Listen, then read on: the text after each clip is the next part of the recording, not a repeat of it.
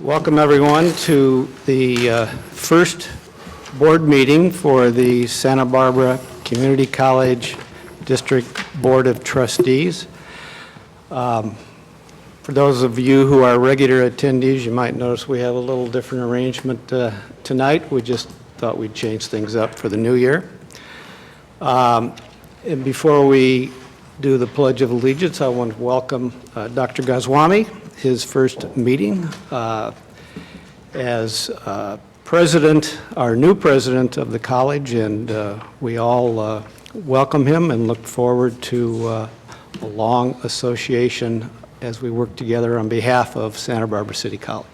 Welcome, Dr. Goswami. Thank you. Thank you. We'll now do the Pledge of Allegiance.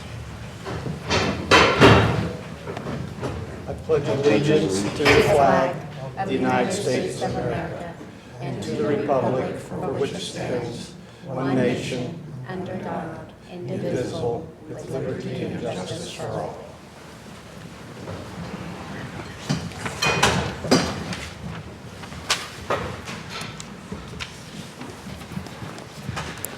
Our first agenda item is public comments, and we have received a speaker slip from Robert Coronado. Call Mr. Coronado down.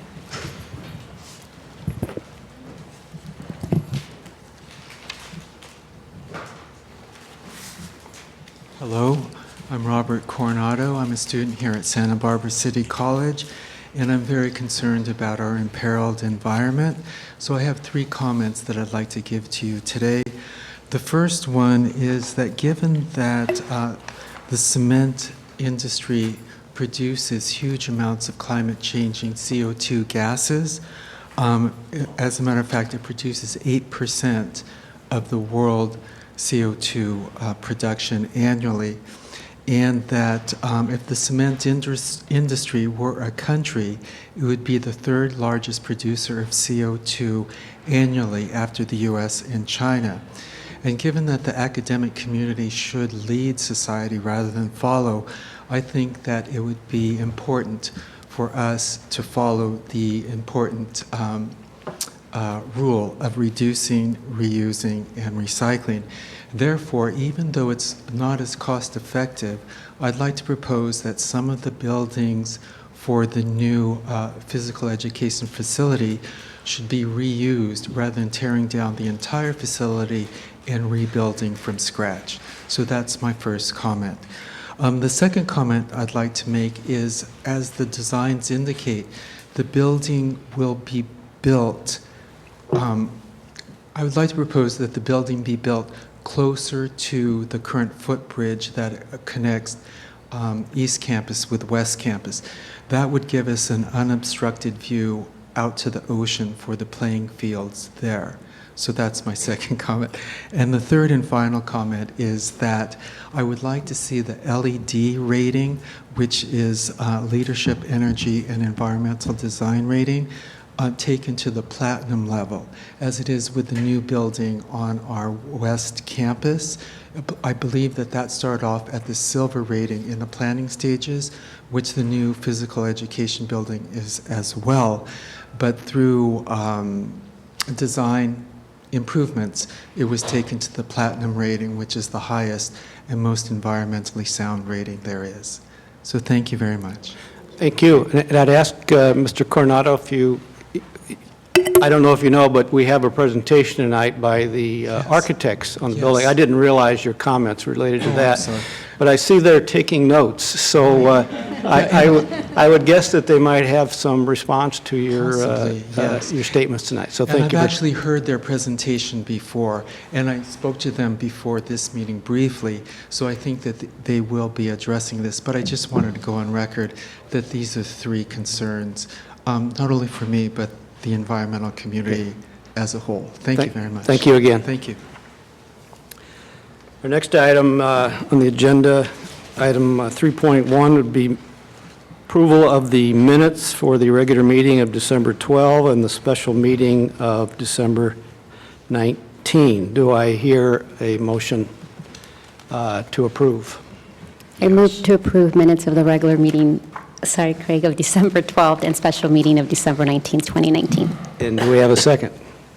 Second. We have a motion and a second to approve the minutes for the two described meetings. Any discussion? If not, all those in favor? Aye. Any opposed? Hearing none, the motion passes. Next item would be 4.2, report from Patricia Stark, President of the Academic Senate. I trust that there's a clicker up there.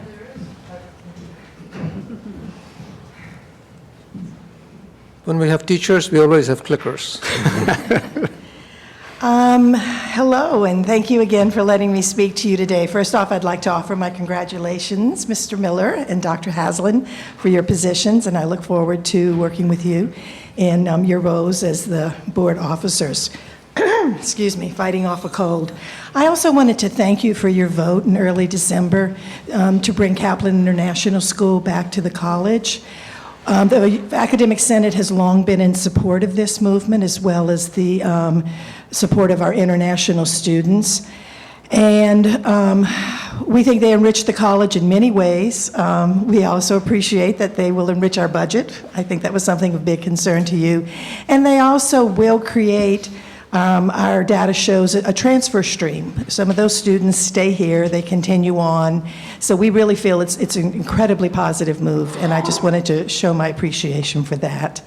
Today I'm going to talk to you. The Senate hasn't met. We've met once. The faculty has been on break for the most part. But I decided to go ahead and do this presentation today on something that I think most people find unusual and may not be aware of.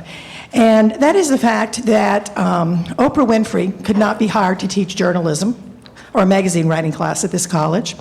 And Bill Gates could not be hired to teach a computer science class at this college. And Mark Zuckerberg could not be hired to teach a social media class at this college. And do you know the reason why? They don't have master's degrees. So today I'm going to talk to you about something that we call minimum quals and equivalency. And the big why, because I'm going to tell you some things that might surprise you, is, excuse me, that our students really do depend on having qualified faculty, and the State Academic Senate and the Chancellor's Office has defined what that means, what qualified means. Here is the book. It's called The Minimum Qualifications for Faculty and Administrators in California Community Colleges.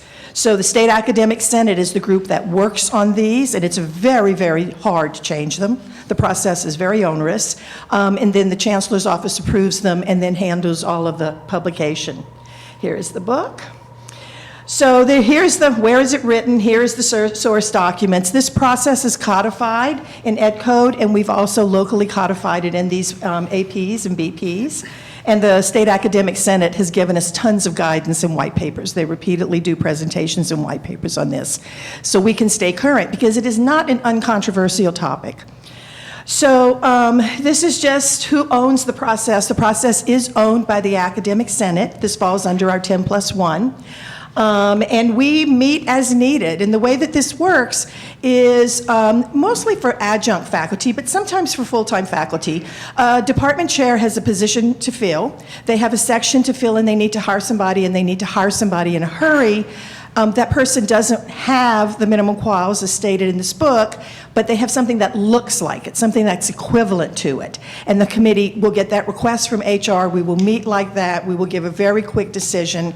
And basically the process works as expeditiously as we can so we don't hold that hiring up. And here's our functions and responsibilities and who's on the committee. We've got one dean, 3 appointees, and myself. This is who's on the committee this semester. We have to have one career tech by statute. One person has to be from the CTE part of the college. So this is where it starts getting interesting. There's 2 big distinctions. There's academic disciplines and there's career technical education disciplines. And according to the guidelines, an academic discipline, if you're going to teach in an academic discipline, journalism, communication, science, computer science, you must have a master's degree. There is no wiggle room here. And not only that, but you must have a master's degree in a certain specified area. And you have a few choices, but not as many as you would think. So what happens, I use example math and math education. The handbook says that if you want to teach math at a community college, you have to have a master's degree in mathematics. Well, UCSB offers a program called Math Education. It's not a complete match. So what they would have to do is they would have to work toward equivalency. So they would have to create a crosswalk. And on this crosswalk, which drives my colleagues just a little bit out of their minds, on one side you would include all of the courses that are required for a master's degree in the correct discipline from an accredited institution. And on the other side of the crosswalk, you list the courses that the candidate has completed. And the role of the equivalency committee is to just try to compare course descriptions and to see if they are equivalent. And often they are not, and we need to tell our fellow faculty members we cannot hire this person because they do not meet minimum quals. So this is also interesting. What doesn't count? What really counts is coursework. And in academic disciplines, coursework drives everything. Previous work experience, previous teaching experience is not to be considered in equivalency determinations. I know, it seems counterintuitive, does it not? And yet, this is the way that it works. And this is even if the candidate taught this exact same course at another college. Even if this person had been granted equivalency at another college, they still, if they don't have those exact master's degrees, they have to go through this process. And eminence is not allowed. That's the Oprah Winfrey, Bill Gates, and Jeff Bezos examples. So anyway, Career Tech's different. Career Tech is completely different. And in Career Tech, what the state academic encourages to do is not only do they not have to have master's degrees, in some cases they're allowed to use relevant types of experiences to substitute for the bachelor's degree. So if a bachelor's degree requires that you take a course in a certain subject, if you can show that you went to a conference and gave a detailed lecture or wrote an article on it, we're encouraged by the State Academic Senate to accept that. So it's a very different standard for our Career Tech people. And they've actually just came out with a toolkit to help us apply those standards. Across the state, we are challenged to find CTE faculty. It is a real challenge, and thus we've been given extra tools to make that happen. A couple of other key points. Equivalency does not transfer to from one college to the next. So if you teach physics at Ventura College, but you don't have the right MQs, it doesn't matter. You got to get your equivalency here. There are no single subject equivalencies. So what will happen is you are qualified to teach biology. That means you can teach botany. That means you can teach biology. If you have an MQ in communication, that means you should be able to teach public speaking, interpersonal, intercultural, the entire gamut. So when we hire faculty, we actually have to be prepared for them to teach anything in the area, no single subject disciplines. And this is the one that on nights where I start feeling sorry for myself, I think about how wonderful it is to teach at a community college.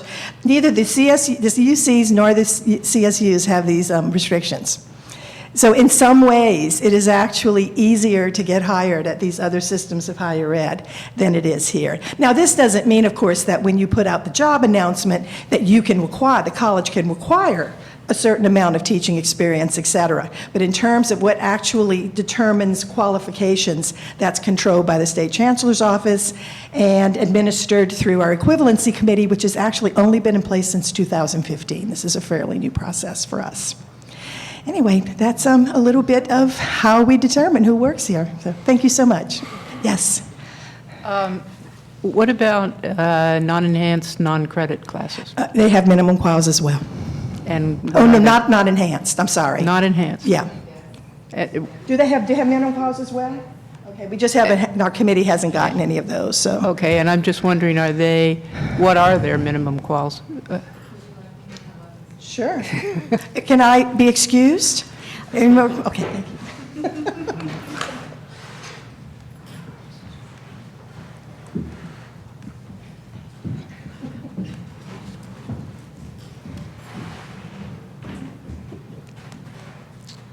Good afternoon. Thank you for the question. All of the non-credit allowable areas of discipline have different MQs. Most of them are similar to the CTE qualifications that she mentioned. A non-enhanced example would be older adults. And so there's actually an MQ for older adults non-credit, and so that requires you to have experience working with older adults and teaching older adults. In the alternative, you can get a certificate in teaching for older adults.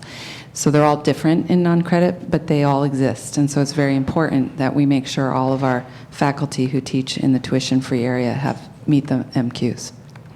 Okay? Thank you. You're welcome. Melissa, can I ask you, can I ask a question? So Patricia, thank you for that report because it was great. And Melissa, as you know, we get questions all the time, and why can't our secondary faculty teach more dual enrollment courses on campus? So I think this was a great presentation to answer that question. Why can't our amazing computer science teacher just teach this class or a bio class? So I will put it back out there that I would hope that we have a conversation or relationship with our K-12 districts so that we can get to the point where we can offer more dual enrollment at our high schools. Even thinking ahead, working with UCSB and saying, hey, if some of your math faculty are going to end up locally at some high school in California, what can we do so that we get ahead so that they could teach in their local dual enrollment, which would be a benefit for all of California, but locally, we're still in this bind where the courses aren't offered at the high school, and then we can't take them. And so I thank you for the work you're doing here. And so whatever you guys can do to continue that conversation and whatever we can do to help, the benefits of having that on campus are huge. Right. Well, that is often our challenge with dual enrollment because we're offering credit classes that have the higher MQ of a master's degree. And if we want to hire a high school instructor, they need to meet the MQ of the department and of the discipline. Thank you. Our next agenda item is 4.3, a report from Alexandra Montez Boca from Associated Students. And I believe that you also had you have a second item on the agenda, and in the interest of time, 11.4, I believe, is the ASG report. That is correct. Would you like to combine I them think at if you this did them point? both, it might be, I understand you have another engagement tonight, so. I do have a chemistry class after this. Okay, so why don't we start with your report, and then you can move to the other report. Sure. I will start with my report. Once this is done, Dr. Johnson will be helping me with the formal ASG report. What ASG has been working on from our last meeting, we met for the first of this spring semester last Friday. We discussed our goals for the spring. Most of them were marketing, outreach, and other events ASG can actually host for our students, as well as other discussions of bringing in a new officer to the board. Possibly we're going to discuss and make action on this at this Friday's meeting. Our goal is to truly be all-inclusive of all students, and that would be in the form of creating an accessibility advocate. It would be an officer who would be in charge of making sure that all of our events that we host are made accessible to all those students that may have disabilities. So we will be discussing and voting on that tomorrow. And further making collaborations with other organizations on campus. We are going to be collaborating with the health center, with the well, with other clubs, with the library. It's a big election year this year. ASG is definitely going to be jumping on that. We are in discussion of possibly having a event that would be a candidate education where the students are educated about each candidate and they could all make their own decisions on who they would like to vote for, but it's an all kind of education type of thing. So that's kind of what we've been working on, just marketing, outreach, visibility of ASG to the students, all inclusion of all students. And that's about it. That's my small little report. Thank you. Any questions on that? Okay. I will start on the, Board of Trustees report. I'm going to just be talking about what ASG is. So ASG is the Associated Student Government on campus. We represent the students. The next slide would be our vision and our mission. So our mission is through forward thinking, effective communication, and active representation, the Student Senate will develop an integrated community that is empowered to build a greater Santa Barbara City College. And our vision is to unite the associated student body of Santa Barbara College through dedication, diligence, representation, and involvement. So truly connecting the students with the administration, with the school, bridging that gap, having more communication. That is what we are all about. So this is our team. These are all our officers. Just a little background. When we first started last year in the fall, we started only with 2 board members.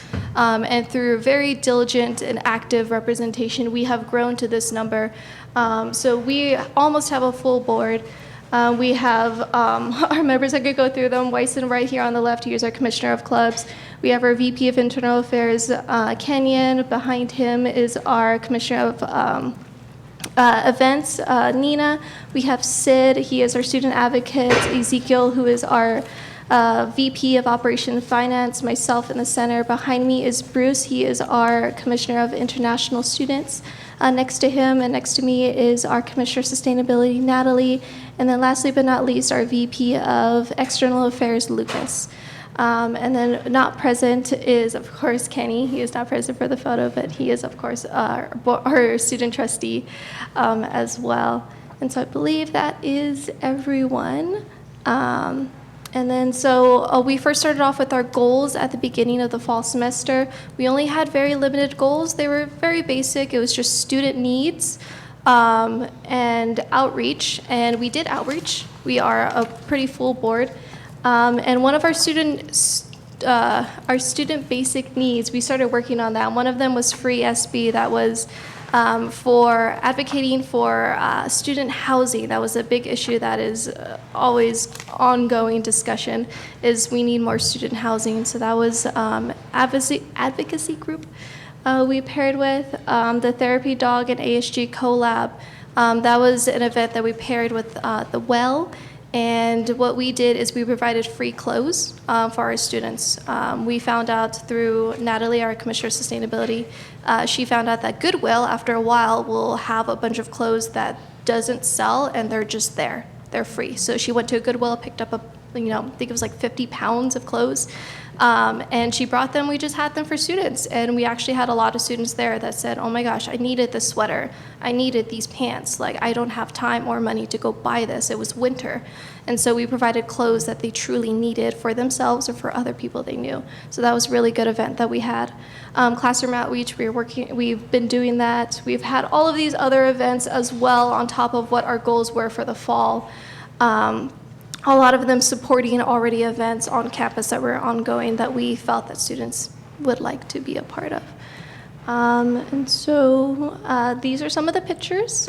We supported Arlena Duranto's lecture with Dr. Mark Lamont Hill. That was a great lecture that we attended. We support our clubs as well. Our student clubs are what ASG votes on to be approved of, and we support them in any way that we can.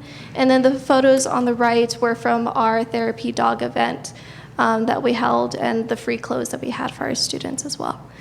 And so this is a little bit about our student budget, just kind of a little bit before Dr. Johnson jumps in and talks more about it. We have 2 different budgets. We have the student rep fee budget and the student activity fee budget.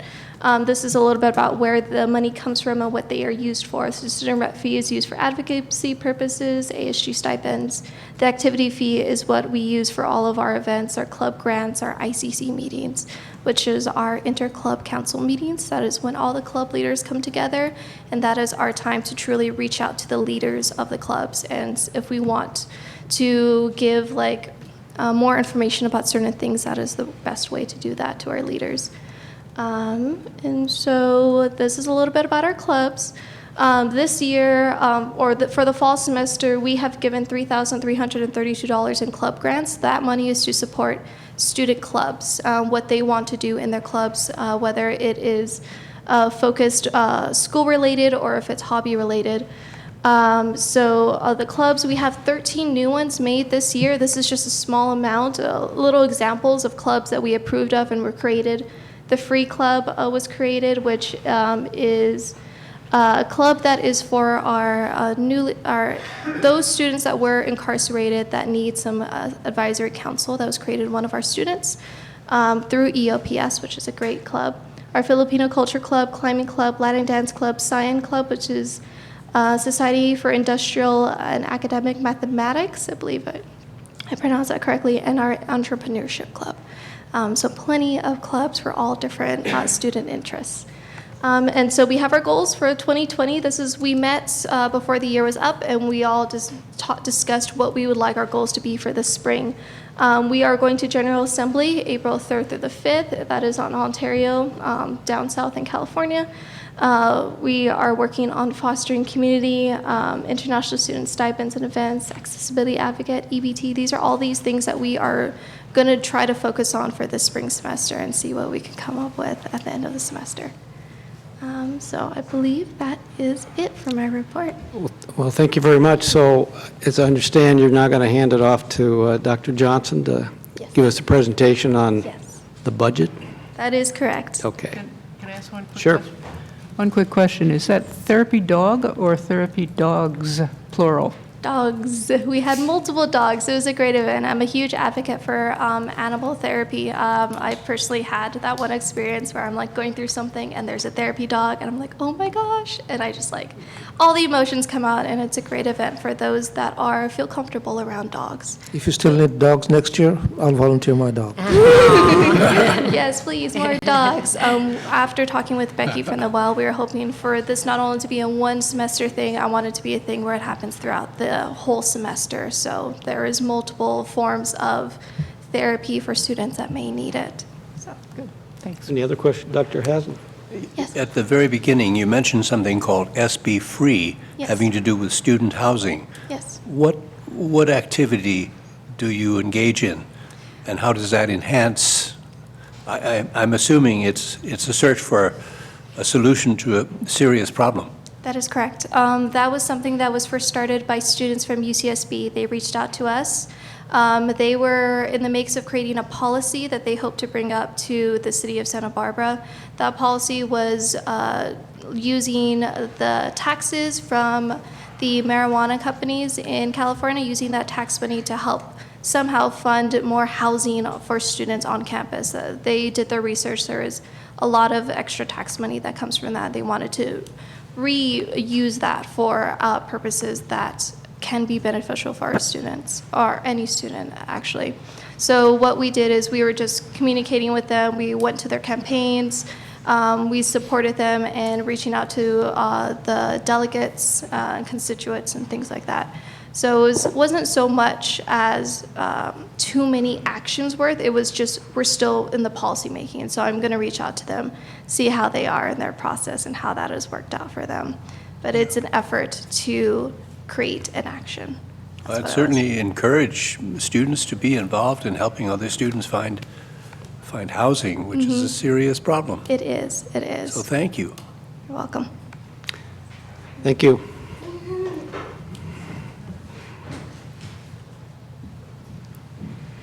Good afternoon, Superintendent President Dr. Goswami, and congratulations. President Trustee Miller, congratulations, and members of the board. I'm going to be presenting the Associated Student Government budget for this year. We're going to begin with, should I click? All right. This way, perfect. Okay, so if you can see here, we had a beginning budget, a rollover from 18-19 of $67,120. We were able to accrue this year amount of $60,000 that came in the fall of fall 19, and the student activity expenses that we have budgeted for this year is going to be $64,500. Leaves us in a net revenue and expenses of a negative $4,500. Why do you ask $4,500? Because we're looking at the spending down the rollover, leaving us with an amount of $62,620. These are some of the things that we're looking at budgeting, using our expenses for. Typical things that you see within activities or events. There's some startup fees, scholarships, and club grants that you can just see that we have budgeted for the upcoming year. We won't go into that. You can look at it either now or on your own time if you'd like to. We also have a new fee that happened this year, as you saw with Alexandra's presentation. She mentioned that we have a $5 activity fee that was in the fall 19, and beginning in the spring 2020, we also have a fee of $3 that added up to, beginning budget was $0, but within that student activity fee, we have $33,000 that was accrued for this amount. Currently, there's a committee being put together that's talking about how to best, accept projects, student projects to spend down the sustainability fee. So we're looking at right now, currently, at ending the semester with that $33,000, rolling over for the fall into the summer of 2020. We also have a student representation fee, Alexandra mentioned as well. That is that dollar that comes from every single student, and it's going to be going up to $2. That's one to the state, one to the district. The beginning balance for that is $126,903. This year, we were able to bring in another $25,000. Right now, we have budgeted to spend $112,700. And currently, we are looking at $87,500, leaving us, $87,700, leaving us with an ending balance of $39,200. Some of the things we propose to spend some of those things on are a lot of things we mentioned. That $1 fee has to do with legislation, has to do with advocacy, really. So some of the things that you'll see in almost every budget, printing, website domains, things along those lines. But we also have some representation that happens at the regional level. So Region 6 meetings, some of it pays for our legal advisor. You can see attending conferences, marketing, but the large part that you'll see are advocacy events, supporting student advocacy, trainings, conferences, and along those lines.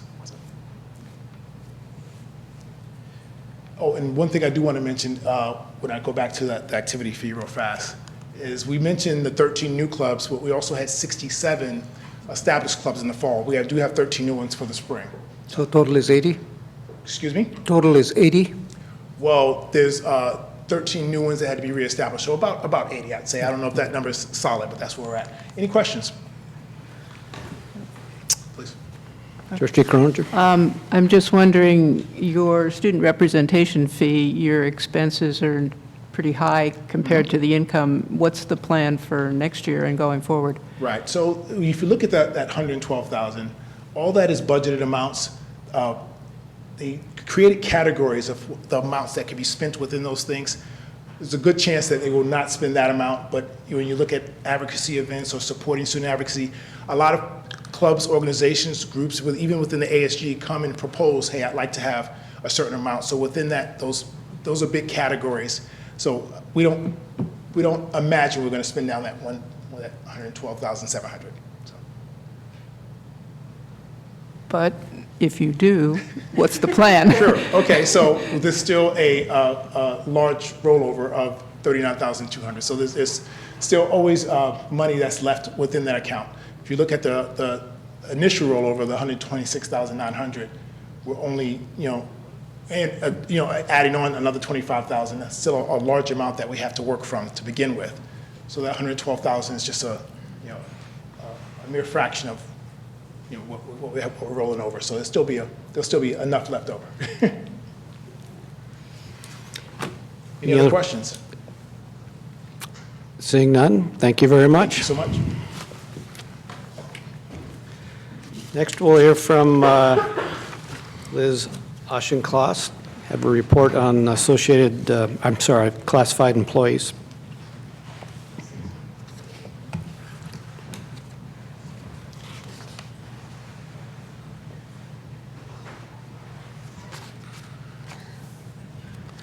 Good afternoon, President Miller, President Goswami. Congratulations. Welcome to the college. Board members. The COCA and Classified Consultation Group, CCG, are sensitive to the results of the climate survey, and we've been working on Standard 4 in accreditation. So in the process of that, we're looking at how we operate, what areas we represent. And so in the process of kind of adjusting our areas of representation, how we select our representatives for membership on the consultation group. And we're concerned about communication and about inclusivity. Our communication has always been challenging because of the way our groups how they've been represented by the different groups. We set this up like 2008, 2009, and we set certain groups of employees to be certain representatives. We have 10 representatives that are members of classified staff on the CCG. So now we're looking at, CSEA has created a site rep program. So there's a site rep for each of the different areas, and we're going to map those to what we currently have and try to decide the best way to set representational areas, so that way the person on the CCG would be selected from the individual representational areas. So that's kind of a new concept for us, and so we've been working on it, and it takes us a while to do things. We only meet a couple hours a month, so. And as the accreditation continues, we're looking at different ways that we can improve our representation and maybe even get more release time so that staff can actually participate more in the shared governance process. So those are things we're working on. And plus school's just started, and every staff has been pretty busy with that. Any questions? Thank you. By the way, I like the new setup. Okay. I think it's working well. We had a similar setup many years ago, so it's kind of nice to have, the president in front and everything. One reason for the change is I found when you sit over there and you're turning to the screen all the time, Yeah. I couldn't see the other trustees, but we're also going to add, Dr. Goswami's suggestion, we're going to put a monitor right down here, so at least up Okay. here, we can be looking there and still see everybody. And I also wanted to thank you for voting to get Kaplan back, the classified staff. Really appreciate that. They think it'll help the different areas of the campus and have, the bookstore, the cafeteria, those type of areas where staff works. So thank you for that. Very good. Thank you. And we now move to item 4.5, which would be Dr. Goswami's first report. Well, good afternoon, President Miller and board members. Let me start with some good news. Just saw we did not actually get notified, but we just saw it in the State Chancellor's website, that the faculty mentor program at SBCC was one of the 4 programs that received the honorable mention in the Board of Governors Exemplary Program Awards. The 2 winners were, I think one of them was College of Redwoods. I just happen to know it because I was there before. But so I want to congratulate the folks here for doing something really exemplary. And so I want to remind people that no matter what you think, good things are happening at this institution, and it's happening at all times.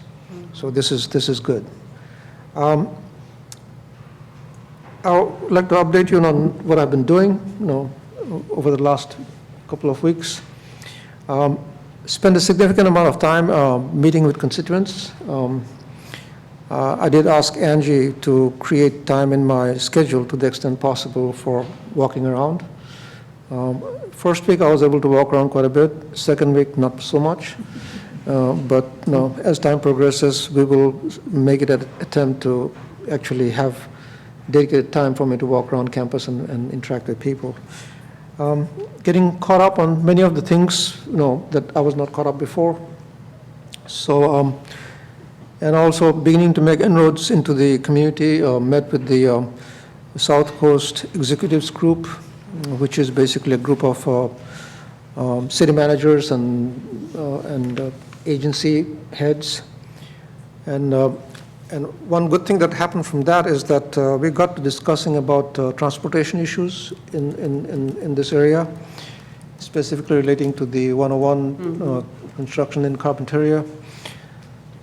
And so I was concerned about what will happen to our students, how to get here. So one of the things that MTD is considering, I hope it's the right name, MTD, that they will have a direct bus from Carpinteria straight to SBCC. Oh, wow. So Yeah. they're thinking about it, so that'll be good. I attended the non-credit faculty in service. It was a good event, and I think one of the things that was done there by Melissa was that she kind of asked how many people have worked here for so many years. And there have been people who worked there for 45 years. And they're still working, and having and working very happily. So again, it's an indication that that there are people who are committed to this institution and who have a fun time working at this institution. And we should never forget that.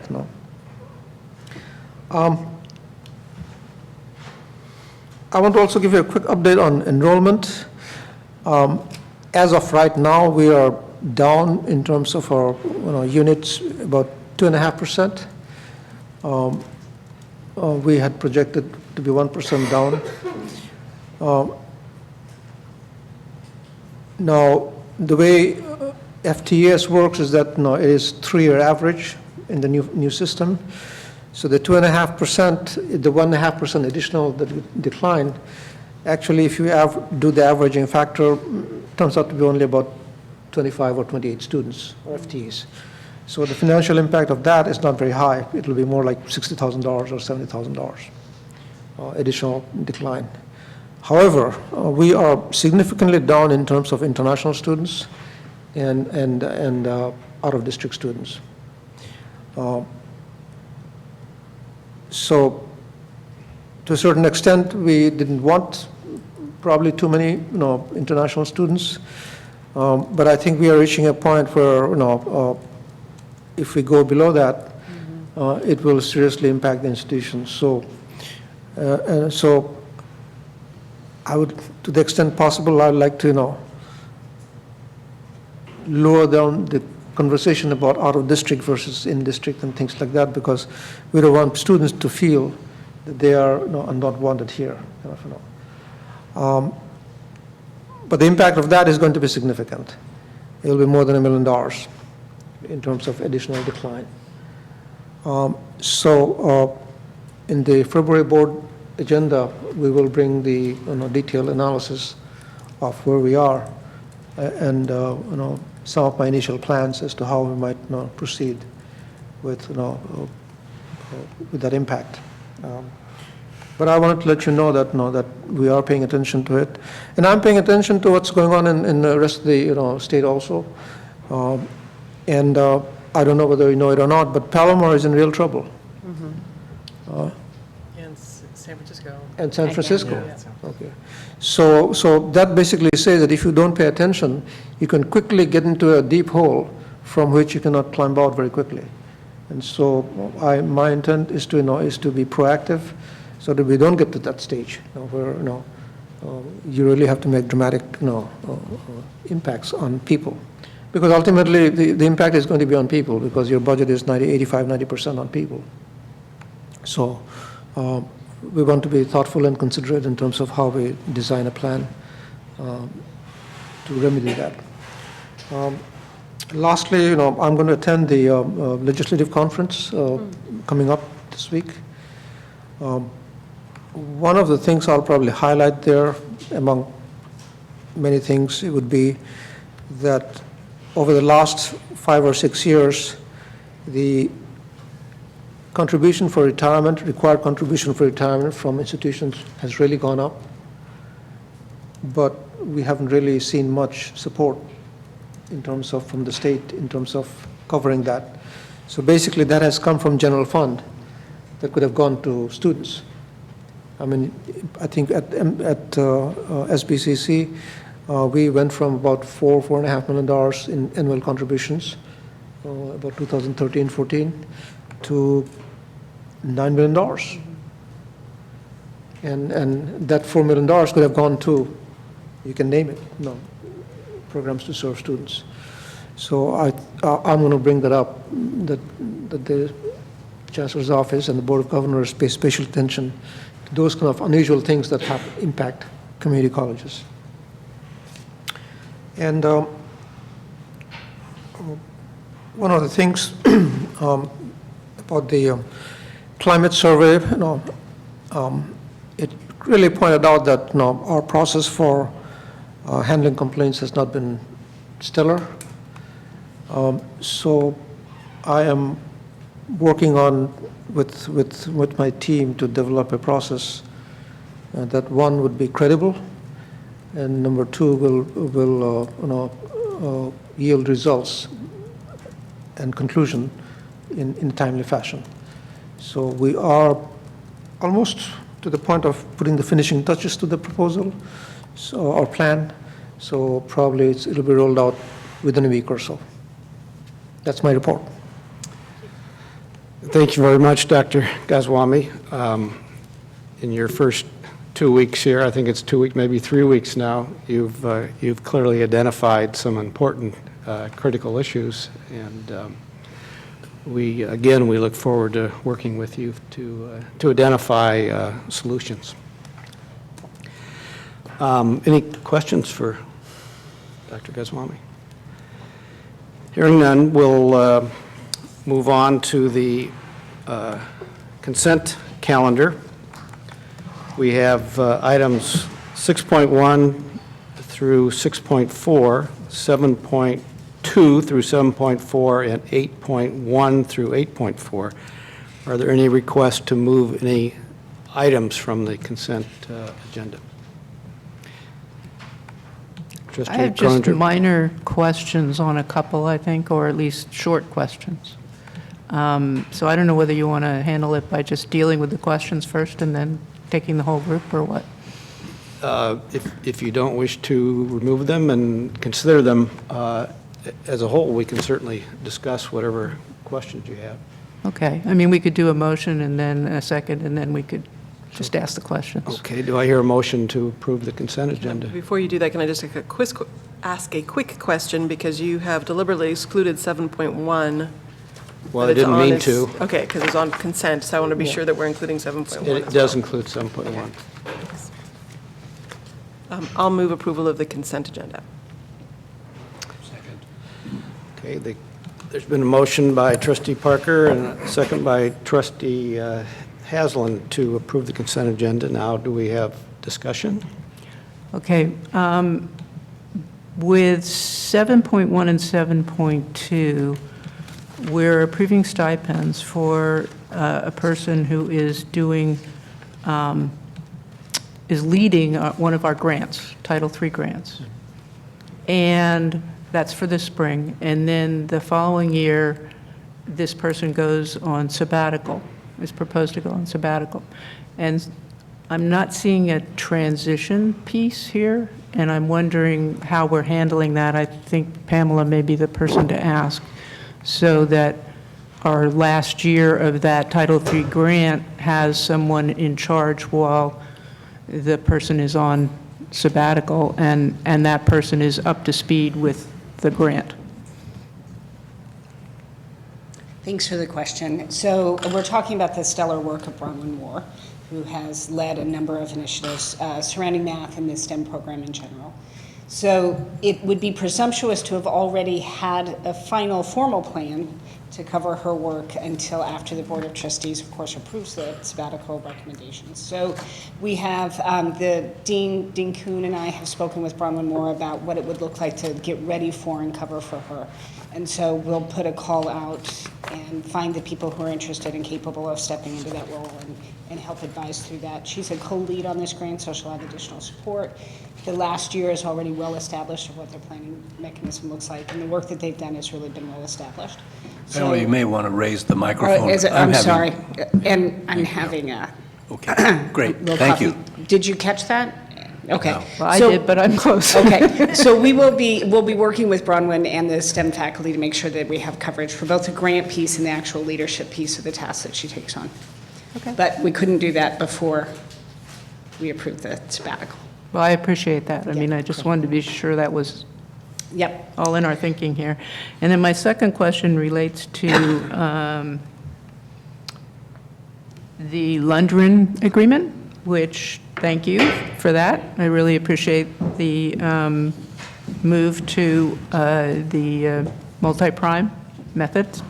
And I have just a question under, in the contract, we've got a provision that says estimating, and Lundgren, in this case, will provide estimates at the completion of each design phase, summarized utilizing the CSI Master Format 2004, and if any estimate submitted to the district exceeds previously approved estimates of our budget, then we've got issues to resolve. Right.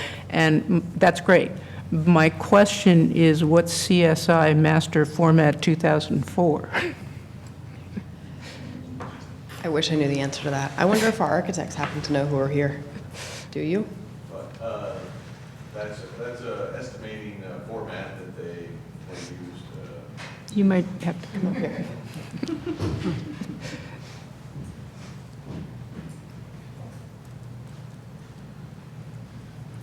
Hi, my name is Steve Flanagan. I'm with LPA Architects. And the CSI system is a standardized system that estimators across the nation utilize to communicate what components of a building will cost. So when you look at it, you can evaluate the cost of each individual item of a particular building or project that's in design and slated for construction. So it gives you a multi-page breakdown as well as a summary of what the building will cost in each line item.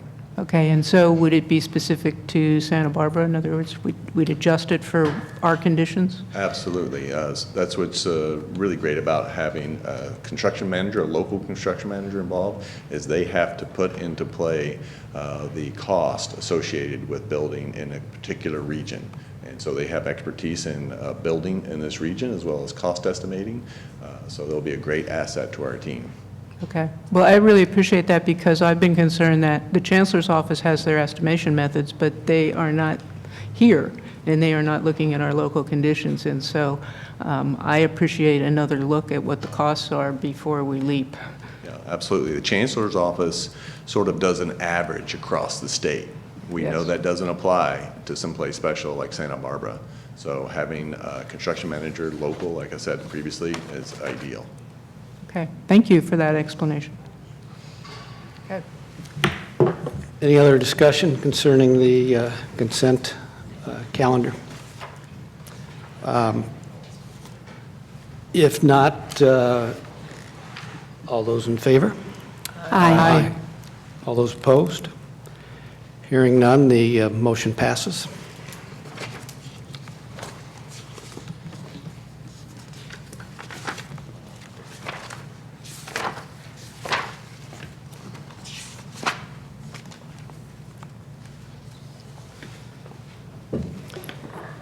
Our next item is item 9.1, board review of board policy. No, it's,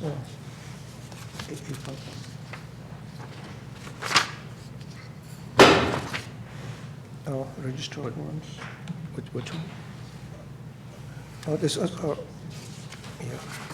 think 8. it's all going to look at consent, okay. Yeah. Perfect, yeah. Yeah.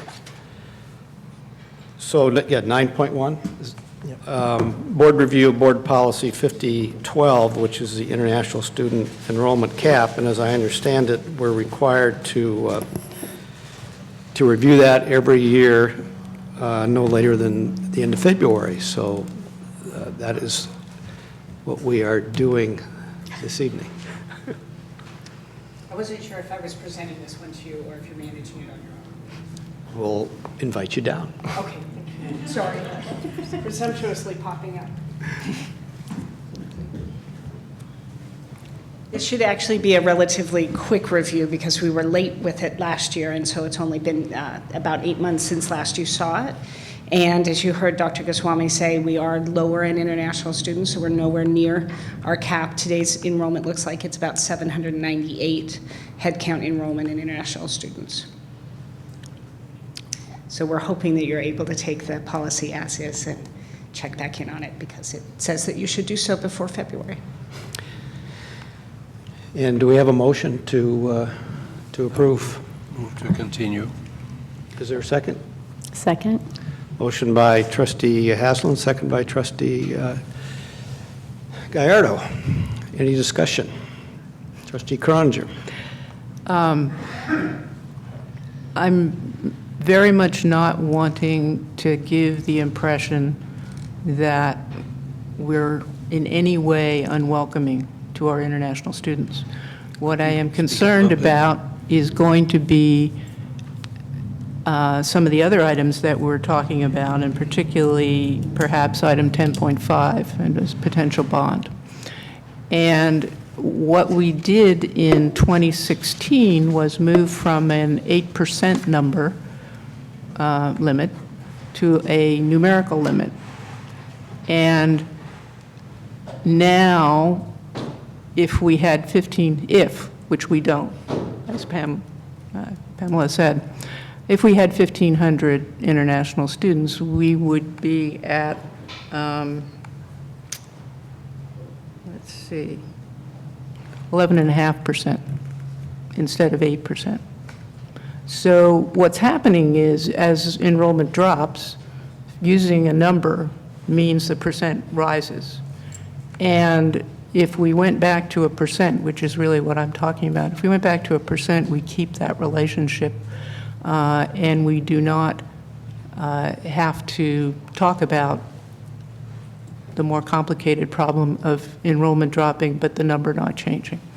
And so that's kind of the gist of what I'm suggesting, that we seriously consider going back to a percent. We're not anywhere close to 8% either at this point. So I don't think it makes a practical difference at all in the number of students that we now have.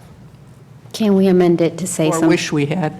something like, not to exceed 1,500 or 8% of the total student population? That way, the number's going to be there, but I see what you're saying, because at this point, if we did have 1,500, then the critics have a valid point to say, because there's would clearly be evidence that we are exceeding. And we went from 5 to 8. Yes. So it's not that we were always 8. It drastically went up from 5 to 8. Being mindful of that, I hear what you're saying, and 2012 was a long time ago, but that was real, and I don't know, I'm in favor of doing, kind of both, like at maximum 1,500 or 8%. It gives you, in times of lower enrollment that we're not perceived to be, we could be at 15%. I mean, who knows, depending on what happens to enrollment. Hopefully not, but I don't know. Trustee Nelson? 2 points. One is we could cite both a percentage and a cap and a number, and then we could say whichever is greater or whichever is lesser as we decide. But my real point here is, since we're nowhere near it, no matter what we do, and considering the fact that we want to demonstrate that these students are welcome, I propose, since we review this every year and we can revisit it, that we just do away with the cap for this year. Just an idea, and something I was thinking about. It sort of solves a couple of problems. And that doesn't mean we can't reinstitute at a later time, whatever. What it means is it doesn't apply right now. And we need to focus on the needs of the college and our current situation with the budget. Trustee Aboud? I see Craig's point, especially because this is an artificial number we came up with, whereas our administration wants to manage enrollment in a way that best fits our budget. So whatever number they determine, we're going to approve in creating our budget. So I get not having a cap, because it's really up to the administration to propose to us what the best enrollment figures are and manage to that enrollment. That's what we've been talking about for so long. So makes sense. Thank you. Trustee Parker? I see both sides, because, as Trustee Croninger said, that could create other problems for us if we completely remove the cap at this point in time. And so I think I would be leaning towards actually, for now, keeping the cap in place strictly because of what's coming up on our agenda. But my question mark is, why did you move off of a percentage to a number? Originally, the justification. Could you repeat that, what you just said? Why did you move off, why did the board move off having a percentage to a fixed number? I actually thought that was not a great idea at the time. But the argument was that it was easier to plan for a number than it was for a percent. Correct. And that has to do with what are you tying your percent to? You know, if it's tying it to your enrollment last year or something like that, what are you tying it to? And I think that's perhaps something that could be worked out in a way that was not so difficult to work with. But since we're not even close, it's not a problem right now, and I feel like it's easier to talk about that alternative, and I like Veronica's suggestion, 1,500 or 8%. I would go with whichever is less, because I think there is a real consequence to a possible bond.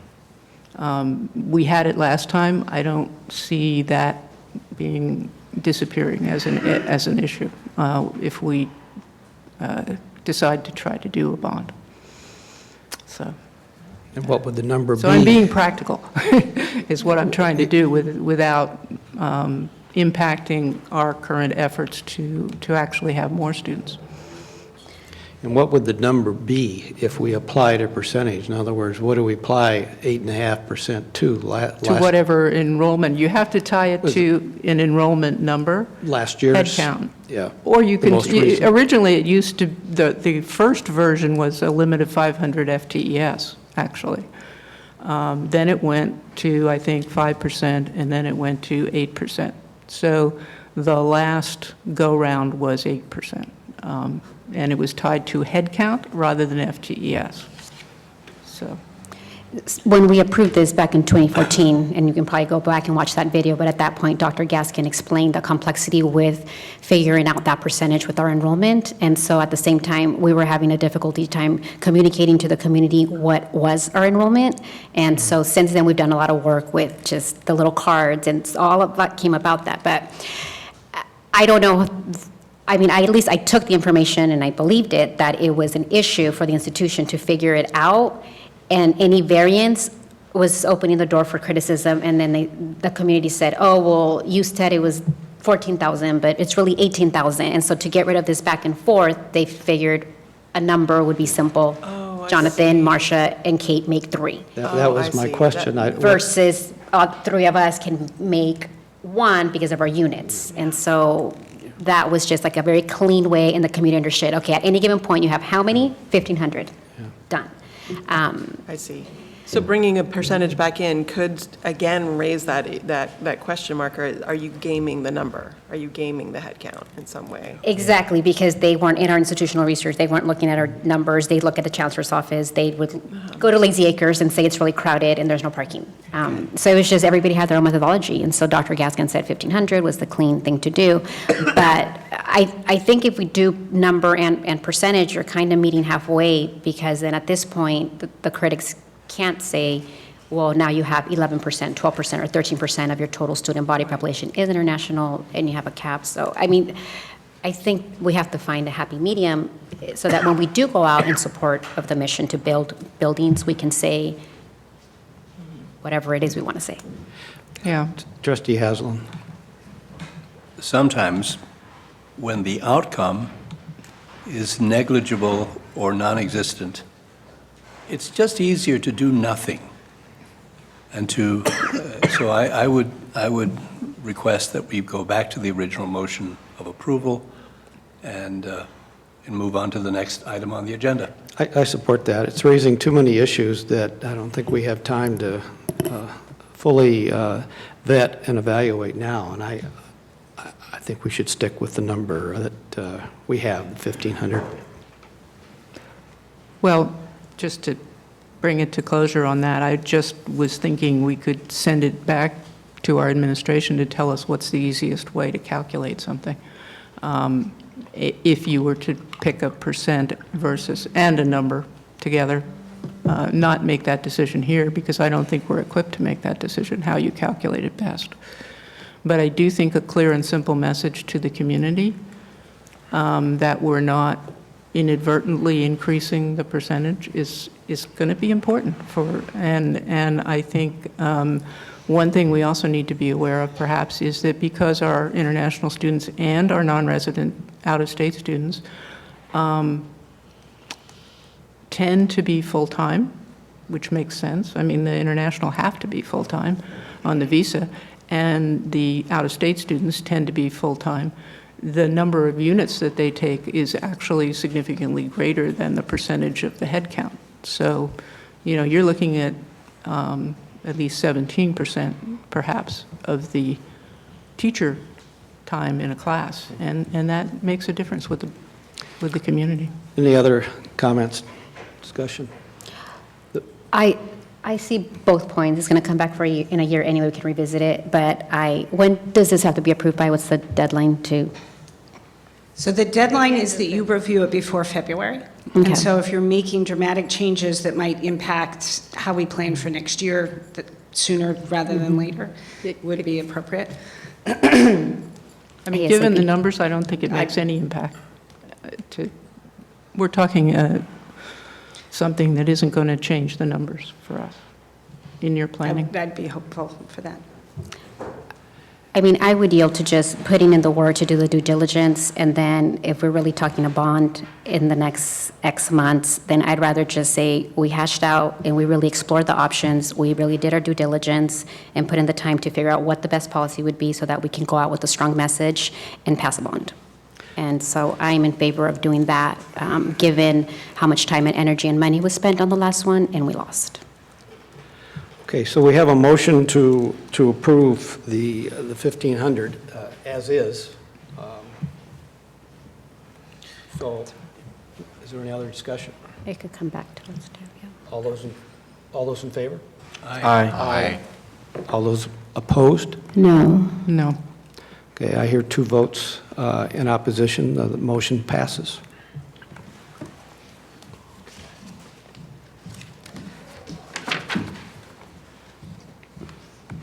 So, the quick question, now, I mean, it's done and we can meet our deadline, can we just bring this back anyway and start the discussion so that we get ahead of what we might be faced when we go out into the community? I mean, I don't think it's a bad thing, because we're going to be here a year later anyway. I will need some context on this one. I'm new here, so I'm trying to judge the community sentiments. And I know you're better, I mean, you're definitely a better judge of what the sentiments are. But it does baffle me that going from 800 to 950 students at SBCC is a big deal, and Santa Barbara UCSP goes from 2,500 to 3,700 is not an issue. So I need to understand why is that not an issue, and why it is only an issue when the student is in Santa Barbara City College. The second part is on the limitation, on why we're limiting. At least my understanding by talking to Helen was that it is primarily related to housing. Mm-hmm. So if it was primarily related to housing, then a number makes more sense. That we don't bring in more than 1,000, or we don't bring in more than 1,200. If the argument is that international students take away resources, which I don't agree with, but if that's what people are thinking from the local community, then a percent makes sense. That, you know, they are draw on our resources, you know, whatever it is, they don't pay their way, so therefore we're not going to do more than 5% or 8% or 10%. So I need a context of, you know, why is it that we are doing it? If it is the housing issue, the number is going to be more like, you know, we stay with 1,200, people understand. If it is more of an issue of, you know, that they're drawing away resources from our internal students, I mean, to me it's a mistaken, but you cannot argue with that. Okay. Then the percent is more appropriate. I mean, so I'll seek guidance on that. That's good. I can just say that as the person who was probably most involved in trying to pass this bond in 2014 that did not pass, and I know a number of other trustees were very much involved too, but it was like totally involved. It's both. It is both of those issues.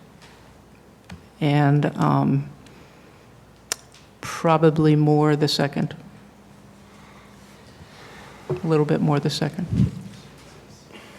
So. So we'll learn I mean, more and then. I frankly look at it as, you know, our facilities are in desperate need of care and improvement. And that's an important thing that we need to balance somehow. And we need the support of the community in order to do that. Well, we're going to talk about that later, so Yeah. we'll maybe reserve further comments on that till we get to that agenda item. Our next, any other comments, Dr. Goswami? Our next item is 10.1, the mission statement. This will be the second reading. We discussed it at our December 12th meeting. This is the change to the mission statement that has been proposed by various shared governance groups at the college, and it's gone through a lot of vetting. I guess I would ask at this time whether there's a motion to approve the new mission statement. Trustee Haslam? I would move approval of the mission statement as presented. Is there a second? Trustee Aboud, so it's been moved by Trustee Haslam, seconded by Trustee Aboud. Is there discussion? Could we hear from perhaps President of the Academic Senate or somebody else to indicate what was the level of enthusiasm and support for this revised mission statement? What was tell us something about the process, and are you comfortable with it? Disclaimer, I wrote a lot of it, so I love it. No, I actually take that back. We had a small writing committee. Sarah Voley was a part of it. And, you know, Dr. Benjamin threw a lot of stuff at us this past fall. We had to update the master plan. Lindsay was working on the facilities master plan. Distance ed plan, not distance, I'm sorry, district technology plan was coming down. They had this huge project with strategic goals and directions. And then somewhere in there was the mission statement. So we were getting document fatigue, maybe integrated planning fatigue a little bit. But having said that, and I do have a little bit of pride of ownership, authorship here, everyone who has seen it has really liked it. We wanted it to be short. We wanted it to be we wanted it to be welcoming, the first sentence. We didn't want it to be bureaucratic and heavy, and we wanted to meet accreditation standards. And the part of it where we say we provide diverse learning environments and opportunities, you'll see the list there: to enrich their lives, advance their careers, complete certificates, earn associate degrees, and transfer to four-year universities. That has to be there. The accreditation standard is that our mission statement state what our mission is, and that is our mission. So keeping the rest of it short, I think it says who we are. I wish we didn't have quite so many nouns in the second list. We want to be equitable, inclusive, respectful, participatory, and supportive. But we liked all of those. We liked that phrase, so. Honestly, considering, like I said, the integrated planning fatigue, I think we were starting to experience. This was probably the document people liked the most. Good. I have a question. I have a question, too. Oh, yeah. No, trustee first. No, go. I was actually taken aback by the very prescriptive requirement from ACCJC that has happened recently. Yes. Okay. So no other accrediting agency requires that. And I know the others. Mm-hmm. So why is not enrich their lives and advance their careers by completing the chosen program of study? I'm just saying. Why do we have to list certificate and certificate of achievement? Standard 2 up here? I'm sorry, standard one, and this excuse me. degree, and I'm that standard degree, 4. that degree, and this badge, that Are badge. you trying to offer a late edit on our I'm not, project? I'm actually curious, I mean, do they want? It do they really want- is, it's a standard one question, so I'm gonna bunt to Dr. Ralston here. I'm almost feeling like saying that that's none of their business to tell us now what our mission should be. I love it. You've been out of the state for a while. Welcome back. So the standards were revised in 2014, and we are in the midst of our first institutional self-evaluation using these new standards. And the standard, there are colleges in our accrediting region that have actually gone even deeper into the interpretation of this standard on mission and detail things like distance education, hybrid course offerings, multi-site locations. So we have done a good job balancing what we are asked, what are the things that we do here, in regards to what Standard 1A really asks us to do. And I was going to add one other piece to Patricia's discussion about kind of the process. This was actually the most inclusive work we've been able to accomplish in the last year or so. We had a number of people on opening day in fall work on their ideas about the mission statement. So the smaller writing group that Patricia referred to actually culled information. I think there were over 200 elements that they culled together. Our research department did an analysis and did a thematic organizing of the information and qualitative assessment, and then that small writing team took all of that information together and produced this and met the accreditation standards, which ask us to review our mission statement on a regular cycle, and we were a little behind. So this is timely and important for us as well. It's being slightly prescriptive. Trustee Croninger. I don't know whether my question's for Patricia or for Pamela. We'll see. Or both. Anyway, what I would ask is, could we find a place for referencing our community? Could we find a place maybe in terms of partnering with our community or some similar concept there? I think acknowledging the community in the mission would be a good thing for us.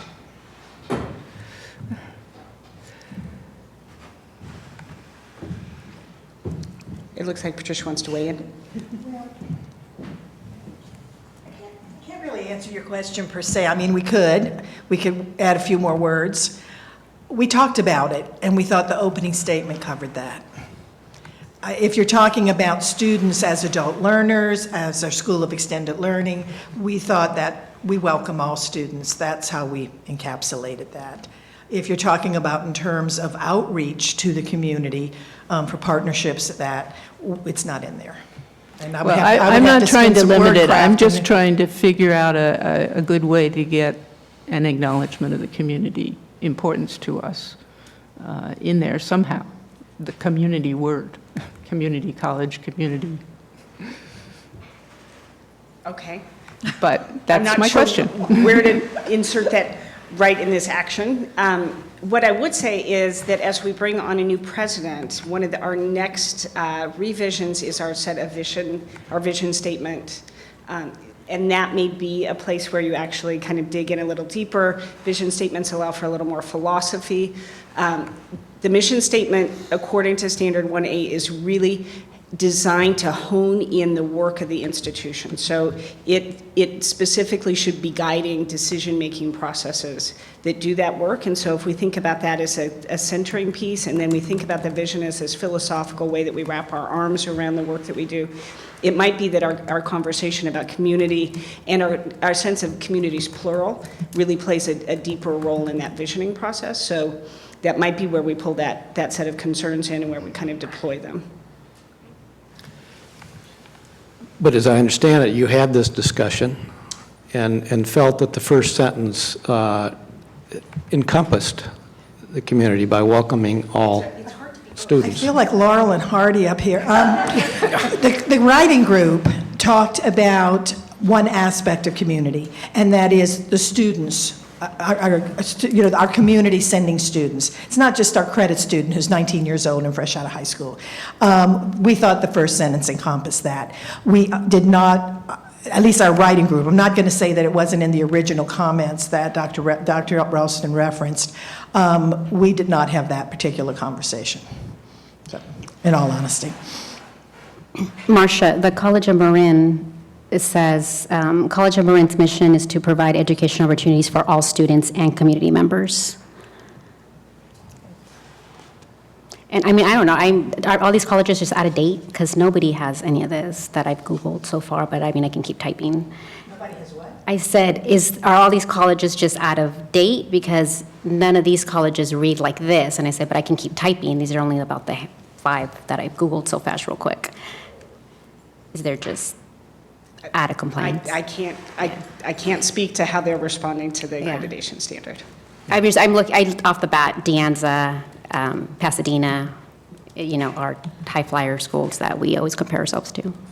You mean they don't have this degree of specificity with the listing? That they, Maybe it's just shorter, I guess, maybe they don't have the extra paragraphs. It's just a shorter mission statement, yeah, not as wordy. Any other comments? Trustee Haslund? I love the idea of reviewing the mission statement on a regular basis, simply because I'm a process guy. I think the more we look at it, the more often we look at it, the more we're likely to refine it and think about it in terms of what we do on a daily basis. And I find myself wondering, though, after your comments, what kind of a mission statement would the faculty, would this college community have come up with had there not been an accreditation process? Would it have differed very much for this? I think that's a really interesting question. If I recall correctly, you told a story about helping devise a mission statement at some point. I did. Could you, is that an answer in any way back to this? We were at that time not terribly concerned about what the Accreditation Commission was interested in. Right. And so what has changed? Has the commission changed? Would they look at us with disfavor if we did not include certain words? Is that what you're saying? I can't overtly speak for them about how they would negatively review or positively review. The expectation of the Accreditation Commission is that you review the standards and you meet the expectations that are established there. As a consequence, it's kind of up to us to take in what they ask of us and for us to process that and then localize it, which is what this effort over a 4-month period really entailed. Yeah, I just wouldn't want it to stifle the creativity that's out there. We had a first version of this before we got the feedback from 200 people in the writing group, and that was much more stifling. Stifling. It was bureaucratic. It was 3 paragraphs long. It detailed every possible thing that one could imagine us doing as a mission. And so this actually is a much more creative and welcoming, hospitable version of it. I think it's an excellent statement, excellent mission statement. I like both paragraphs. I think they're not too wordy. I think they say what needs to be said, and it's a statement that I feel I can be proud of and easily explain to people what we are about. I think with the statement we had before, I wasn't that. Not that there was anything wrong or erroneous in the statement, I just found it somewhat confusing about what it was really saying. This speaks to me. One of the things the writing group wanted to do, we just wanted to give it a heartbeat. We wanted to have a heart to it. I think it did that. It does that. Any other comments? Trustee Abboud. Process-wise, does us voting for this actually change the mission, or do we need to wait for the whole next item to also play through? You'll have to adopt the board policy change, which is the next item. Yeah. Then it's official. Then it's okay. So this is just us saying we approve it, and then we endorse, have to insert that language into the board policy. That's why we have 2 agenda items on the same subject. Any other comments? I would just like to comment, since we talked about revisions down the line and things like that, is that, I think there is value in mission statements to acknowledge that as a creation of the community, that we are responsive to the needs of the community and partner with the community to do whatever it is that the community is interested in, maybe environmental concerns or transportation issues or whatever it is that we will not be the leaders, but we'll certainly be partners with the community and community endeavors. So in the next go around, you'll get that push from me.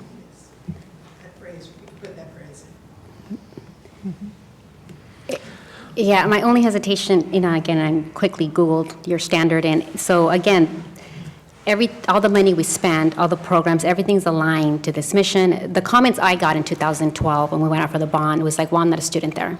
What's what? The comments I got were, well, I'm not a student. And I think I said that at the board meeting when we were approving the ballot language. The feedback I got was, what is the value of City College to me? And we couldn't answer that. And when we went out, we just couldn't answer it to that population that we lost by what? We lost by so little. And I think that about 5%. Yeah, and if we could have answered that for that small percentage, then we would have passed. But I had nothing, and I was like, I would throw these different things, come back to the board, come back and work with Lori. We did so much work. And so there is, I think, a critical component there. Is if we're telling them, the community, that we're going to align all our services and programs, then there better be something in there that tugs at their heart that says, should I need it, then that program's going to meet my needs, even though I'm happy in my home right now. I'm retired. I don't need the college. I don't have grandchildren at the college. I don't have students, anything, no affiliation with the college. But should I need it, I feel like they're ready for me, type of thing. And so as it stands right now, I'm not comfortable with it, only because we need to rebuild some buildings and hit the ground on really getting everybody out to support us in a bond. Any other comments? I'd like to call the vote. All those in favor of the motion to approve the new mission statement?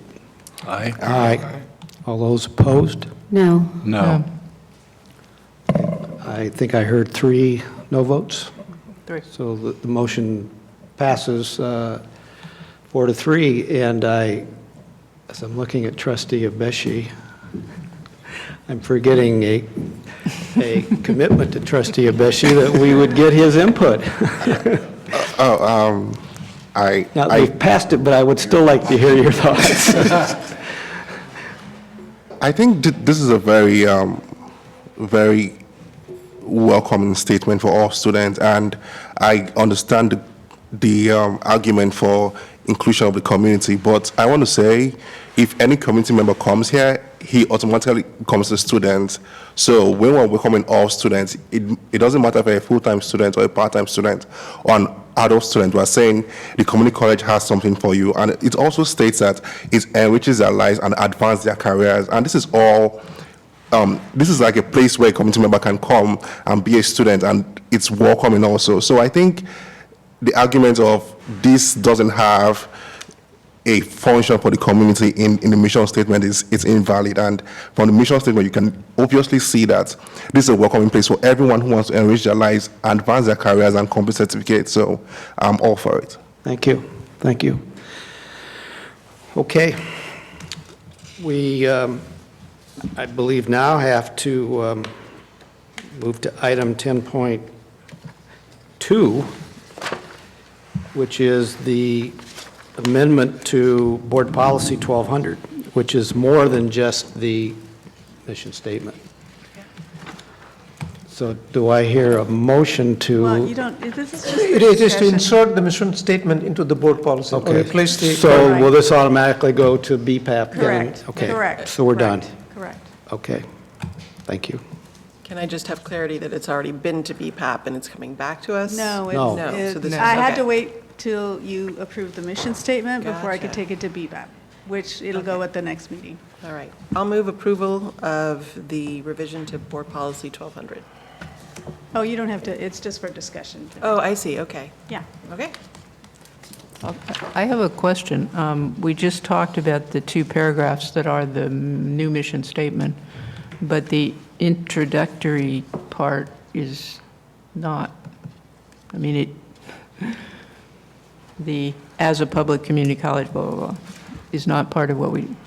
That is true. I mean, I think we would eliminate that sentence, too. I think, I think these are, yes. I think we would just start out with Santa Barbara City College. Correct. So, I think it flow, I mean, I think it's not, can't think of the words to use, but I think it works okay to have the sentence, but I also agree that I don't think it adds. I'm thinking shorter the anything. better. I mean, you can create a preamble. We don't need it. We don't need it. So I guess what we're suggesting is we don't need that first sentence. And it would actually be parallel with the core principles which start out Santa Barbara City College. Yeah, I think you're right. All right, I'll take it out. Okay. Item 10.3, which is to review changes to Board Policy 2740 on board education, and I believe this is our second reading on this, so it would be, I guess I would entertain a motion to approve, and then this would also go to BPAP. Is that correct? Actually, it's second reading, and so it would be posted on the website. Yeah, it'll be approved after that. Okay. I'll move approval. Is there a second? I'll second. We have a motion to approve by Dr. Haslam. Trustee Croninger has seconded. Is there any discussion? If not, all those in favor? Aye. Any opposed? Hearing none, the motion passes.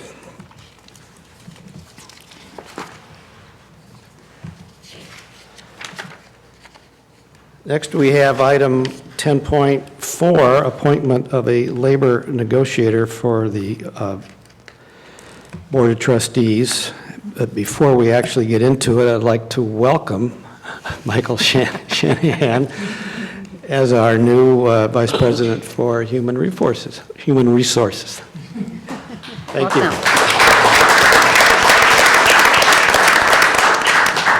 And I would say that he has hit the ground running. And will probably continue to run for a while. So the recommended action is that Michael Shanahan be appointed as the labor negotiator for the Faculty Association for closed session item number 2, and that Lindsay Moss will remain as the labor negotiator for CSEA. Is there a motion to that effect? Trustee Croninger? So move. Is there a second? Seconded by Trustee Nielsen. Is there any discussion? If not, all those in favor? Aye. Any opposed? Hearing none, the motion passes. May we assume that you said, somebody has approached you and asked you, and you said yes? This is voluntold. Of course, yes, absolutely. Okay. Next item, potential bond measure. May I? Yes, you may. Let me just start it off.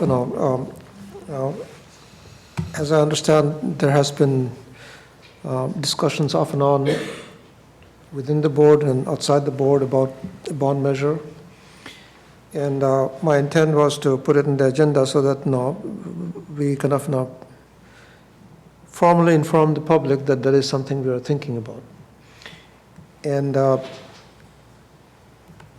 one of the things that I'm very passionate about is that in a first world country, you cannot have third world facilities for students. To me, the facilities that you invite the students into is a signal of the value you place in the student.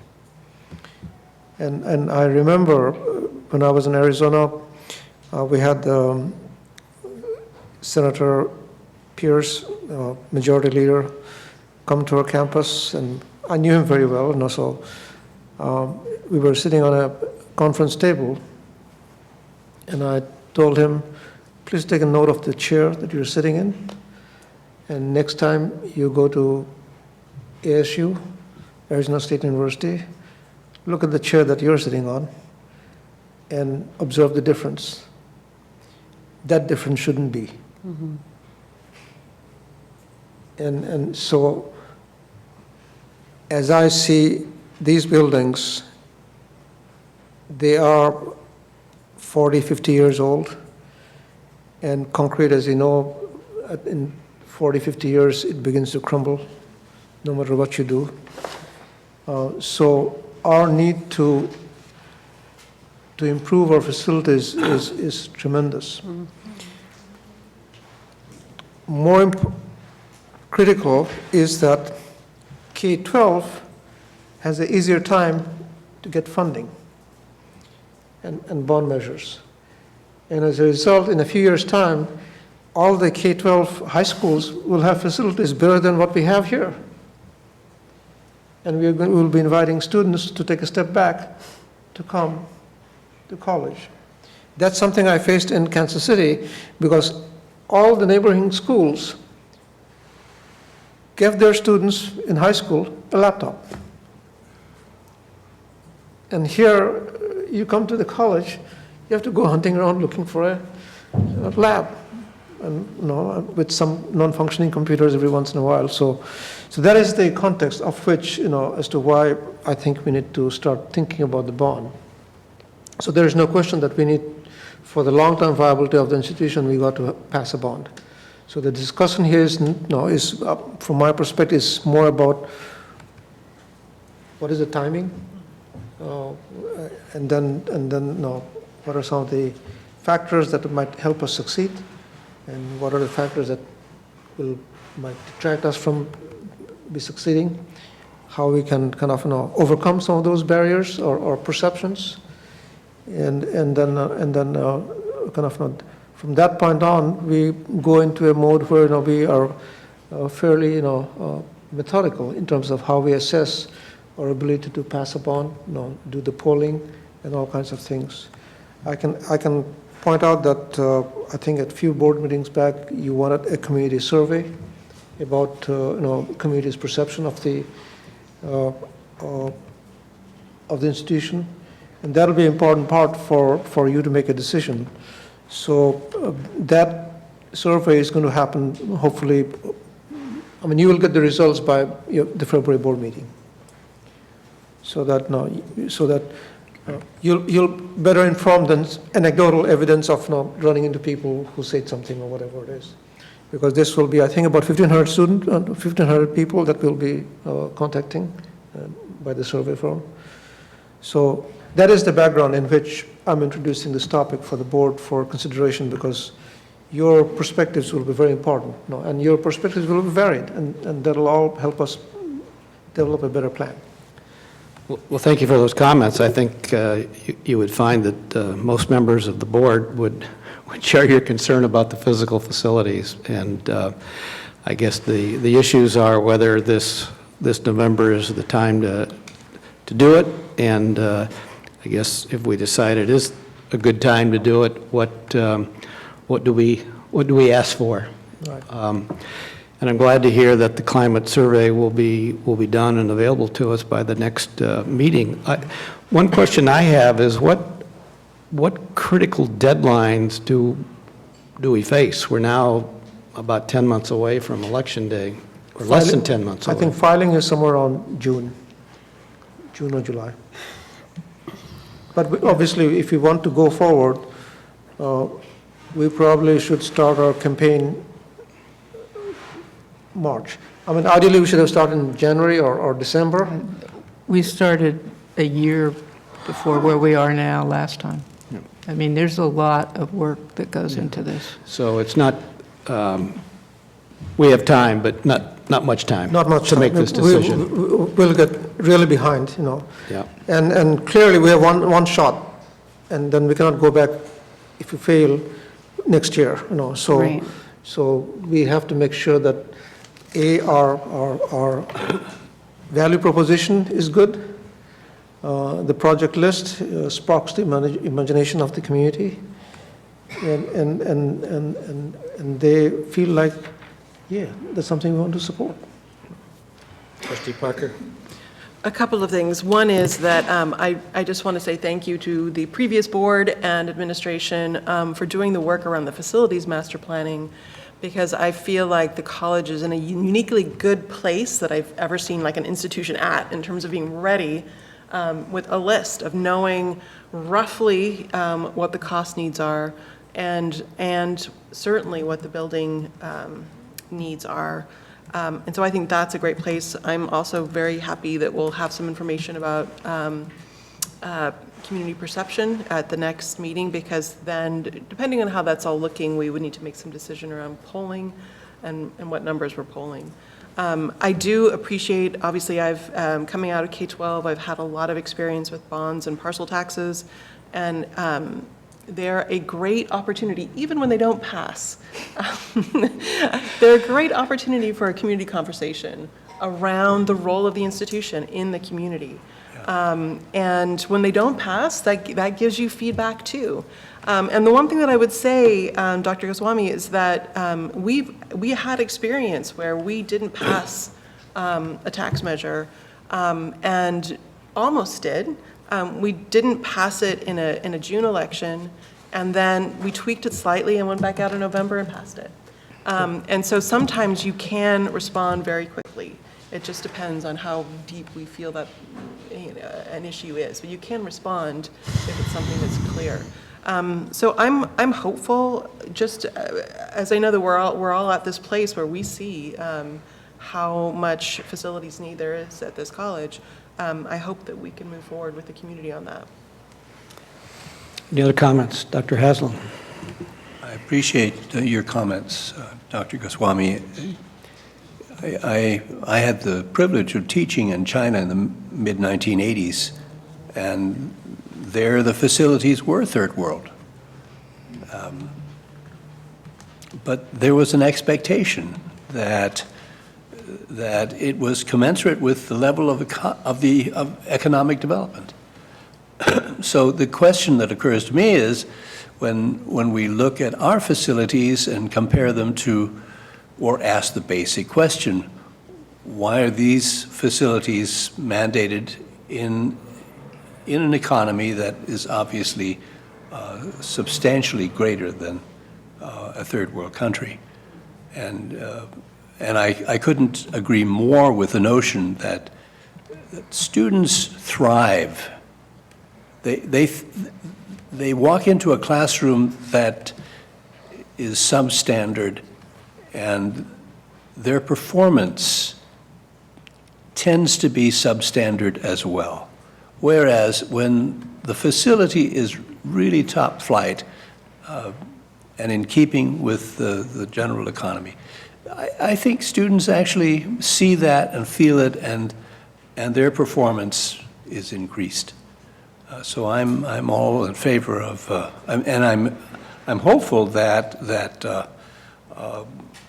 whatever polling we're taking will illustrate what I think is true, that this community supports this community college sufficiently to pass a reasonable bond measure with very specific projects identified with reasonable cost estimates. Thank you. Trustee Nelson? Yeah, I was one of those trustees that put forth some effort to get the previous bond issue to go. And part of the reason, a great part of the reason for failure was we weren't really specific about exactly what we were going to do with the money. And we allowed rumors to fly around like we were going to put in a swimming pool, or we were going to do these things that we weren't planning to do.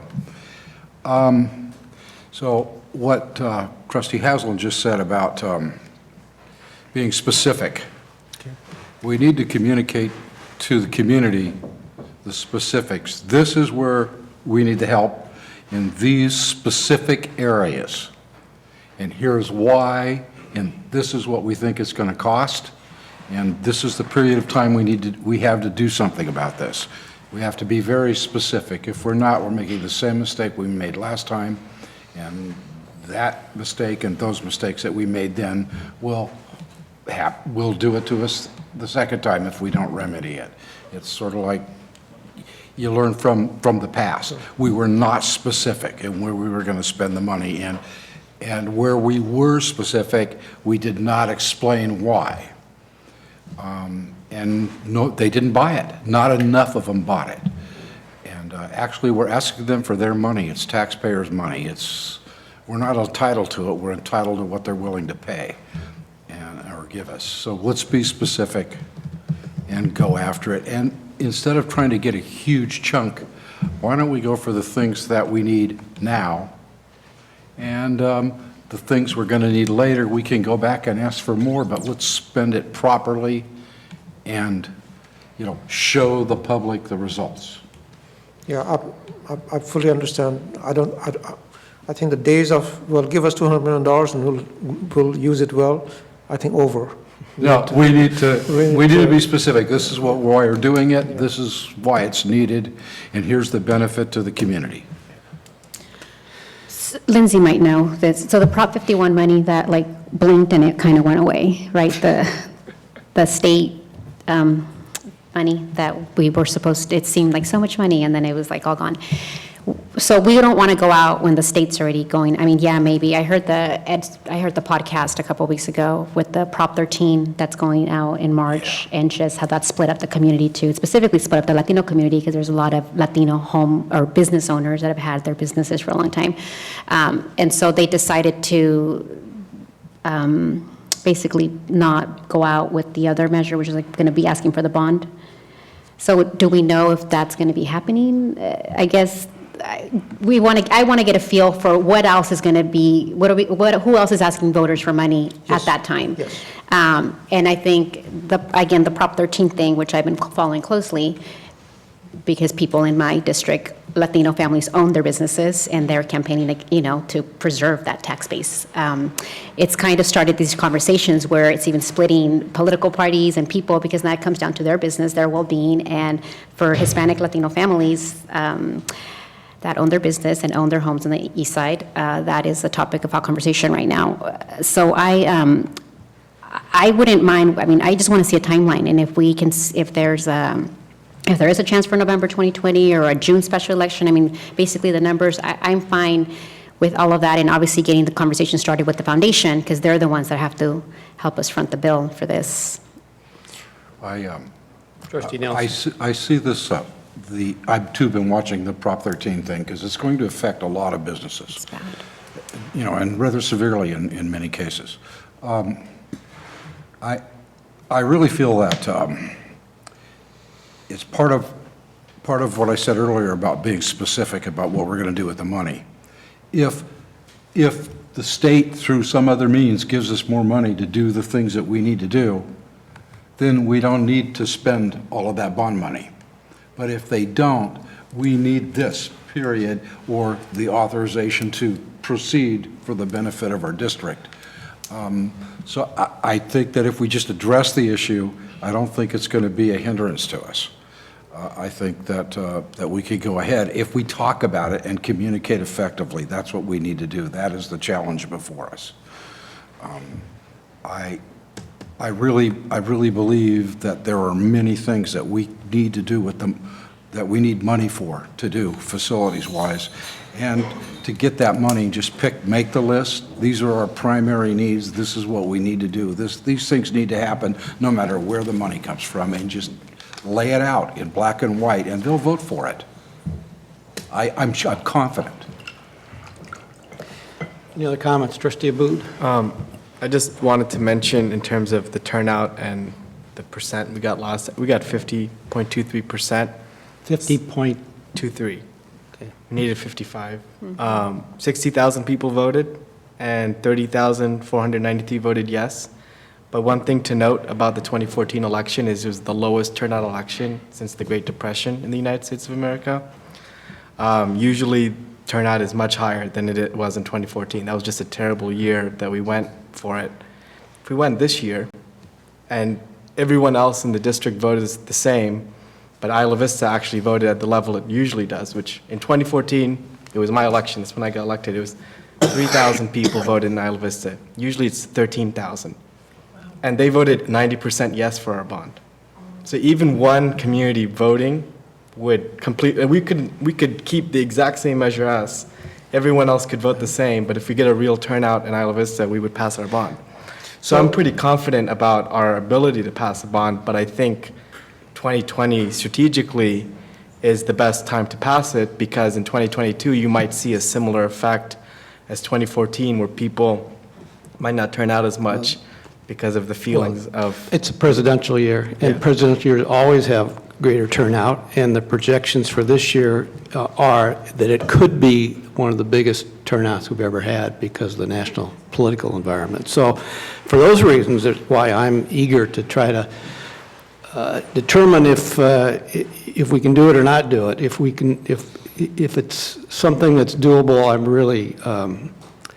I'm really inclined to support us doing it. A lot of the questions issues that we're talking here about what our messaging is and how much we ask for and so on and so forth, I think those things come down the road a little bit. We might be getting ahead of ourselves, but I think those are all good comments we've heard. But we've got time to figure that out. But I think our initial decision is going to be, is this the time to do it? So. And I just wanted to remind us of the presentation that we had a bit earlier this school year, where I can't remember who it was that was presenting, but the question came up. The question came up about what happens if a local K-12 district is running the bond, and it turned out that in fact they synchronize, and it's more likely for both of them to pass if a community college and a K-12 district are running a bond at the same time. So that's a good thing for us to remember. Right. Kate, I'd be interested in your experience in terms of the time frame and the involvement of the board and the involvement of the K-12 system, all of that, because those of us who were involved, and Craig is certainly one of them, weren't involved necessarily in all the pieces of this puzzle. And I know, for example, that there was a several-month period where the superintendent president and a single board member, it was mostly Marty Blum, went out and visited with many, many community organizations and talked with them about our needs. And that was in the lead-up before the board's formal decision. So when I say we were compressed over last time, the argument has to be that doesn't matter.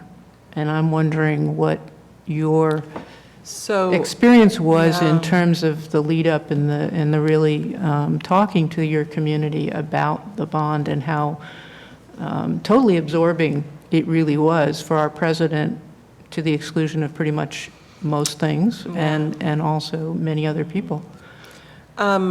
It was like now, for a November election right now, except for the one time when we failed in June and turned around like that and had it on within within 6 weeks to have it set for the next election. And then you worked our butts off harder than we had worked for the spring one. But it's been historically about now, where the board would be making decisions around polling and getting the polling results back, certainly by March. And so this does feel late, not horribly late, but a month or two late in terms of, we wouldn't be deciding on even picking polling until next month. So it all just takes some time. So I think it will require some intensive work by both Dr. Goswami and President Miller to, be hitting the pavement. Trustee Wood, can I get some numbers from you? So we lost by 1,000 votes or something like that? No, I lost it, okay. So we had 30,000, and there was 60,000, but you need 55%. So we needed a few more votes, but the way I did the math was, if 10,000 people had voted in Isla Vista and we had gotten 7,000 more votes, then it would have been 37,493 divided by 67,707, and that's 55%. So, my back of the head calculation shows that we probably lost by about 3,000 votes. Something like that. Okay. Yeah, in the back of my head, I want to say 4,500, but I don't know why. So, anymore, because it's been a while. But we have 10,000 plus students. Students didn't vote. That was one of our problems. That's Our correct. own Yes, students yes. did not vote. And I think We had transportation to the polling places on offer free for students, and nobody took advantage of it. Zero. We lost by 2,900 votes. Okay. So, no, I think,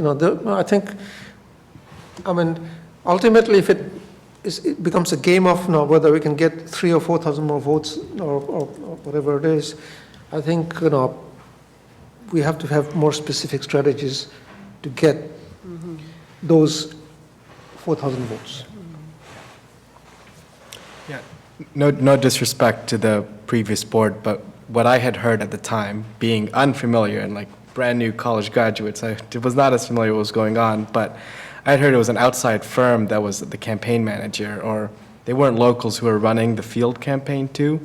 And so I remember, even though the measure was endorsed by the local Democratic Party, we got that endorsement late, but then no field operation happened to turn out the vote, at least in Isla Vista. It still turned out 80 to 90% in our favor, but no one was out there trying to register students to increase the number on behalf of Measure S. And so there was, I think what I witnessed personally was a field campaign that didn't really run a field campaign to make sure we got our targeted votes. I mean, this is what I do semi for personal work, so it wasn't really playing out the way it needed to play out to win the election. Yeah, I would agree that there was no field campaign, and I don't think it was ever planned that way, but there was a local consultant who worked with another consultant, statewide type consultant. So there were two elements there, and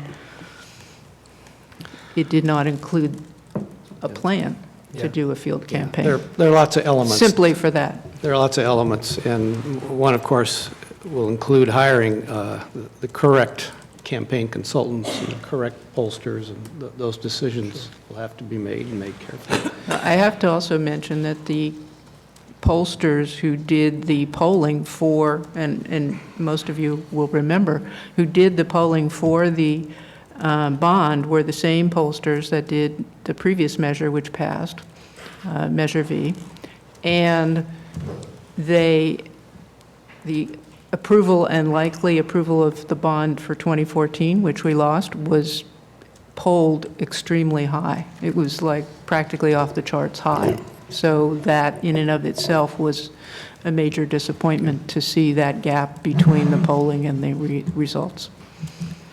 Any other comments?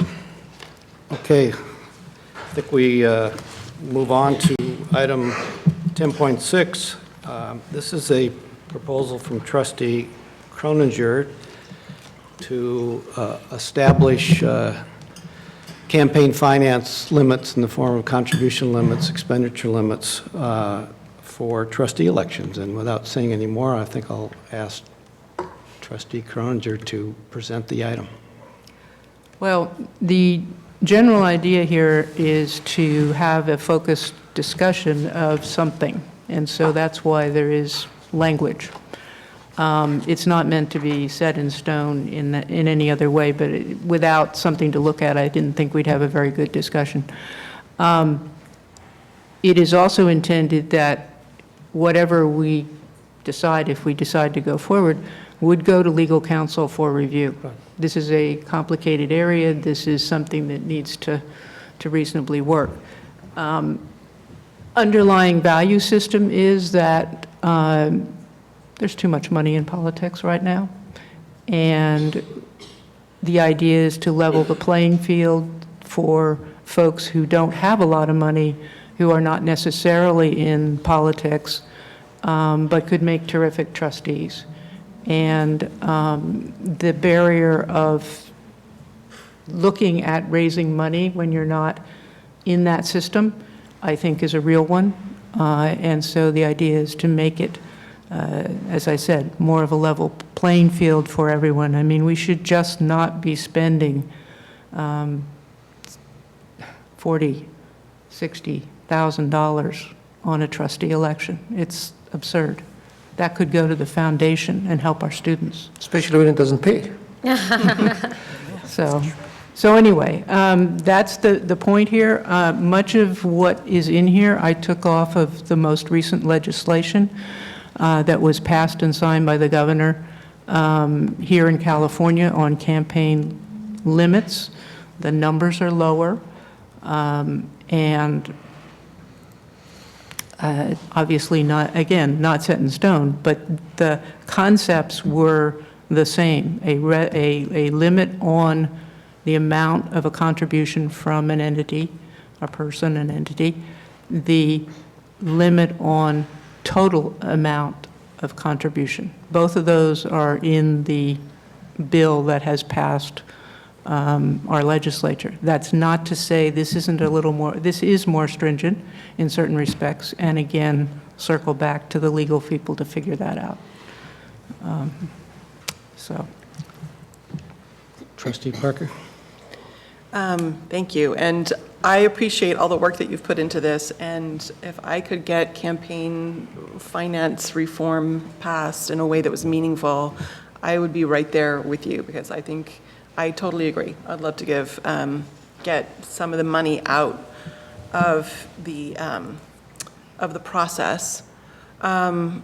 What I did, though, was look at what people that I don't normally agree with maybe think about this type of limitation.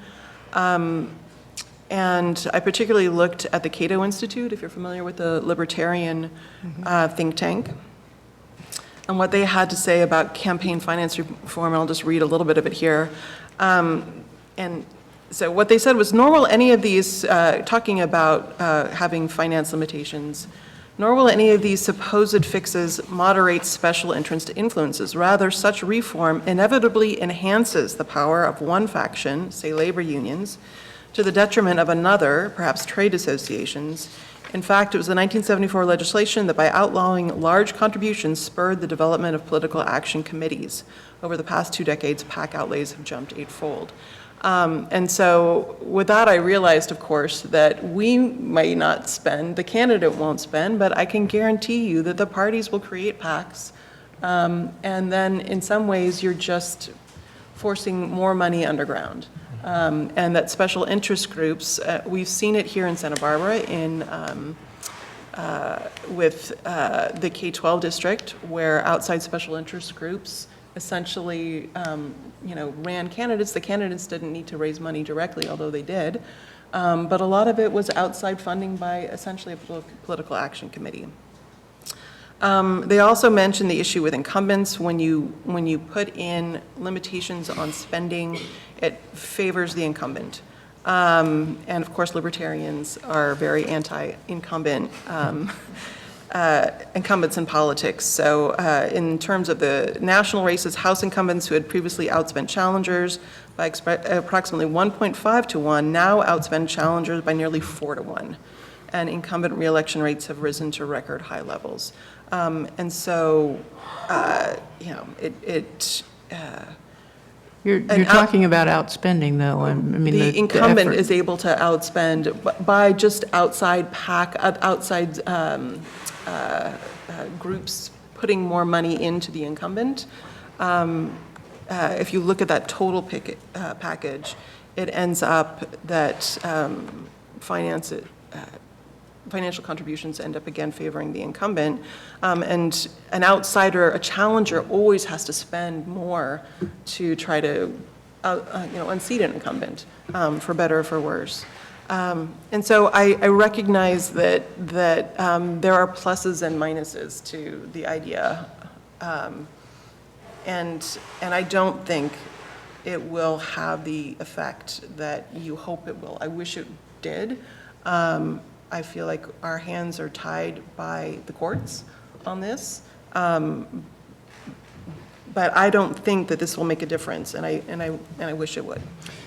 If I might just comment, I think those are, I think the comments you made, Trustee Parker, we have to take into account.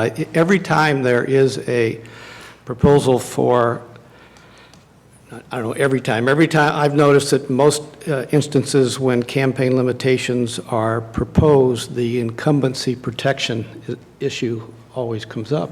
because the more stringent the limit, the less money a challenger can spend, and it's more difficult to defeat an incumbent. That's just the facts of politics. But I think we can maybe fashion something that would have a limitation on contribution limits. As my understanding of the law is that we cannot have an expenditure limitation. That was declared unconstitutional for federal elections in 1976 and applied to state elections in 2006. Unless I've read the law wrong, I think that's the state of the law. I think we're also not allowed to prohibit a candidate from spending unlimited amounts. As we know, at the federal level, you have Donald Trump and Michael Bloomberg are good examples. And I think the same is true at the state level. I've noticed in looking at state law that and perhaps Jonathan would have some insight on this, they have voluntary expenditure limits. If you accept the voluntary expenditure limits, then you get certain benefits, like maybe higher. You get to have the ballot statement in the. You get to have a ballot statement. And I think in the city of Santa Barbara, they have their own campaign law that has a voluntary limit on city council elections, that if you accept the voluntary limit, I didn't quite understand the statute as I read it, but I think it allows, if you accept the voluntary limit, you're allowed to have higher contribution limits, I think is the trade-off. So it's a very complex area, and whatever we do, I think has to be reviewed by by an attorney that has some experience in this area. If you Google about campaign finance law, you will just find gobs of information, and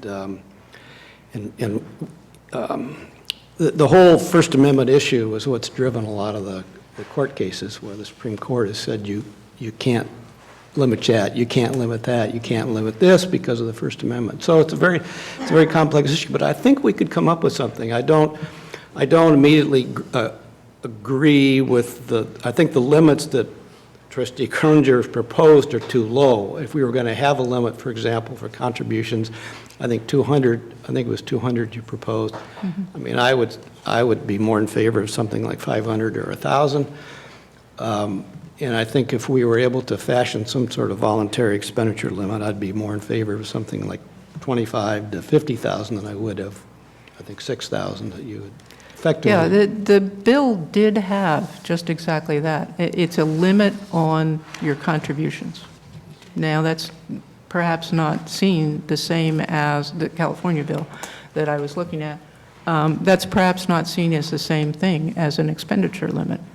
I don't know, but that's a reason to send it to the lawyers, not for us to decide. What I'm hoping we're going to decide here is whether we think it's a good idea. And I'm not wedded to a particular amount, but I am thinking in terms of what sounds like a big number to many people in this community. And that's where I was starting from, because I do think $1,000 is a lot of money for many people to be thinking about contributing to a campaign. So that's why I didn't go in that high. Trustee Haslund? Yeah, I agree with you. I think this last election was an indication of really high spending in relation to what we had experienced historically. And so I'm all in favor of working toward the goal of limiting campaign contributions. And I would prefer to also limit campaign spending, but that may not be possible. So I think the goal is wonderful. How we do it, and I kind of like your idea, about $500 limit. $200 seems like an appropriate limit for about 1962. And I think we can probably increase that without spoiling the intent of your proposal. I'm wondering about process. Maybe 2 or 3 of us could get together, yeah, no more than 3, to hammer out some of this and maybe meet with Craig to see what the legalities are. Would that be an appropriate next step? Fine with me, but. Yeah. I just wanted to give the board context when a similar regulation was put in place in Ventura County. So in Ventura, if you're running for county supervisor, they have a limit, $750 contribution limit. It's really good. It's one of the best supposed campaign finance things ever passed in the state. That's nice, but now there's county supervisors running in Ventura who just got $265,000 independent expenditure placed against them by oil companies. What do you do when you have a $750 cap? I mean, that's fine, but if they had made it, oh, you can only spend $50,000 to run for supervisor in Ventura, oil company comes in with $260,000, what are you going to do against that? You now are getting outspent with no recourse. You're not going to find $260,000 of another, good group that you like. And so I prefer campaign finance reforms because I really believe that money is not speech and we need to get money out of politics. But I like things like public financing, which the state has shot down in some ways. Only charter cities are allowed to do it. LA and San Francisco do a public matching system where you donate $1 to me, $6 is then contributed by the city. That's a way that really empowers the small donors, and it allows people who are of regular means to ask their friends of regular means to donate. So that would be one thing. I do agree about the incumbency advantage you'd be giving here because you can just put City College trustee as your ballot designation and then win because no one could spend money to get the word out about their own campaign. And then the last point is escaping me. One thing that I have brought this up every year there's been an election when in about April or May, we're asked to vote on the ballot statement cost. If we just pay for the ballot statements for candidates, now we're removing a barrier because I didn't buy one when I was running. They wanted on filing day, and I was like 21 years old and did not have $2,000. That's a great way to eliminate. It's a first step thing that you can get rid of a candidate's path to running. You make sure that every voter actually does get information about the candidates because it's equal. Everyone gets that little 200-word statement. That could be a great first step that we do. We can do it for this election. Get rid of the ballot statement fees. We pay for it. Anybody who wants to run for this, they get their word out to all the voters equally. We at least make sure of that. And we can also, I think, hopefully explore other ideas because the public financing issue is still in the courts too, of can public agencies that aren't charter cities use their money for public financing? That would be something I think would be great to explore, but I'm worried that $6,000, I think we have 30,000 people in each of our districts, can't really reach those people with $6,000. And then a bigger group that's not you is going to come in with a special interest and blow you out of the water, even with 25,000. And then they're going to control our board. And so this is, I think, I don't want to give our board away to the special interest because we've disarmed and they haven't. I think we're one of the few boards that are pretty diverse.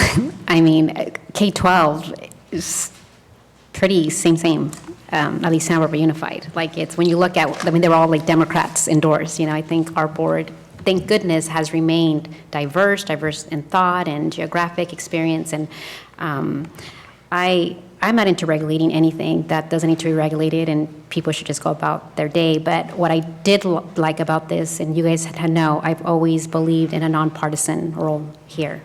I feel very strongly about that. And what I've been hearing in the community, given Mr. Matsuoka's retirement announcement, is that the community is ready, for people that are working towards the mission of what they're signing up to do and not the next ladder or the next thing. And I know people have career moves and nobody can predict the future, but what I've heard from parents all around from K to high school is they want their boards to show up to fulfill the mission of the district independent from whatever else they're interested in. And that's difficult because when you show up, you were on the slate, and then you feel that, you have to, I guess, agree or whatever. So what I liked about what you're proposing here, Marcia, is the whole nonpartisan thing, and that we have a broad, diverse student body, and we want to attract people that think different, will help us have the cross-functional collegiality that we need. I think the discussions we've had here would not happen if we all thought the same. I mean, I watch board meetings in K-12 where we're just silent. And it's like, okay, are you guys either violating Brown Act, or are you talking behind closed doors, or you guys just have the Jedi, you just agree? But the fact that we have healthy debate here and we don't all think the same, and then we move on and we vote as a whole, I think is really good.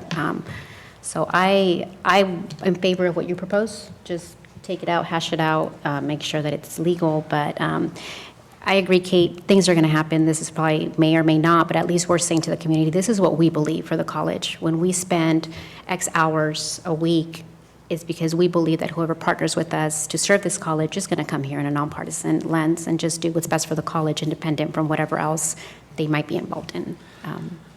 Yeah. Trustee Croninger. I just wanted to mention a couple things relative to what Jonathan said. And Kate, I obviously don't know what would happen if we did this. But I think, what I'm suggesting is it's worth trying. You can always revisit it.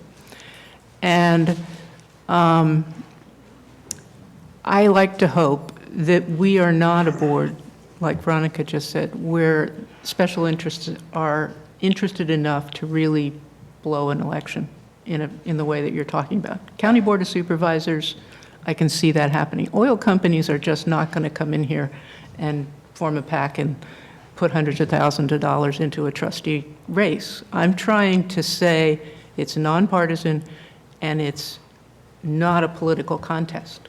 It's yes, it's an election, but it's nonpartisan, and it shouldn't be in that arena of expensive political contests. It should be in the arena of, wow, we have a great diverse community here who could contribute to this board, and we want people to try that out. And on the flip side, I was thinking, and I didn't probably say enough in here, but there's a little bit, about what can the college do to help to overcome that incumbency thing, to overcome the issue of trying to help the community see who the candidates are. Well, we can hold forums. We can partner with other people to hold forums. We can publish people's resumes and statements on the website. We could do a lot of things that could, we can include stuff in our community newsletter, things that tell people about the candidates in a balanced way, that, we let the candidates speak for themselves kind of approach. Obviously, we're not taking sides, but trying to overcome that incumbency thing in a fair and forthcoming way, I think would be good. And one more thing, there is an enforcement issue if you don't comply with what we say. And I took that in the direction of, okay, we're just going to show it on the website. If somebody says, I don't care that you said this, and I'm going to spend $100,000 and collect $100,000 in my campaign, then we just show it on the website. That's the enforcement level we have. Trustee Parker. Just following up, first of all, I love the ballot statement idea. Many K-12 districts pay for all candidates' ballot statements, and it is a barrier that it would be not costly at all for a district, but for an individual low-income candidate, it makes a big difference. I continue to be really concerned both about special interest groups, which we are seeing in K-12, both in terms of politics and just in terms of parent organizations. Whatever side you're on, they're trying to influence. And so I am concerned about special interest groups, and now I'm also concerned about rich candidates versus low-income candidates. And so I would ask that before it go down to a committee for a discussion on what, possible wording of a resolution, I would love just to have our lawyers give us a report on what's legal, and what the ramifications might be, so that we can see that as a whole before there's a separate group that works on what could we do here. Because I think it sounds like we're all in agreement that'd be great to do something. Trustee Nelson. Thank you. I heard a lot of good comments here, and most of which I at least were somewhat aware of. I've watched since shortly before I ran for this almost 8 years ago. Then it was like, got to find somebody to serve as a trustee that's willing to do it. It wasn't like people sought after a school board seat or a city college seat or as a trustee. And it's a nonpartisan office. I mean, we don't really address real political issues. When I talk to people in a couple different political parties that have some experience in this state and in others, it's like considered like a training ground. If you get on a school board seat, then you learn how it works, and then you get some experience there. Then we could get you some financing to run for a different office. I don't know. I think that no matter what we do and what's been done, there's negative and there's side effects and things that didn't work right, or something else pops up, or people are always going to find a workaround or another way to do it or attack the situation.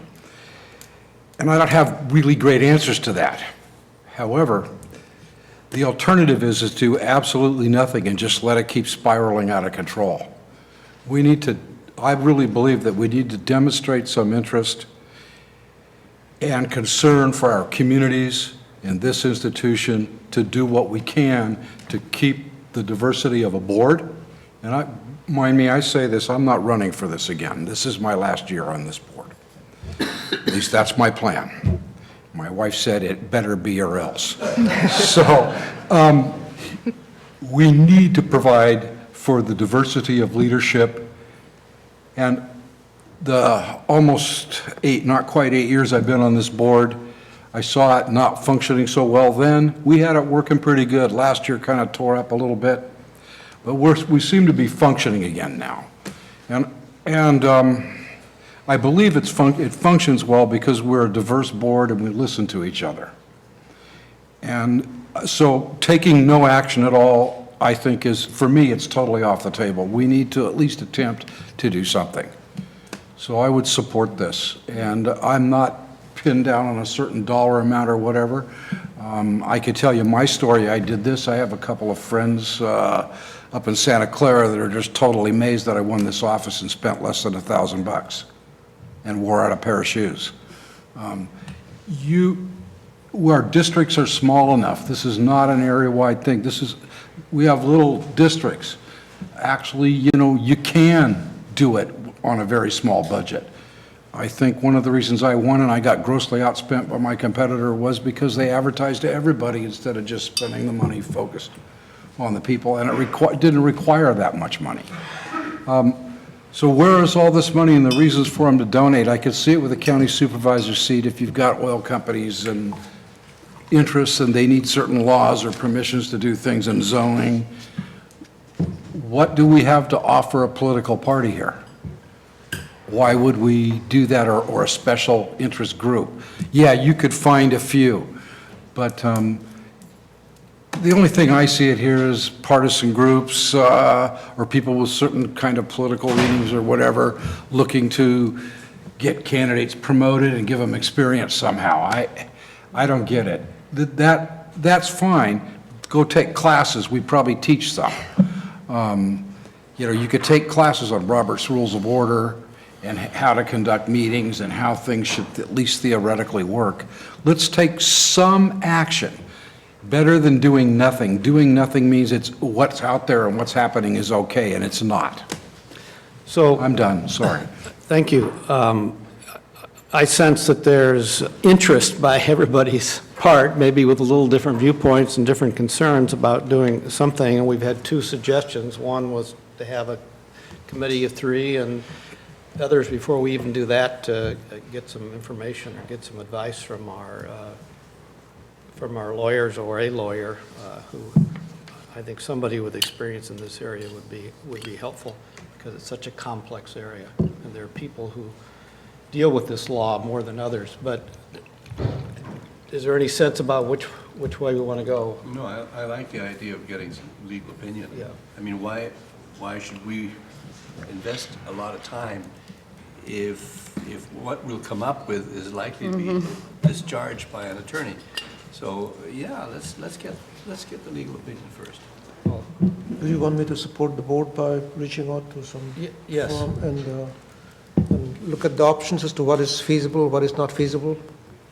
Yeah, I'm interested in something that's focused enough that we could quickly turn it around, because we've got deadlines for our resolutions that go with the next election, and it would be ideal to be able to have that part of the package. And also to let people know who may be already considering running that this is in the offing, so they're not surprised. So I'm thinking, you know, if we could focus on things like, okay, you can or can't do a campaign contribution limit, which I think we probably all agree you can, and it should be in the range of X to Y.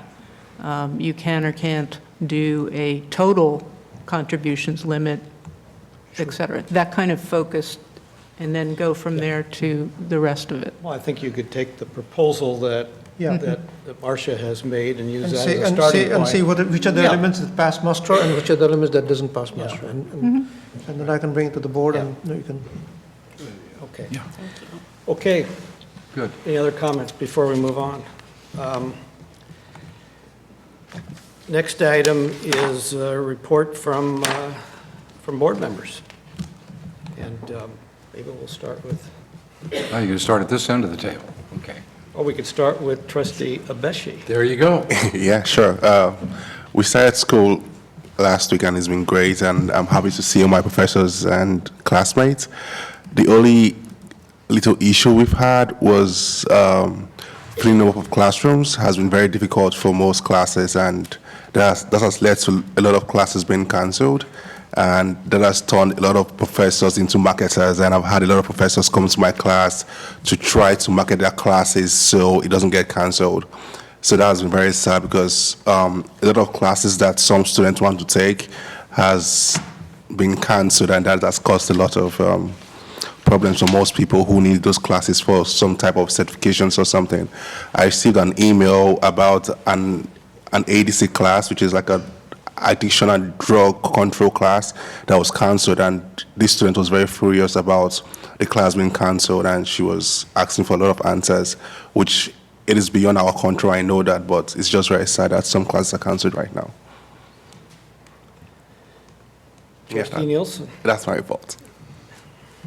I don't really have anything to report, because I, as far as the special duties I took on for the, to be a liaison with the,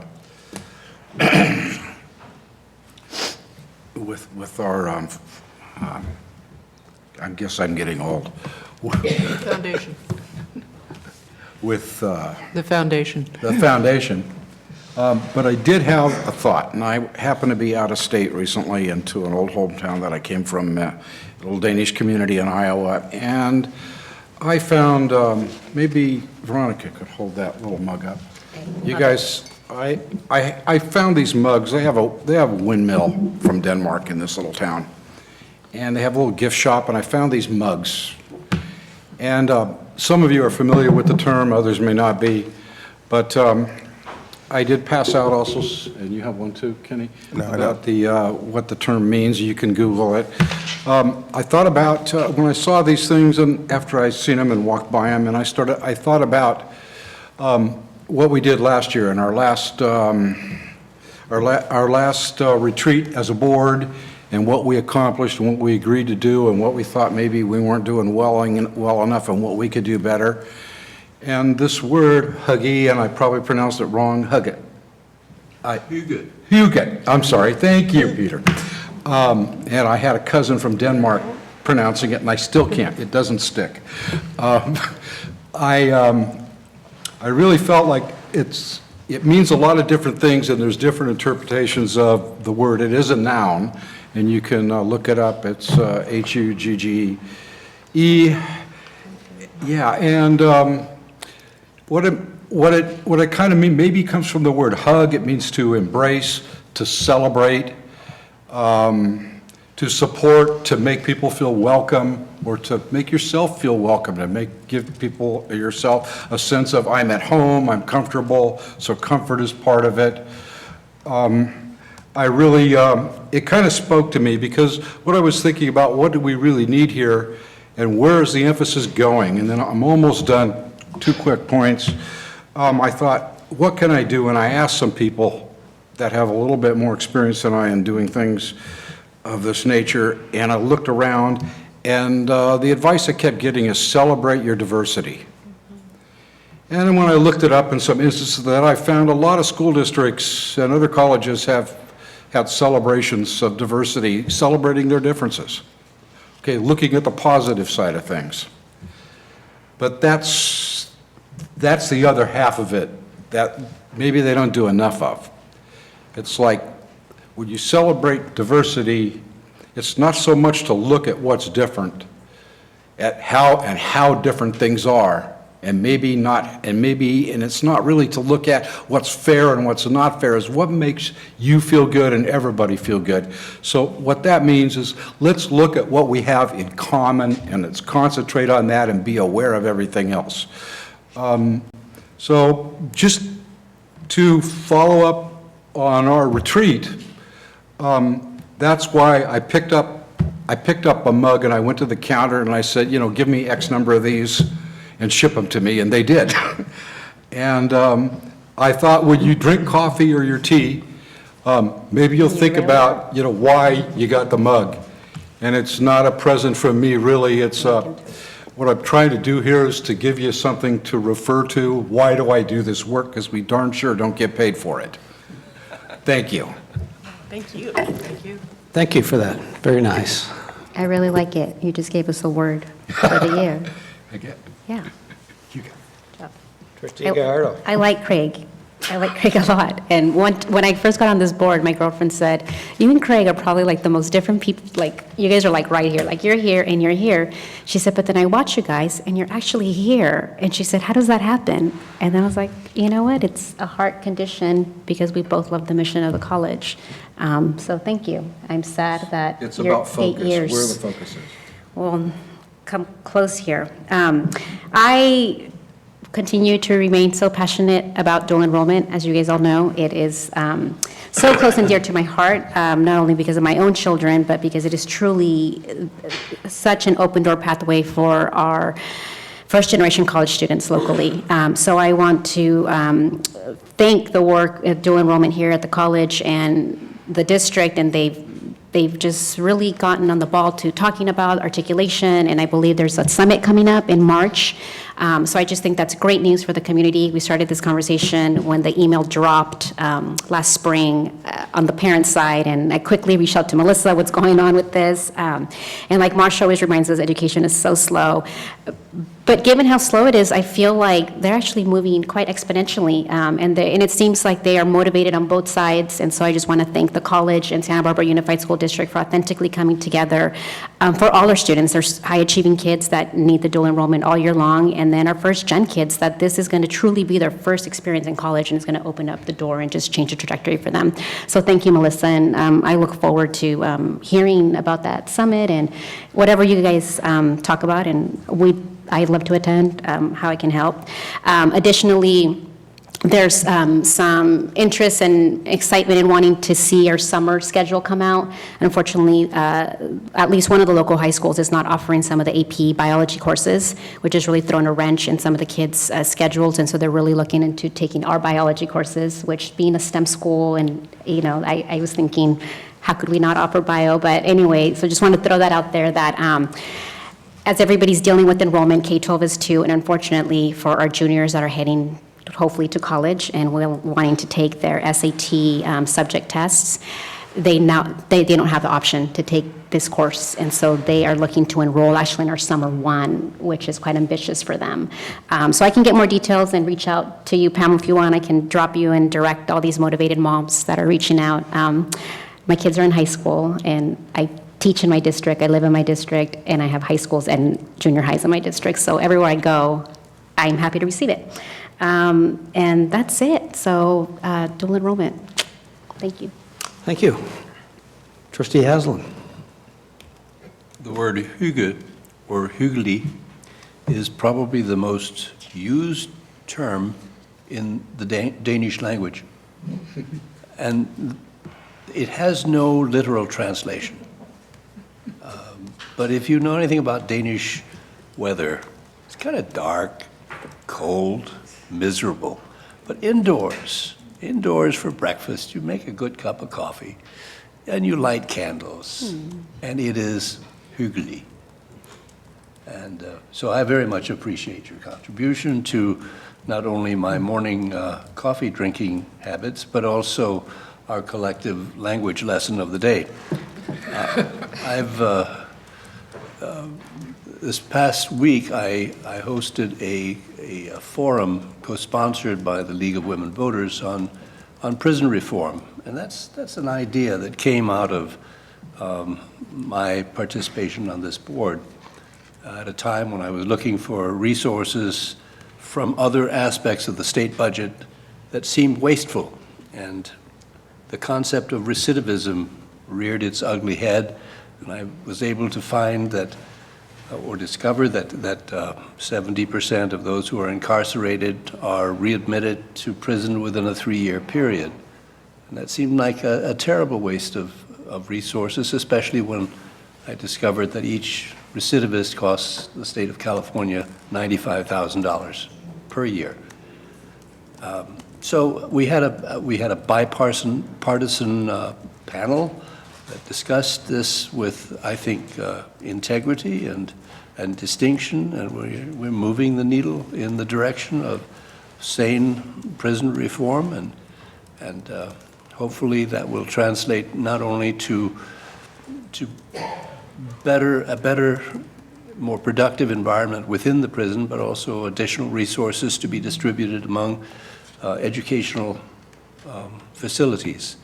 Because what we know is that someone who is incarcerated, once released, if they don't have saleable skills, and if they don't have a job that's going to provide them with resources with which to sustain life,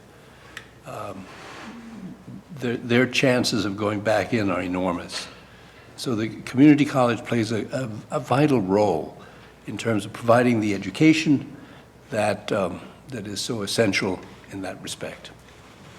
So the College of Redwoods exemplary program that they received this year is the Pelican Bay Incarcerated Inmates Training Program. Yeah, and there's a film being shown in the film festival called Prison Within, and one of the prime movers is from Chabot College, somebody who has really taken, well, he spent over 30 years in prison, has become an activist in pursuit of restorative justice, a concept that has meaning, has teeth, actually is demonstrated to work.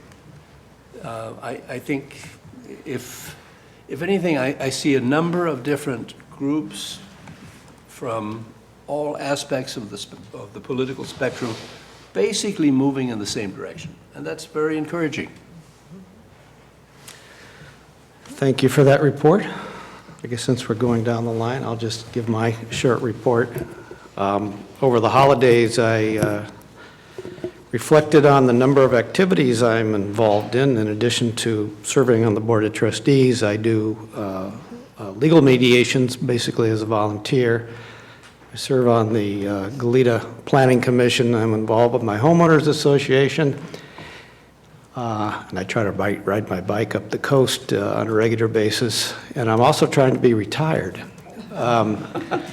So I decided to submit my resignation to the Planning Commission. I saw that looking at the coming year, the possibility of a bond measure. I have to run for re-election myself, and I intend to run for re-election in the fall. So I decided I needed to have more time available to devote to Santa Barbara City College. So I have, as of about 10 days ago, submitted my resignation subject to the city finding a replacement for me. So that's my report for tonight. Trustee Parker. Okay, quickly, I did attend the latest Mesa Neighborhood meeting of Omni, our Mesa Neighborhood, where our Vice President of Business Services, Lindsay Moss, gave a great presentation on the sports pavilion replacement. I know that there had already been a community meeting the week before, but it was great to have a Mesa-specific discussion. And lots more community input on that project. We also had community input, and Trustee Aboud is probably aware of this as well. We have members of the community that want a ballot drop-off location at the main campus for future elections. And there's a resolution that other community colleges have passed.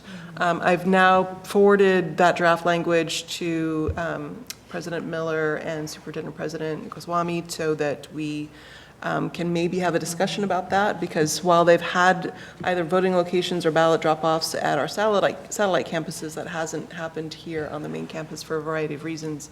And really, it's clearly timely for us to talk about that. And then the last point that I wanted to raise, and it's kind of a question mark, Angie had forwarded us information about a webinar on governance issues that included the Brown Act.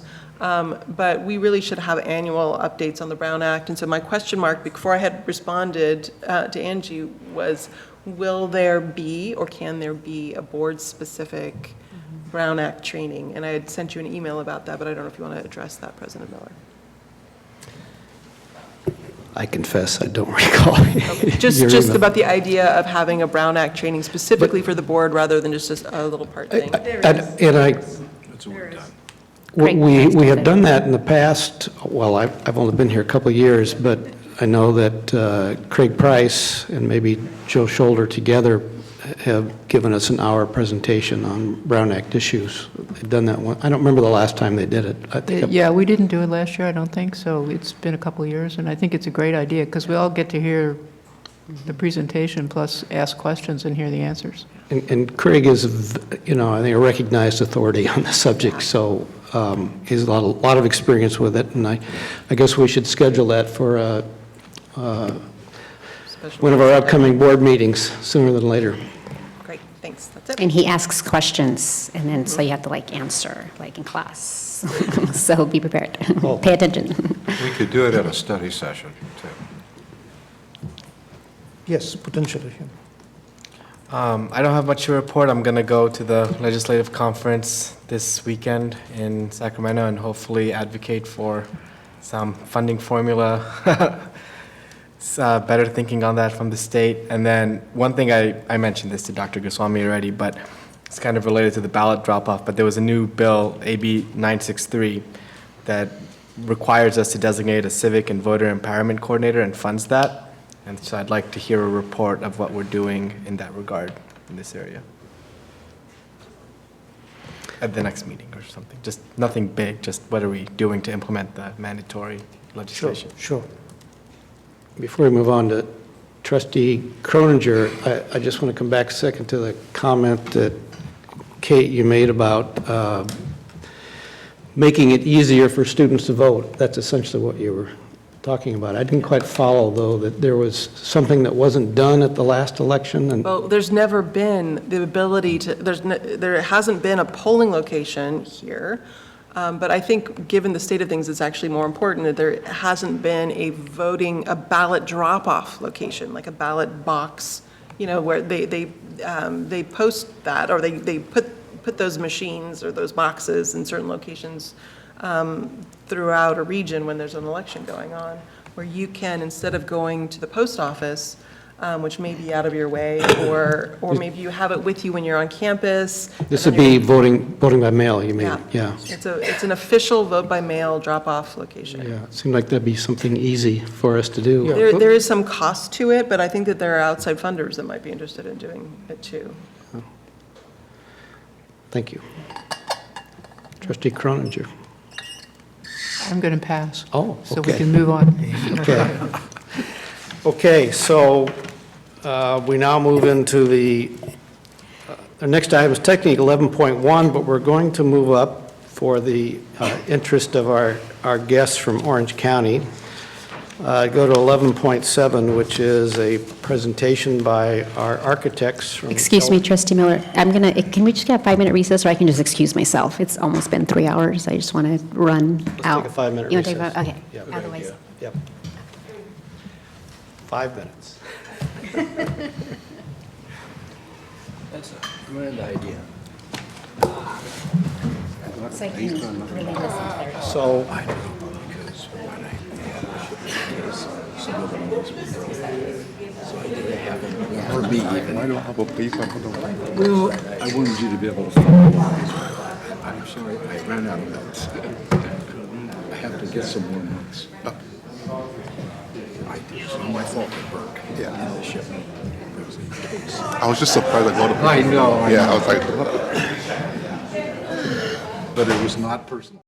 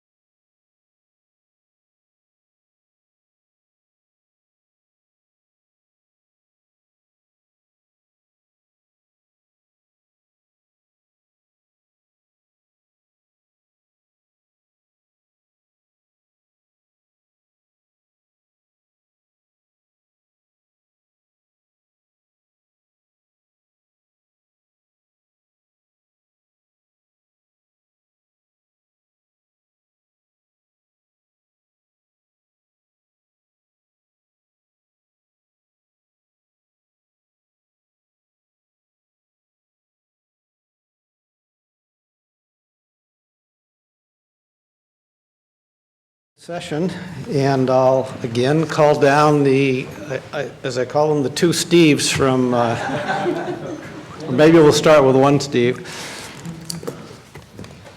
from LPA Thank you. Architects. Thank you, Superintendent Goswami, is that right? That's my first time saying that out loud for the first time. President Miller and members of the board, it's my pleasure to be here tonight to give you an update. If you can remember 3 months ago, I gave you the first update on the project, and at that time, you encouraged us to engage the students, the faculty and staff, and the community. And that's exactly what we've been doing. So here's our updated schedule, which I know you've received previously.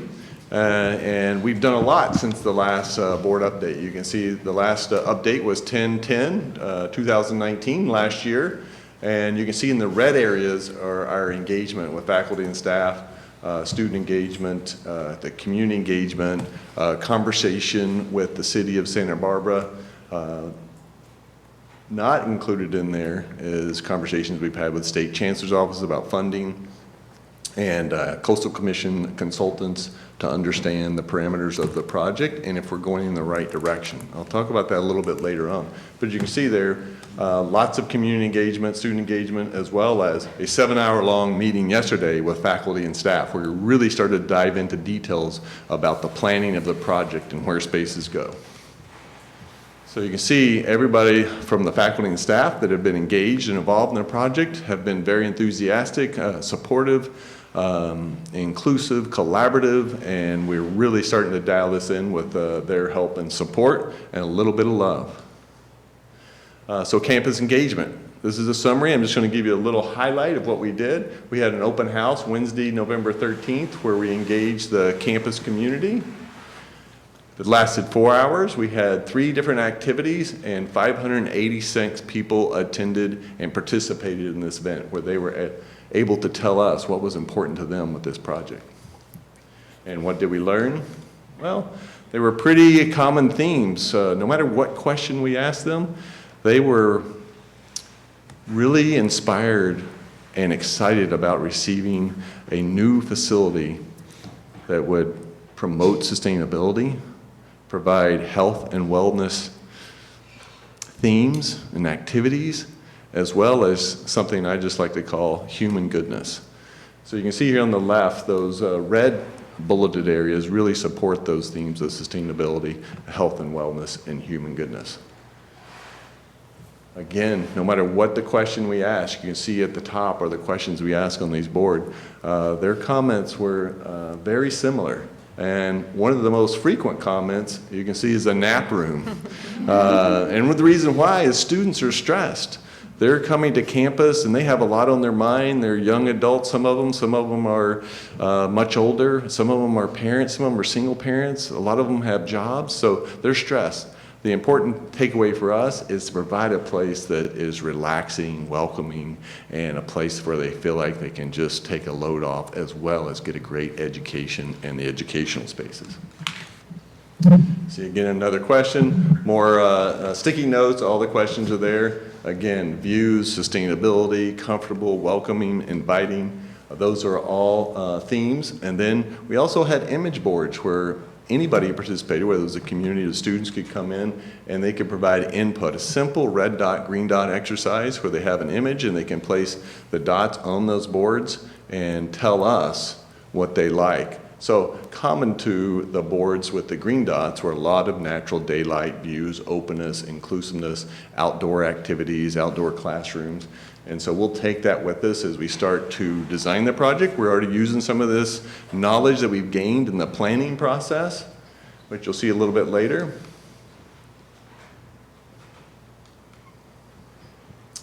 Then the envisioning billboard. Again, all the red dots over there are really about sustainability, about health and wellness, and the human goodness. And so with that, in summary, it's about connection of the students to health and wellness in a sustainable facility that will provide a positive lifelong experience for them. And so we've completed the programming exercise, And what we have here is something very critical, is we've been able to maintain the assignable square footage. That's the spaces that are assigned for classrooms and activities that you use on a day-to-day basis. We've been able to match the state-funded square footage, actually a little bit below right now. It's at 52,605 square feet. And that's also below, just below the existing gym square footage, or not the gym, the physical education square footage. And so we're right on target where we need to be with the 52,410 square feet. And then to give you a little update on the planning that we've done, this is the site plan, of course, that you know well, and the project site right there located next to the stadium. And then we zoom in a little bit. In the last board meeting, we talked about a strategy to save money, and that was to keep the existing gymnasium during construction so that we didn't incur interim housing costs for that gym. It's a very expensive proposition to have a gymnasium. There's not a lot of gymnasiums in the community to be able to take part in or rent. And so the idea is that the existing gym, fitness center, and classrooms on the left would remain during construction, and that we would demo the existing offices, locker room, and classrooms to make way for new construction. As you can see there, our construction site is much smaller, so we have to be smarter and diligent about how we plan the building, and I think that's what we've been able to do. This is the planning that the user group and our core group have developed, and you can see there in the middle is the gymnasium, right next to the existing gymnasium that could be constructed at the same time. You can see it's held off of the existing gymnasium, I don't know, that's located right there. And then we have access to classrooms at the top from the campus, access into an entry from the top of the hillside, which will address some of the accessibility issues that we experience now. Yesterday we witnessed, a class time letting out and all the students coming down the ramps. Now they can come through the building if they desire, or through the site just as they do now. To the right we have faculty offices and the lobby looking over the stadium. Down at the bottom, we have large activity classrooms and dance classrooms and the fitness center. And all this would be located over the locker rooms located on the ground floor. You can see we positioned areas that desire daylighting views so they can take advantage of those, given the purple arrows. And then we'll have to develop and improve the area around the building. Construction's messy, and it takes up a little bit more space around the building to build a 4-story building like this in this location. So we'll have to improve that area. Then once this is complete, we'll demo the existing building and portables and improve those into open space. One of the comments earlier was to take advantage of the views from this open space, which is something you can see, I think, from this diagram that is still very achievable, even more achievable than it is currently. So there's more open space that you can see in this area that can still take advantage of views through this corridor. So I don't think, except for some smaller areas here, there will be a lot of blocked views from the dedicated open space located here. So this is a floor plan view, a 3-dimensional planning diagram of the program elements. So this is the first floor, which is on the same level existing first floor we currently have, for the locker rooms, the equipment room, the training facilities located on this ground floor.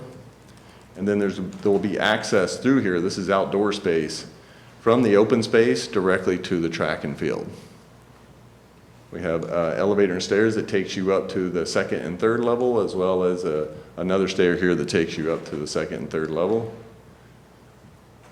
On the 2nd floor, we have the fitness center, gymnasium, and an exercise room, along with support facilities for the lobby that's located here, which are the restrooms and the concession stand. Fitness center, again, has amazing views to the south and to the ocean.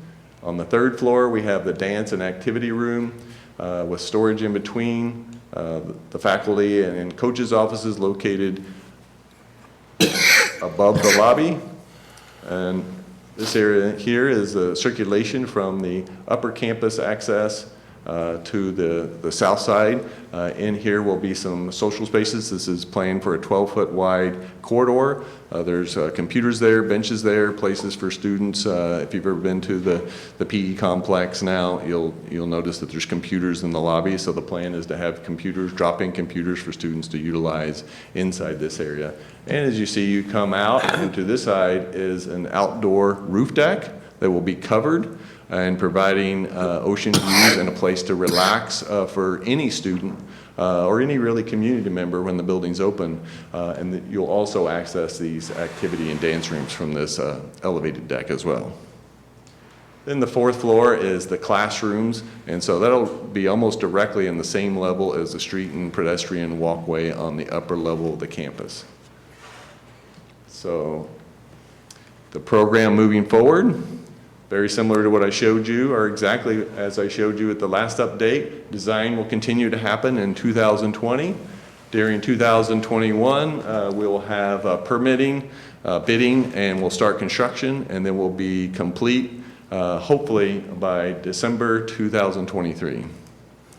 So with that concludes my update, and I'm happy to answer any questions. I have if I understand correctly, you have eliminated the need for swing space.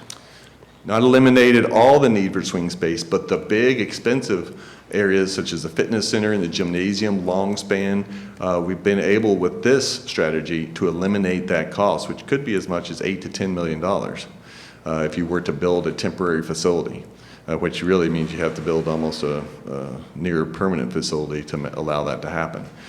So this strategy has helped reduce significantly. We can take advantage of existing portables for some of the faculty offices. We'll have to bring in some new portables for locker room, shower and locker rooms for the gym activities, but that cost is very minor compared to the interim cost of a gymnasium. And then the other feature, which maybe I didn't understand last time, and I don't know if this is new or not, we will end up with a significant open area where the gym is currently and where there are portables that will be removed. That's correct. The last site plan, there's a significant open area that you didn't previously have. As you can see, the gym, the physical education complex located right there is much smaller, almost half the size as original physical education complex, even though it's the same square footage. So we've been able to be very efficient about grouping these different program elements together, and that allows us to have this amazing open space that can be utilized by the campus and the community. That's really exciting. It's really exciting. Thanks for this report. Questions? Trustee Abboud. I just had a question follow-up from the last meeting when I asked about the sea level rise issues and how you would be looking at mitigating those issues. Did you have any progress made there? Yes, we have been looking at those, and the current gym has never flooded or had any issues with sea rise. It's extremely elevated. I think it's 12 feet above the parking level. Is that correct, Steve? So we're currently planning to be around that 12 to 10 feet above the parking lot level, and if you ever go out there, you'll notice that there's no way that it could flood from a rainstorm because it's just going to empty out into the ocean before it ever gets to the first floor of the building. And then in the case of sea rise, you're still 10 feet above this parking lot level, so that shouldn't be an issue. And now, of course, if there's a tsunami or something like that, we'll deal with that separately. But because of the nature of this building, it'll have to be built very sturdy, and it will be a very strong structure, just as the original PE complex Great. was. And just to follow up the public commenters' comments on the LEED certification, your thoughts on that? Yes, LEED Silver in California is very easily achievable. If you build a code-compliant building, it will meet LEED Silver if you go through the certification process. And so our most recent physical education replacement project just received LEED Gold certification not long ago. So achieving LEED Platinum can also be done with a few things like adding photovoltaic, renewable energy. Mm-hmm. We even have some ideas about using the gymnasium concrete for some of the things we need for construction of our building. You can break that up and use it for base. That might be slightly more expensive than hauling it off to a dump, but much more sustainable. and, the right thing to do. Yeah. So we'll look at all kinds of strategies to reuse materials. Maybe we can have fun by reusing the gym floor somewhere so the students can see the original gym floor.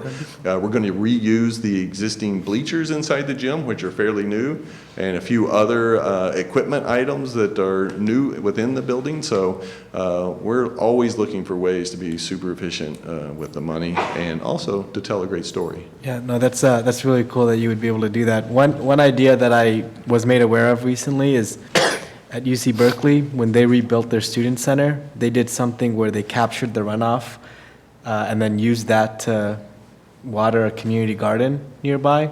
So, and then that was one of the things they did to achieve a higher LEED certification, was capturing the runoff that came into the building. So that would just be another idea that I just heard of to put out there. Yeah, we have done that previously, where we actually demonstrate to the students that we are capturing the water. So maybe one thing we could do is take the water that's coming off the building and create a waterfall, which we've done in several cases, and it goes into a bioswale and then seeps into the groundwater. And that's something we can do even to maybe help mitigate some of the campus rainwater. This is a large area for that to fill up in a rainstorm, and then it slowly soaks into the ground. That's really cool. So one of our projects, the contractor called us during construction because it started raining. He goes, "It actually works. It goes right out the roof into this bioswale area that we had." Great, thank you. Any other questions? Trustee Parker? Just briefly, first of all, I highly support the idea of going LEED Platinum, so I would enthusiastically support that if we can afford it. And then just, I'll ask this on behalf of the Santa Barbara City College Climbing Club, but certainly it's true for a lot of the input that you got. What I saw come up was the idea of a rock wall in the gym, but you're talking about napping pods, things like that. Is there going to be any capacity for some of these special requests that our student community and general community members are requesting or bringing forward? There's some capacity for, obviously a rock wall comes with an expense. And so as we get into designing the building, we can talk about some of the different amenities that have been requested, particularly as it relates to the open space area. So we have sort of a mild to wild concept of what can happen there. Obviously, it can be the bare minimum, but there are ideas of where you can incorporate open activity areas, basketball courts, volleyball courts, passive areas, training areas on the hillside, as well as rock climbing. This is a 4-story building, so there's opportunity there. But we haven't engaged in the finalizing the design, and we have mentioned that. I know there's some desire for that, but that a rock wall does come with cost. But there could be areas where there could be bouldering and different things like that. So we'll look into that as we talk more about the interiors of the building and finalize the design. Awesome. Trustee Croninger? Following up on Jonathan's question about sea rise, what I'm interested in seeing before we start actually planting this building is a diagram that would tell us, in the best current knowledge, where the sea will rise to. Because it's one thing if it's, across the street as we now stand, and it's probably another thing if the waves are breaking on that parking lot or whatever. And I just feel more comfortable if we had a time frame and, in 20 years we think it'll be here, in 30 years we think it'll be here, because vis-a-vis the lifetime of the building, I'd like to place it where it will be able to live that whole time period. And I've certainly in my lifetime seen buildings as impressive as I'm sure this will be, completely destroyed by the ocean and a storm. Just Mother Nature wins. So seeing some sort of diagram, I know the city has studied this and they have information on where they think that will be, and so just seeing that diagram would be a great thing. Yeah, we can show that. We have seen those diagrams at the city, so we feel very comfortable with the placement of this building that will be well out of any surge zone. wanted to say exactly that the city, if you just Google Santa Barbara City sea level rise report, there's a whole report online that we can take a look at together if you want. Yeah, I mean, just an overlay would really be nice when you do another. Another update, absolutely. My question, I wanted, that slide where you were showing the exits, I think the elevators are the two. Yes. So how would you evacuate out of this building? Active shooter, God forbid, things like that. That's sort of where my thinking is, because like I keep saying, I have school-age kids, and what I watch on the news in terms of events and these horrible things that are happening. And then I read a report on, I forget, there was another school district somewhere back east where they were designing all their new buildings with this idea in mind of shelter in place and evacuation, and even the glass for bullets. Great question. Something that's at the forefront of all of our designs, being educational designers. So we always take that into consideration.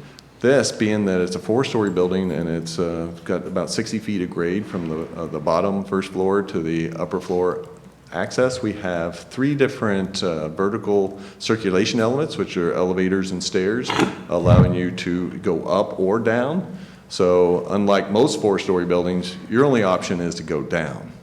So one of the great things about this project is regardless of where you are in the building, or what the middle floors, I should say, the second or third floor, you have options to go up or down to get out of the building, whatever way is quicker in an earthquake, or maybe if there is an active shooter, to go left and right. Code will require you to have 2 exits out. We're also talking a lot about, even though it's not required by code, we might want to have 2 doors into this room. Might be a small room or low occupant load, but we want to have 2 doors out of most rooms. So in this particular layout, we have an elevator and stair tower here, elevator tower located here, and if we go down 1 level, there's a stair over here that gets access, as well as direct access to grade. So out of the gymnasium, we have to have 4 different ways out. 1 here, 1 here, 1 here. Actually, there's 3 here and 2 here. And so on the 3rd floor, we also have direct access outside as well, right here. So there's a lot of opportunities to get out. On the very ground floor, a lot of that space is outside anyway. You can circulate all the way around this building undercover, but outside. Again, creating that outside saves us on building costs, it saves on energy costs, so it's more sustainable. And then as well, as I said, this connects directly from the track and field to the open space, so you can see this stair that goes up to the gymnasium. This stair goes all the way up, so lots of opportunity to get out, as well as if there's any operable windows, that's also a way out, or even glass. You know, if you have to, they throw a chair out the window and you can jump out into the grass area. So we always think about those things. How would I get out of here if I had to? I teach in K-12, so this is like my world every day. I'm like, okay, what are you going to do with all these 20 kindergartners? And then we were all like, Ada, you go in the bathroom. We were all practicing drills like along the window, and we're like, no, get in the tile bathroom, and it's all concrete. So I appreciate you addressing that. So the way I'm picturing this, so this is above where we have right now our dance classes. Is that? Yes. Okay, so this whole building is going to be where dance is now, and it's going to go up. Dance in the locker rooms and the Okay. faculty offices. Yeah. That whole area is going to be demoed, and then we'll build in that general location. So if we go back, you can see the offices and then the dance and locker rooms located here. This will be demoed, even though we won't really be building in there, and then we'll maintain this during construction. Okay. And so 4 floors, we currently, because it's obviously the slope of the hill, so we currently have, the dance is 1, but then when you get up to the Second floor would be this level, where is the deck level. Okay. The 3rd floor would be basically where the faculty offices are. Okay. And then the 4th level will be up close to the sidewalk level. And those are just the classrooms. The 4th level is the 900 square foot classrooms. So we have 4 900 square foot classrooms that will be located up here. And they wanted those because those are interdisciplinary classrooms. So they service not only the physical education building, but the campus itself. Cool. And then, so then off the football field, you're going to have easy access to the locker rooms then, which obviously I'm Football sure field that- will come straight through here and then connect to the open space, to the locker rooms. Yeah, it's good. I like it. It's And pretty. the main entry will be located right here in plain view of people that are parking, coming there for the first time, and then we'll have a big glass lobby, and we'll start to work on that, and so we can make that look like the obvious entry to the building. And for the gymnasium, are they multi-use gymnasiums? Like, is it only for I mean, it's not just for basketball, so this would be for For everything, multi-use, we're multi-sports? or- installing the same size gymnasium we have now as far as the square footage and the court space. So it's not just for sports. The primary use of this is for physical education. So classes from badminton to volleyball, all kinds of different sports take place within the gymnasium, so as well as basketball, as well as PE basketball. It's cool. Yes, one of the concerns we had about the current building was the water intrusion, against the bank. And I don't need real details from you, but I need some confidence that it's being addressed so we don't repeat the same mistake. Well, if you have water intrusion problems, the first person you're going to call is me. So I'm going to go above and beyond to make sure that you're not calling me and I'm not putting my company in jeopardy, because us, along with the contractors, we're responsible for putting up a water system and a building that will mitigate that water. There's all kinds of new technologies that have been created since this building was built, and so that's definitely something that's high on our priority list to address. We can't compromise on the quality of the waterproofing, how we handle that. Thank you. Trustee Croninger? One more thought. I'm looking at your schedule here, and it says preliminary plans to the Chancellor's office and preliminary plans cost estimates would be February 15th, and we have a board meeting February 13th, so I'm hoping we can see those, both. That all has to come together very quickly, and I'm not sure that, Steve, we do not have to submit the cost estimate to the state on the 15th. We submit the package, and we've just developed the schematic design level. We give those to the cost estimators as well as the construction manager, and then that takes probably 4 to 6 weeks to finesse that and get it right, get it to a comfortable place. Is that correct, Steve, as far as the submittal? Yes, that's absolutely correct. So basically on the 13th, that is our date we're handing the preliminary floor plans and preliminary elevations to the Chancellor's office. Then that's going to immediately go to the cost estimator for cost estimating. So then there's another good 3 to 4 I'm weeks. just looking at the schedule you have on the PowerPoint. Yeah, which absolutely. says And 15th. so I think what that meant is that the cost estimate is not completed on the 15th, but basically we're handing it to the cost estimator at the same time so that they can create the detailed cost estimate based on the plans. Okay, so I'm just thinking that at least the preliminary plans will give us a sense of what it's looking like, if that's okay? I mean, I think we might like to see it. Sounds like a good idea. Anything else? Thank you. Thank you very much. Thank you. And I apologize for not bringing any themed candy bars this time. So noted. Next time. Okay, we move on to item 11.1, Governor's January budget update. I think James is going to give us a quick report on that.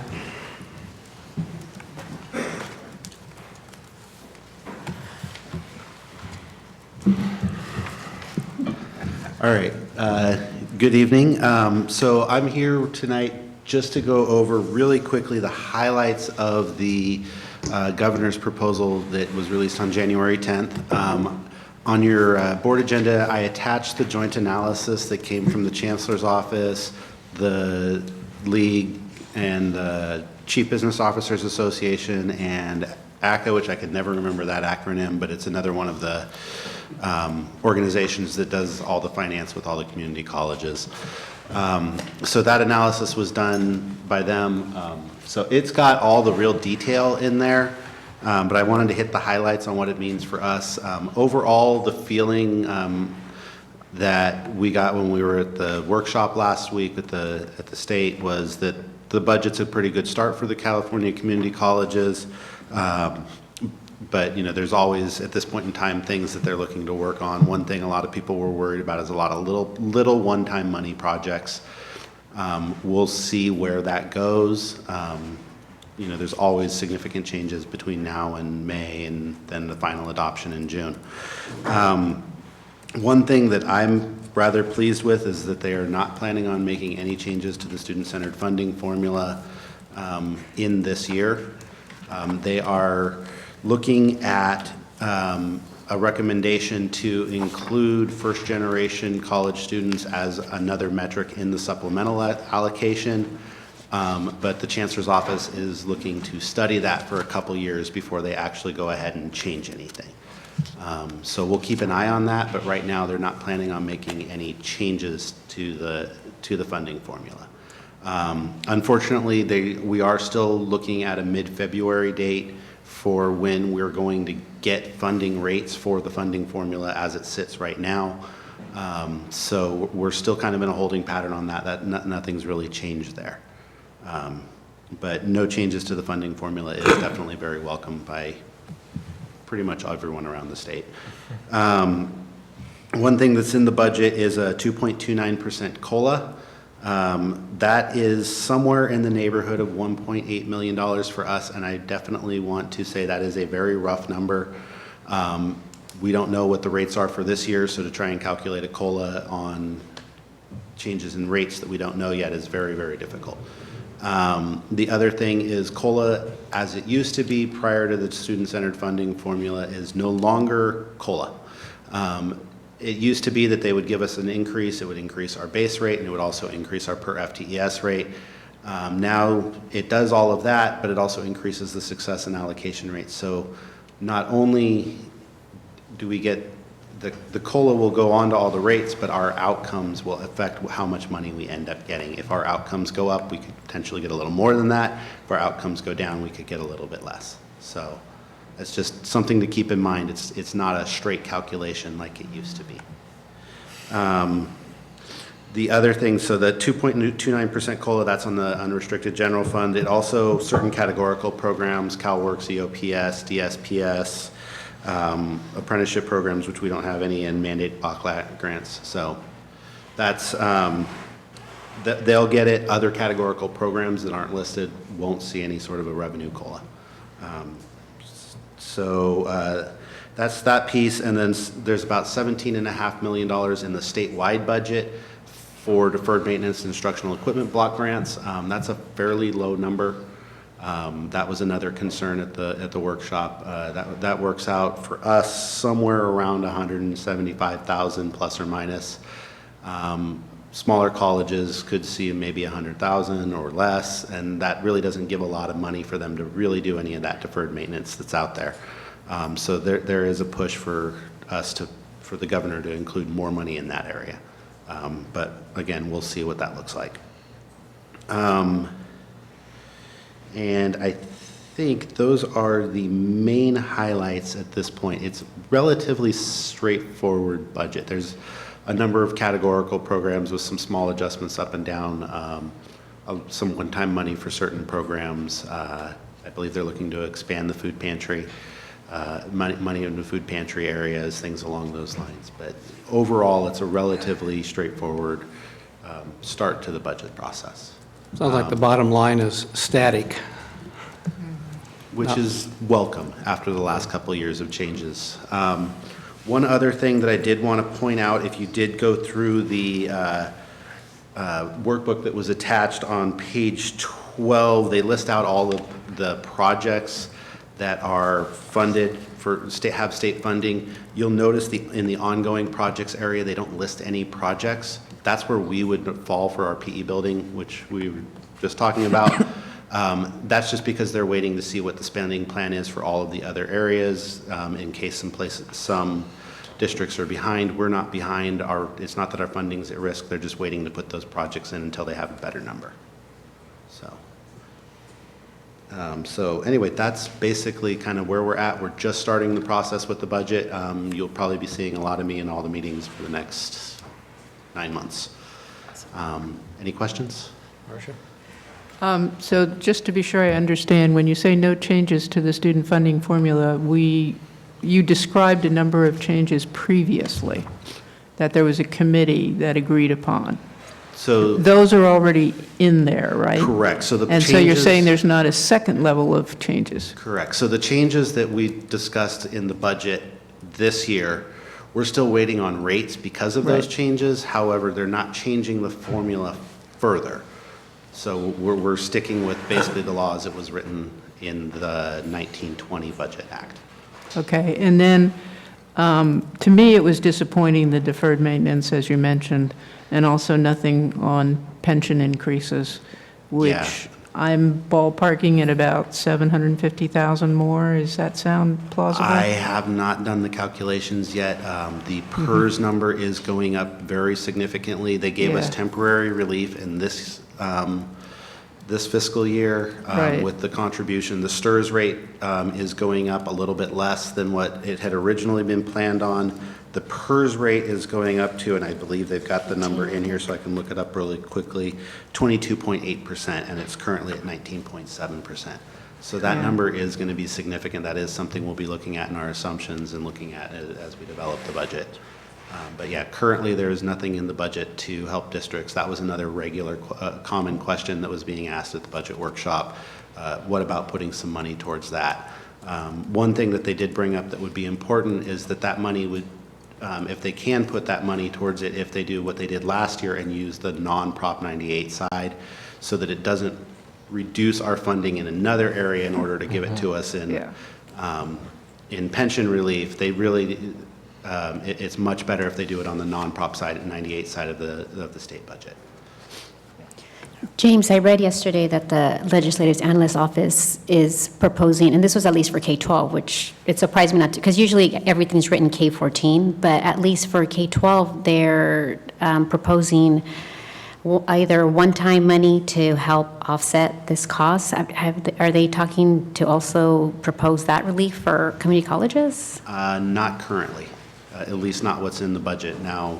Yeah. Like I said, there's a lot of talk. At this point, once the governor releases his budget, everybody starts talking about, well, what about this, what about that, and where's that at? And that was one area where a lot of colleges are having problems, and so it's definitely an area that people are looking at. It's just a matter of what the governor decides to do, what the legislature decides to do, and where they do it. If they do it out of the one-time money in the Prop 98 side, it just takes money from some Yeah. other program that we're going Right. to get. So it would be ideal if they did it on the non-Prop 98 side of the state budget. And then, I know this funding is new, and then it mirrored sort of the K-12 LCAP funding, and so now that's been highly scrutinized with the different audits that they did, and so now there's a lot of bills to change the way that funding is coming out, and now they're trying to put more categoricals and regulation. So is our funding, is that changing? Basically, what the conclusion was, districts weren't spending the money on the high-need populations that were identified. And so now they're going back to the other spectrum and now trying to regulate more. And so there's a lot of bills now coming out of what they can do, and talk of having this big portals where everybody can just go in and look at everybody's LCAPs, because there was basically no accountability in some districts. So because this was sort of wanting to mirror that, is this going to be, are you guys going to be in a position where it's like, oh, well, never mind, we want to allocate it differently so that we see spending differently, or? Not that I'm aware of at this Okay. time, but you never know what the changes at this point. Okay, so we know that we're going forward with this, as you know, and this is going to be the plan. That was one theme that was common at the workshop, is people are really asking the state for stability for at least the next couple of years as we work to understand and live within the new funding formula, so districts can have a little bit more predictability in their budget. I mean, I'm sure you remember, as we go through the last 2 years of the budget cycle, it was very, very difficult for us to try and get anywhere close on revenues, just because it kept changing throughout the whole cycle. Well, that's good. You guys can play with this for a while before. Trustee Parker, you had your hand up a moment ago? No? A mistake? Marcia? I just remembered that I noticed that there appeared to be some unintended consequences for summer session with the new student funding formula. In other words, the rates at which we're getting paid for summer. Yeah, as I look at it, the summer sessions, we get funded at that 70% on that per FTES rate.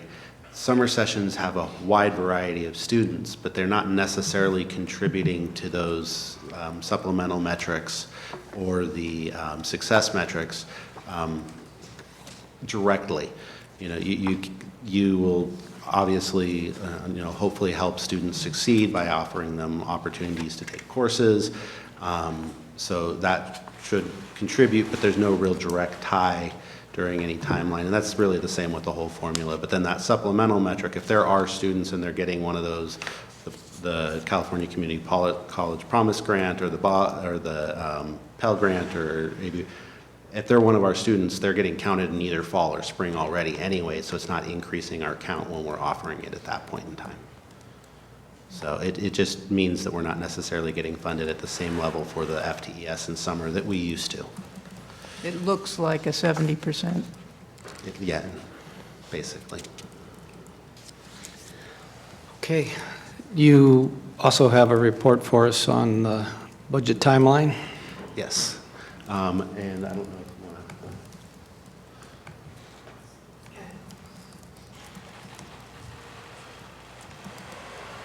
Hold that one.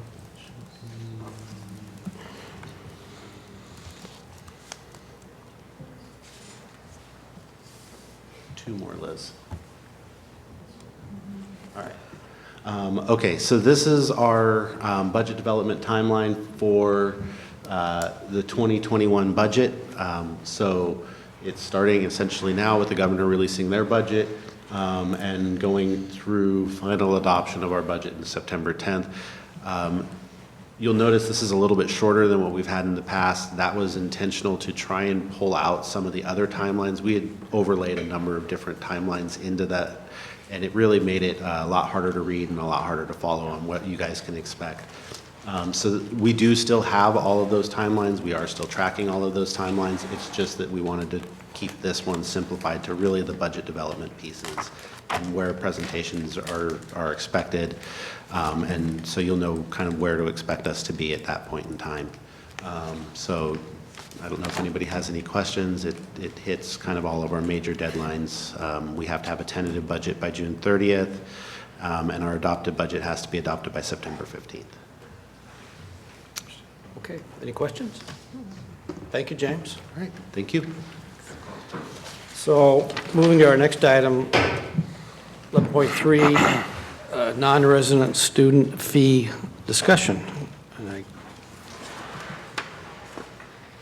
guess I will turn to Dr. Goswami to lead us off on this subject. Sure. You can come down. Oh, I didn't want to. Or maybe Lindsay will lead us on.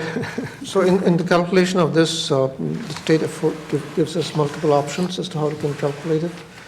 So, Lindsay is going to give you an idea of what it is. I can tell you, on the background that we could have used one of those criteria that have given us a slightly higher non-resident tuition. And I didn't want to go down there because that will make us pretty much the highest or close to the highest in the state. And I didn't feel that we need that moniker as an institution to have the highest international student, non-resident tuition fee. So I just want to give everyone a little bit of a background. So this is just a discussion. We're following the board's request to bring this a month earlier than we typically have in the past. We don't need to approve this until next month, so we have time to discuss it this month and then bring it back again next month for an action item for approval. So we've submitted in board docs all of the items that you would see again next month, the non-resident tuition fee worksheet, the memo, the different calculations. I apologize, I found an error, which is why I passed out the college comparison sheet Again, I had erroneously calculated Foothill De Anza on the semester system, and they're on the quarter system, so that's corrected on that sheet I passed out. Dr. Goswami talked about the option that the district is recommending to the Board of Trustees, that dollar amount that lands at the $290 for the statewide average. And additionally, there's also the capital outlay fee that we're recommending we charge the amount that is calculated based on our capital expenditures in the year 1819. So I don't know if you have any questions for me or if you want to just discuss. Go ahead. The chart you just handed out, which is basically the same almost as the one in the board agenda, the column that says non-resident fee for the different colleges, that's their last year fee, right? We Yes. don't know what their this year fee is. Correct. So in that sense, we're going to be behind them further because they probably are making changes. Depending on what they're doing. Correct. Okay.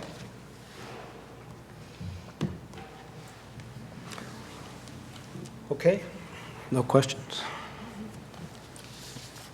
Trustee Yabeshi. Yeah, I'm just bothered how much this fee increase would impact enrollment, because right now we are down on enrollment, and increasing the fees, I don't think, if someone isn't buying your product, I don't think increasing the fees would help either. So I'm wondering if there's a way we could keep the price the same way it is right now? Well, I was just going to say that that's a good question, but, you know, we were told recently, I don't remember by whom now, that raising, and I know this affects you personally, but raising non-resident tuition fees is what Dr. Goswami described as inelastic or elastic? Inelastic. It doesn't, it seems to have little to no effect on the numbers of students attracted. Trustee Miller. It was Helen's exit memo about the budget. That was one of the categories Yeah. that she discussed, and her consultant from, on the budget said that. That's right. So, I mean, I assume there's that is not an absolute statement. I mean, if you doubled the out-of-state tuition, maybe there'd be a difference. But I think as a general rule, we were told that it does not have a significant impact on enrollment. Yeah. Just to make, if it makes you feel any better, once we do the calculations based on the numbers that we're supposed to use for every year, we have to use one of the these 5 or 6 options that we have to use. So if the options give us a higher price, we have to charge the higher price. There is no way we can say, well, we'll charge a lower price. So in some sense, our hands are tied. I mean, only thing is that, do we go for the highest one or the slightly lower one? That's about it. Yeah, thank you. The highest one would be E, which is comparable states average, correct? And that's 414. That's that option. And I don't know if we're eligible for it this year or not, but, I mean, that would be clearly the highest number. We didn't consider that one, so I didn't look into whether or not we'd be eligible. Any other questions? This will come back before us at our next meeting, right? Okay, thank you.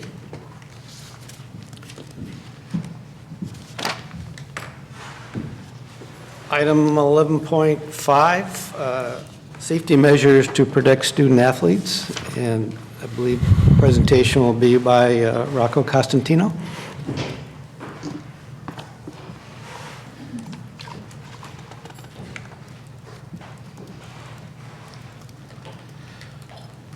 Welcome.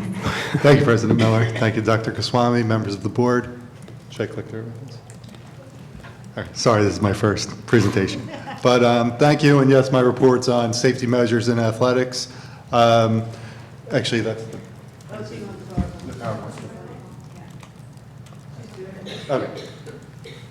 I do have some introductory slideshows that don't necessarily deal specifically with safety measures, but it serves as a frame of reference for what I will talk about.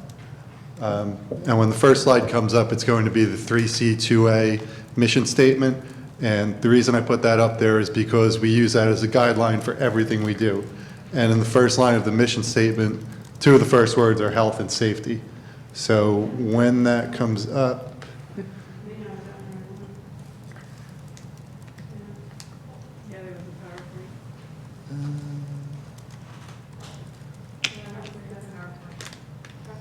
it was on the agenda.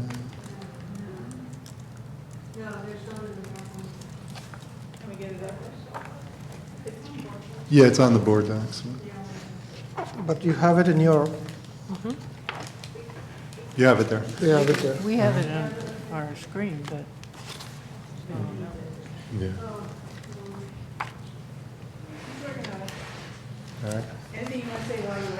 Yeah, I could talk about some of the slides, so when we do get it up, we So, can flip through. Let a let couple me of give, let me give you my PowerPoints so that Sure. you can just,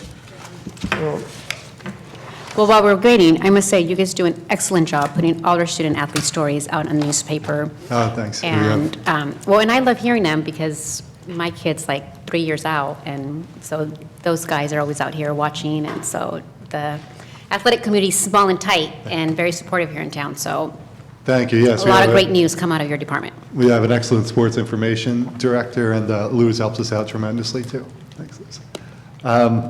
So, like I said, my first slide was the mission statement. After that, I just gave a little brief background on our athletics teams.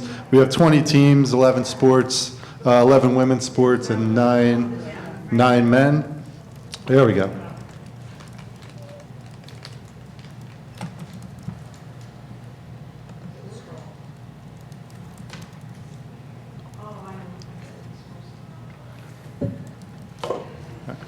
We have 20 intercollegiate sports, 11 women's sports, and 9 men, and 402 student athletes.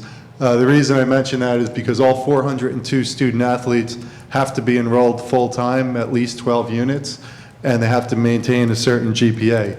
So we have our student athletes here. It's a big number, and they get the support, and they perform very well. After that, I have a slide on recruiting bylaws. We target in-town, in-district students mainly, and those we're able to openly recruit as per 3C2A rules. In-state but out-of-district students, there are some restrictions on that, but we can recruit them. Out-of-state student athletes, by 3C2A rule, we are not allowed to actively recruit out-of-state student athletes. They can contact us on their own accord, and then we can answer their questions, but we cannot go out and recruit out-of-state student athletes without them first contacting us. There's some, here we go. There's our mission statement: health and welfare, academic success. This is it. Oh, this one too. This was our enrollment, our participation in athletics as compared to school enrollment. The chart on the left, it's a 7-year chart taken from the EADA report.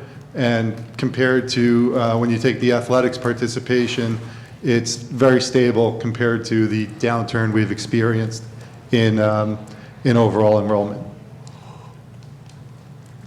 These were the recruiting bylaws I talked about. They're in your report, and you could look at them. This was academic performance. Our student athletes, I mentioned over 400, performed very well academically over a 10-semester stretch. Our GPA range for those 400 students is between 2.8 and 3.14. So they perform very well overall. And this is a list of some of our teams that have won the 3C2A Scholar Team Award. Those are given to one team per sport within the state, and that recognizes the top academic team in that sport. We're one of the only schools, well, I think there were 4 schools that have multiple winners each of the last 3 years. So our teams, there's a variety of teams. They're recognized, and they do very well. Now on to the health and safety stuff. This slide is an introduction about what our athletic trainers do. I've mentioned our athletic trainers, Joe Farias and Susan Houlihan Davis, before. I've praised them to you guys, and they're really tremendous at their job. We have to have an athletic trainer on site at every single home athletic contest. We can't play without one there. Our athletic trainers also attend practices when they're not at games, and then they run the athletic training room to treat student athletes, rehabilitate student athletes, and work with student health and safety.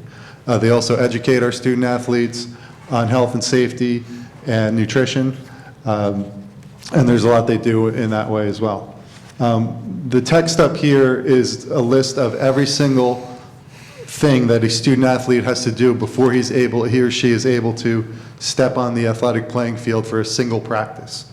The processes are, we won't go through every single one, but it's a lengthy process that we screen every single student athlete. They get a physical from a physician, and they cannot practice without having that. And our athletic trainers organize and coordinate all of that stuff. In addition, in the document I've given you, I outlined a number of other activities that our athletic trainers perform. They go above and beyond. They are two of the hardest workers I know, and they just do an absolutely tremendous job. They've been here a while. They're very respected in their fields, and we have an additional hourly athletic trainer that works with us too. On to concussions. To help manage concussions, it's something we take very seriously, obviously. We use impact applications. The process for an impact application, again, this is something every single student athlete has to do before they even step on an athletic playing field. So what they'll do is we put them in a room, we meet them, we educate them, our athletic trainers do that, I speak to them, and then they have to take a cognitive test. That test serves as a baseline test. So if a student then, in 2-3 weeks later, a month later, suffers a head injury, they have to retake the cognitive test, and the scores are compared. So if their cognition is lower than their baseline test, and they're showing signs of a concussion, we use that to kind of monitor and gauge. And they'll take multiple impact tests if they have to. So if they have a baseline at a certain level, and they test low, they'll retake it again if they get up, and they won't be able to be activated again until they are symptom-free, go through the 6-step return to play protocol, and then pass their next impact test. So impact it's widely used, it's nationally used on every level of play from high school and youth through college and professional. It's the top of the line, it's the best diagnosis tool for cognitive impact of concussions. And I did mention briefly the return to play protocol. That's something we take very serious too. If there is a head injury, return to play protocols established by the Center for Disease Control. And the simple explanation is once a student who has received a concussion is symptom-free, then they start the process. So it's a gradual buildup of activity with light jogging first, and then if they don't suffer any other symptoms, they go on to the next step, after that. The first step is returning to class. You can't even try your physical activity until you can return to class, sit in a classroom, and do your work. So once they're able to do that, then we start the physical test for the return to play protocol.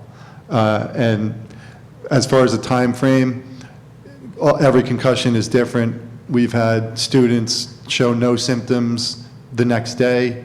We've had students that show symptoms for days after that. So it's very different. This is some care that we take on our athletic field at LaPlaya Stadium. We test the impact of the turf every single summer. We have a company come in and perform GMAX testing, it's called, and they pinpoint all different areas throughout LaPlaya Stadium, and they test the impact. The red line denotes the level of safety, so if there's anything above that red line, we would not be able to play at LaPlaya. So as you can see, it's remained pretty stable. That's from 2010 through 18. That's the life of the current turf. It is approaching that red line, but we do have the new turf project on hand.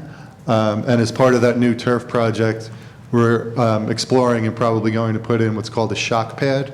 It's something that is, I don't know if it was offered at the last time we did the turf, but it's basically padding that goes underneath the whole surface to lessen the impact. And from what we've been told from the field turf reps, is if you have that shock pad in there, those lines will never even approach those red lines. So it's supposed to make a big impact. It's something we're taking very seriously, and we're very likely to put that in there. As far as football safety precautions, these are precautions we take in order to keep our student athletes safe. We do it in a lot of different sports. Water polo, for instance, we just bought concussion helmets for them to use in practice. They can't wear them in the game because it's not approved equipment, and it's voluntary. But, you know, our coach thought it was very important, and so did I. In football, one of the most important things in football is kind of how they construct their practices. And this has been one of the big changes in organized football over the past decade or so. We all think of football maybe the way we used to watch it growing up, where you go out at practice and people are knocking into each other all day long. Right now, they have now divided up the structure of how you can build a practice. There are 3 different ways you can have contact with another student athlete.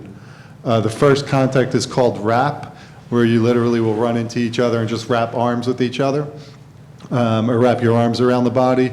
You're not delivering a blow or knocking somebody to the ground. You're just kind of wrapping each other up. A thud is a little bit more contact, but again, you're not going to the ground.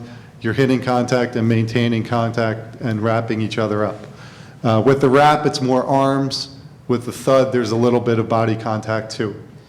The third method is tackle. That's full contact, and that's where you run, you know, like you see if you watch football, you full tackle, bring somebody to the ground, and just like live game action. So on our level, we're the 3C2A, but we do follow NCAA football guidelines. The NCAA football guidelines have, they allow for 15 full tackle contact practices in the spring. In the in-season, they allow for 15 to 20 full contact tackle practices. That's on the NCAA level. That's our rules that we go by. Our coaching staff has implemented a 0 tackle policy in the spring, and in season, he had 1 15-minute full tackle session. So he greatly believes in student safety. He's designed his practices to only include wrap and thud. They did, like you said, 1 session of full tackle to be able to teach people the right way to, safe way to do that in game action, and that's it. And he only does thud practices on Tuesdays. Wednesday, Thursday, Friday, it's only wrap, and then Saturday is full contact game. So that's the biggest adjustment I've seen with our football program. Like I said, on the NCAA level, and if we wanted to, we could do 30 to 35 full contact sessions a year, and we do none. We have one drill that we used. And that's been in place for a few years now. And then this was just a summary slide too. It doesn't have to do with concussion, but this was another along the health and safety. Ellen O'Connor's here. She organizes our It's On Us program.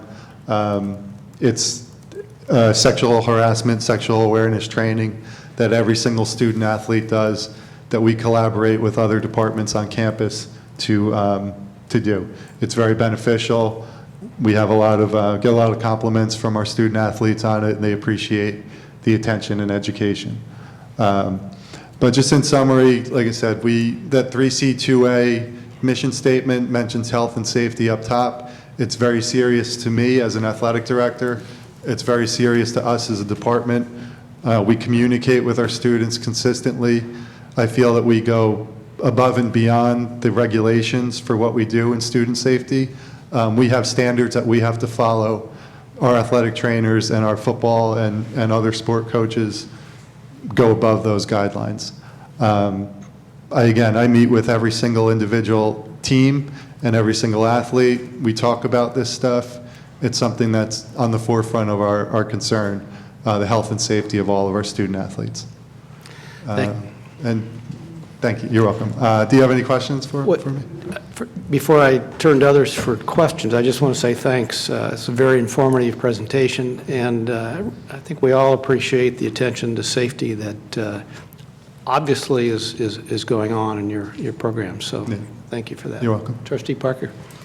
Two quick questions. One, on the safety piece, you mentioned about the fact that if you have a student with a concussion, there's, depending on the severity of concussion, there can be really severe classroom restrictions, including not being able to attend class at all the way up to, if you're better, maybe you could be present, you can't take notes, that whole range.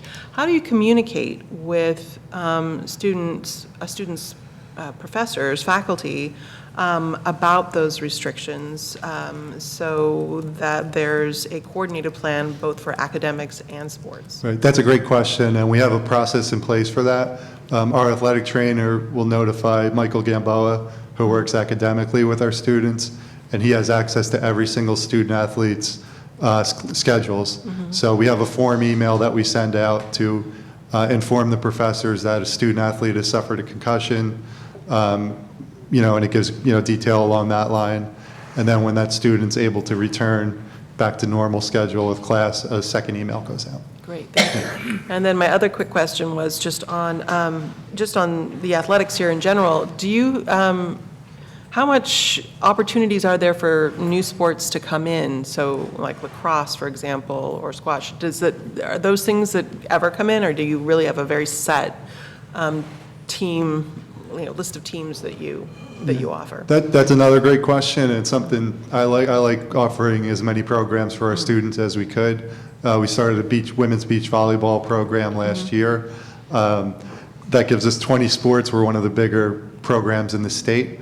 As far as adding anything else, we're lacrosse, wrestling. There are a few sports that the 3C2A sponsors that we don't have.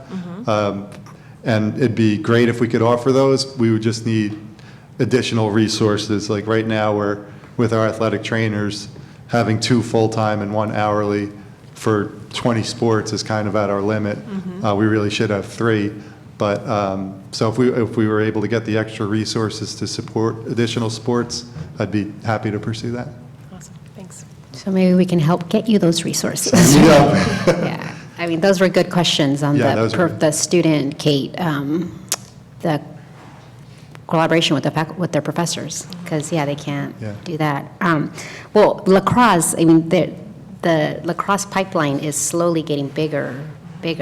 My son's a freshman at Santa Barbara High, and that's where he ended up, lacrosse. I don't know how, of all the things we did, but the city started it with the 4th graders, a partnership with the district and the Parks and Rec, I'm not sure, but the point is now, there are a lot of sticks out. They're already knocking at my door. And the girls, too. The Yes, girls are just as motivated. So just at a ballpark figure, like what type of resources financially are you talking about for a new program? We would definitely need a 3rd athletic trainer, and maybe additional sources for transportation and things like that. Storage space, we'd probably have to look into. A sport like lacrosse has a lot of equipment. So those are all concerns of ours. Turf wear and tear is also a concern with lacrosse, but being a spring sport, it doesn't conflict with soccer or football. So it's workable if we were able to at some point get additional resources, I think. Any other questions? I appreciate as well your focus on safety, and that makes me feel a lot better. Great. What are the statistics? How many of your student athletes, particularly in football, are affected by a concussion, either mild or worse, per year? That's a great question, too. We, on average, our student athletes have around 25 concussions a year out of 400. That also does include injuries from outside of sports. So as an example, we have a player on a team now who fell off her skateboard, hit her head. She's out. She's one of our best players, but that would count towards that number. So it's 20, it's on average, it's 25. It's gone down. Last full academic year was 17 concussions. So that's been good. On the football team, we use the concussion ratio, which is rates concussions per athlete exposure is the term that's used. And the short definition of an athlete exposure is if I go to a practice and participate, that counts as one exposure for me. A whole football team of 70 people at one practice counts as 70 exposures because there's 70 people out there.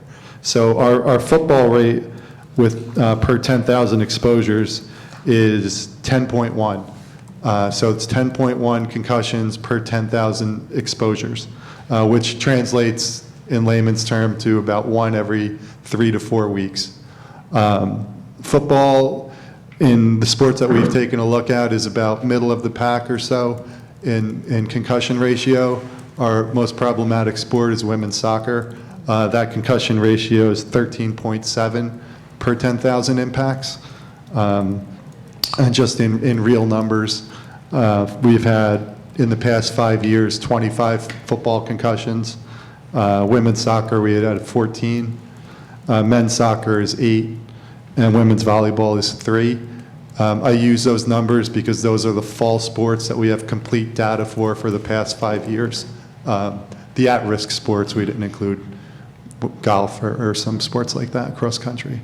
So on the national level, the latest extensive study came out in October, and the national football ratio was 10.4 per 10,000. So we're just about right on that level. So on that study, there were 10,000 concussions studied. The ratio in football was 10.4 per 10,000 athlete exposures, and we're at 10.1. And women's soccer, again, we were right on the level with the national. Women's soccer and cheerleading are two of the most sports that are most susceptible to concussions. And again, most of our numbers are right on what the level of that October study by the American Academy of Pediatrics was at.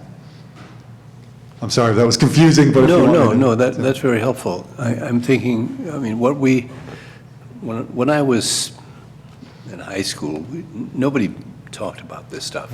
And it just didn't exist. Or if it did exist, it didn't really matter. It was sort of all right, so you got banged up a little. Today we know a lot more about concussions, and one of the things that really worries me is that sometimes the impact of a concussion is not immediate. It can extend sometimes years into the future, and that really does bother me. Yeah, you're absolutely right to be concerned about that. In that recent study, it's the chronic traumatic encephalopathy that people are concerned about. And you're right, it's been around for, I think 1928 was when they discovered it, and it's been called dementia pugilistica for 70 years, and then it got changed to chronic traumatic encephalopathy and came to the forefront of everybody's conscious. The impact and the studies that we see are a lot geared towards NFL and the long-term effects of that. What the latest studies show is the greatest impact on concussions are people that have 2 concussions or multiple concussions in a short period of time, or people that have multiple concussions over a longer period of time.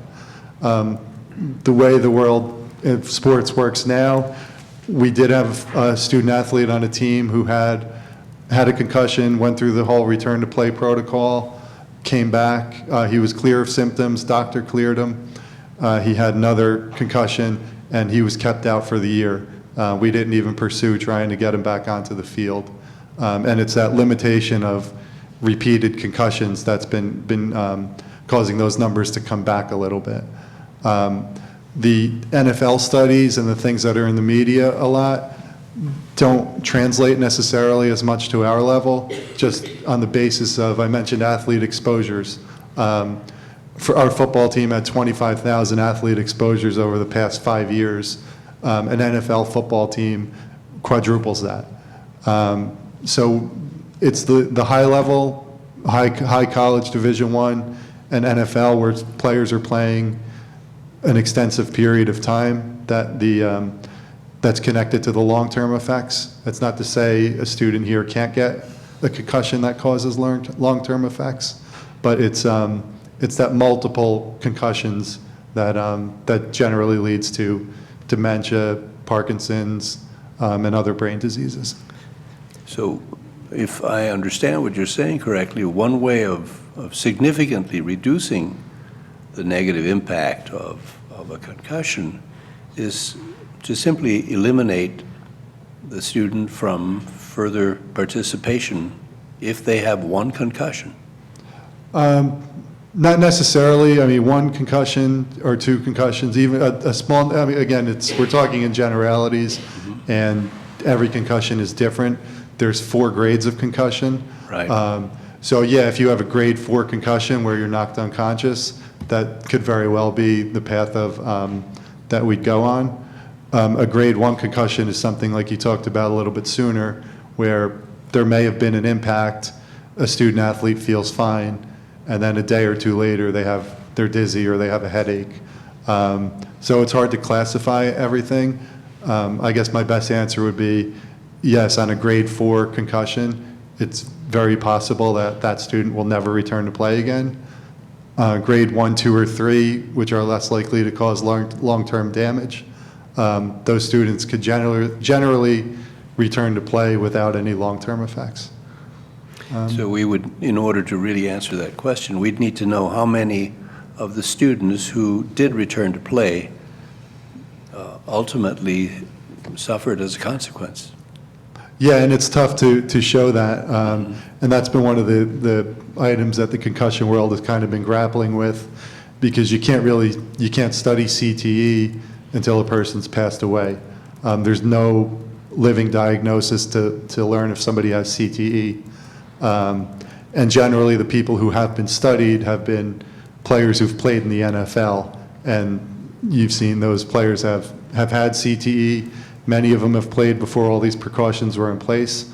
But there's no documented studies on from the NCAA or collegiate level where a person plays their youth, plays a couple years in college, and then stops. All the studies are a student plays in their youth, plays in college, plays on the pros, and then that's kind of what they're basing that on. So the good news is the NCAA is currently doing a study right now. They've been doing it for a while. It's their most extensive study on collegiate athletes, and I'm very interested in that.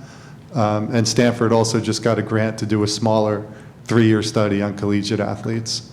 So there's a debate within the field on whether the serious CTE stuff is more rampant in the pros as it is in college. And when those results come out, I think we'd be able to better answer that. Well, I would assume that it would be because of the increased number of contacts and exposures, as you put them. Yeah, and it's playing against people of bigger size, faster speed, Yeah. and things of that nature too. Yeah, so what the final point, I guess, is we have no way of in any significant way, reducing the likelihood of concussion in certain sports, particularly football and cheerleading and women's soccer.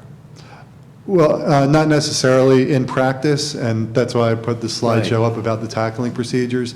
And the AAP study in October showed a tremendous decrease in multiple concussion and practice concussions because those practices are in place in football. But as far as game, that study showed it about to be equal, even a tick higher. So that's a less controlled environment. We do our best to teach the right tackling techniques. There have been rule changes in football to try to protect players from that. They've eliminated targeting. You can't lead with your head when you're going to tackle somebody. You can no longer blindside hit somebody, which caused a lot of concussions.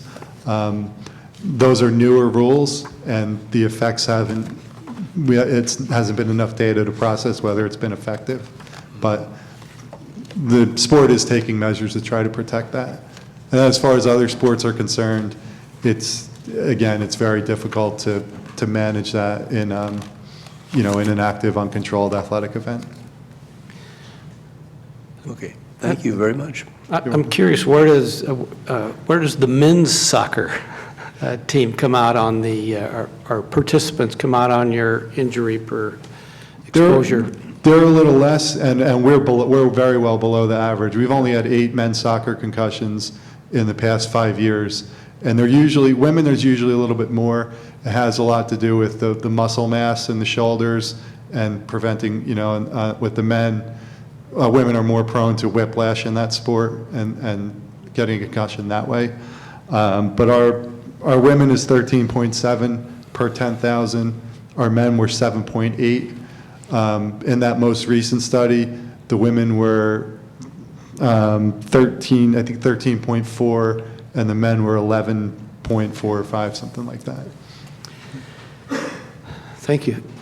Marcia? It sounds to me like you're describing concussion as a specific definition. And my understanding of the CTE concerns includes what you have included in your PowerPoint, which is head injury, short of concussion. And an example of that might be, and maybe this is why you mentioned it, the soccer heading the ball. Now, am I correct? I mean, if you were to add in head injury, would your numbers be different than the ones you just gave us? The numbers I gave were specific to concussion. To concussion. But there are additional head injuries that might not be included, like you said. Okay. Heading the ball or a laceration on the face, something like that. But if there's even anything like that, they at least get tested for concussion, even if they don't show symptoms. Do we keep track of head injury and keep track of, I mean, it sounded like we do allow heading of the soccer balls. Yeah, we do. That's regular gameplay. But the coaches, I put it in my written report, they now limit the heading in practice because, like I said, that's a less controlled environment. And there is some talk, I don't know how far it will go, but on the NCAA and on our level too, of taking heading out of women's soccer. Again, I'm not sure if that will ever go Men through. don't count? I know. They, I Harder guess hit, their numbers aren't as bad. except that doesn't help. Yeah, I mean, my concern would be that clearly we can't eliminate the risk Right. to, the long-term risk of developing CTE, whether it comes through concussions or it comes through repeated head injuries. And I don't think we have, and you can correct me if I'm wrong, I don't think we have a handle on that yet as to whether this can develop through just head injury, kind of like asbestos. There is Right. no safe level. Right. You could be exposed once and get asbestosis from it. Right. So I think we don't know that yet. Yeah, I think that's accurate. And like I said, every concussion's different. It could be just one that causes CTE down the line. It's not likely, but it could. And just as likely, there could be somebody who has multiple concussions and doesn't have it. So it's right, you're very right. It's in the process of really being understood. Okay. Thank you very much. Thank you very much. Again, very informative. And if you ever have any questions, I'm always open to them. If you'd ever like to stop down to a football practice and see what we talked about in action, we'd be happy to have you. But thank you again. Okay, thank you.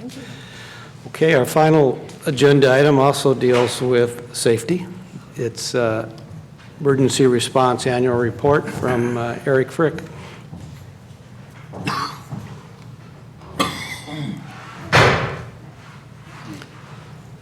And last but not least.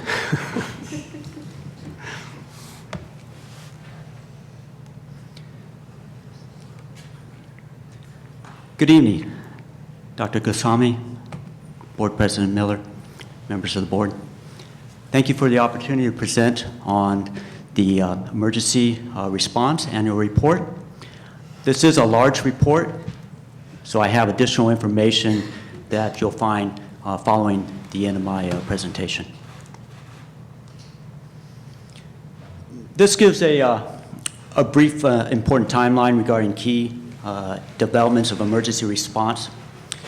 In 2012, there was a greater emphasis placed on emergencies and how the college was prepared for them. In 2013, emergency response was moved from the risk manager's office as an extra duty to an actual role under Robert Morales, then the Director of Administrative Services and Emergency Response. In 2018, Robert Morales moved to the Director of Facilities, and following that was a reorg of the Security Department, and we are now Safety and Emergency Response, which is appropriate given that the officers are the first ones to respond to emergencies.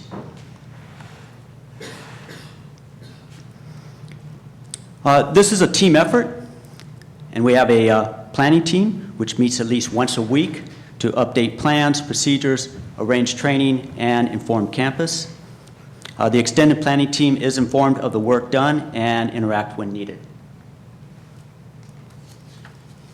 The EOC policy group, when there is an emergency or planned event that will or may affect the campus, whether it is the main campus, wake, or shot, everyone on this page is contacted. If we have a serious emergency or if we need to activate a full-scale EOC, then additional staff are called and brought in to assist.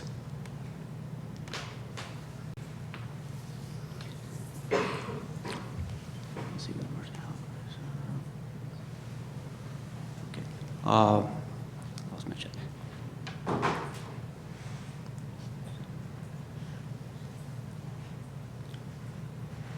Let's see, emergency operations center. I lost my track space here.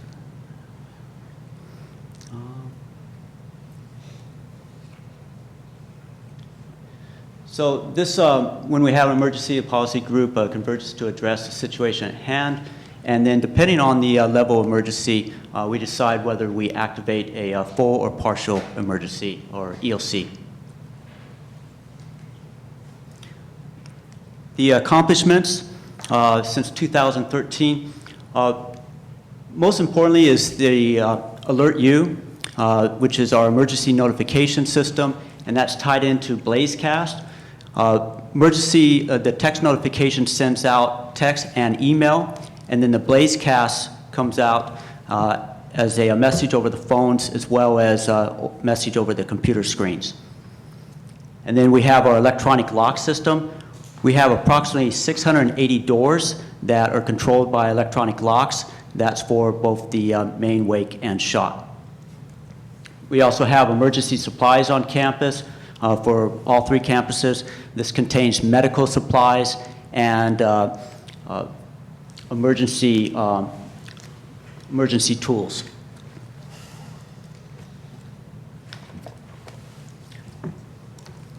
So in the last 3 years, several incidents have caused a need for a partial activation of the EOC. The Thomas Fire and debris flow took place at the end of fall and beginning of spring, and communication took place throughout that winter break. These incidents lead to either a partial or full closure of one or more campuses. As a precaution, we have the EOC slightly staffed during commencement.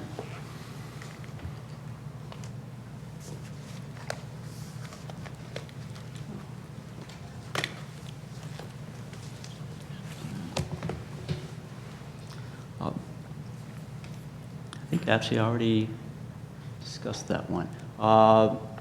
No. So this one, the EOP, this emergency operation plan, this addresses how we are going to respond as a college to emergency. It is required by law, and it's a living document that requires continuous updating and revision.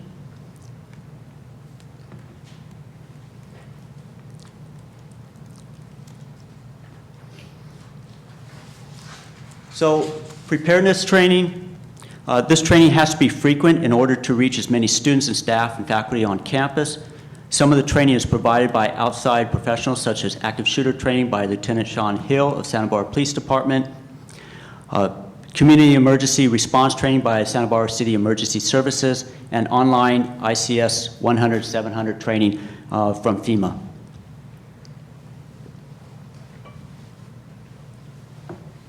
Our safety marshals, we try to have at least one safety marshal per floor and per building. We have approximately 60 safety marshals identified. They aid in evacuation, such as fire drills or earthquakes. They do not play a role in an active shooter. They are to hide or take shelter in that particular situation. So they have been trained not to put themselves in harm's way. And our future goals, within our team, we have a vacant position that is needed to assist with planning and training. Currently, we have one dedicated EOC for the main campus, and as a good best practice, it's good to have additional EOC at the either the wake and the shot. While we have small department drills, we really should have larger scale drills to address the entire campus. With several hundred full-time staff faculty and many more part-time faculty, it's important to keep getting the message out on how to be prepared in the event of emergency, small and large. One way to increase the flow of information is to provide such training for new hires. It is our goal to work closely with HR to prepare new staff and faculty. I do want to take the moment to acknowledge certain individuals who are involved with the EOC. VP Lindsay Moss is also the EOC director. And under her direction, much time and effort has been dedicated. One of Luz Reyes-Martin's responsibilities is being the college's public information officer, and she does a tremendous job getting accurate information out in a very timely manner. Lindsay and Luz are among the first to open up the EOC when we have an event. And then VP Pamela Ralston, she has an important role to meet the needs of faculty. Whenever we have to close the campus, that's disrupting teaching, and so it takes a great amount of work to get everybody back on track. Robert Morales for his initial work as the Director of Emergency Response, and then Amanda Jacobs and Chris Miller dedicating their time and expertise in the planning. And Chris Miller also helps me, we co-present on emergency training. And then special thanks to Alexandra Thieryoung. With her expertise, she has created much of our documents and plans from scratch and has countless hours spent in all the revisions. Any questions?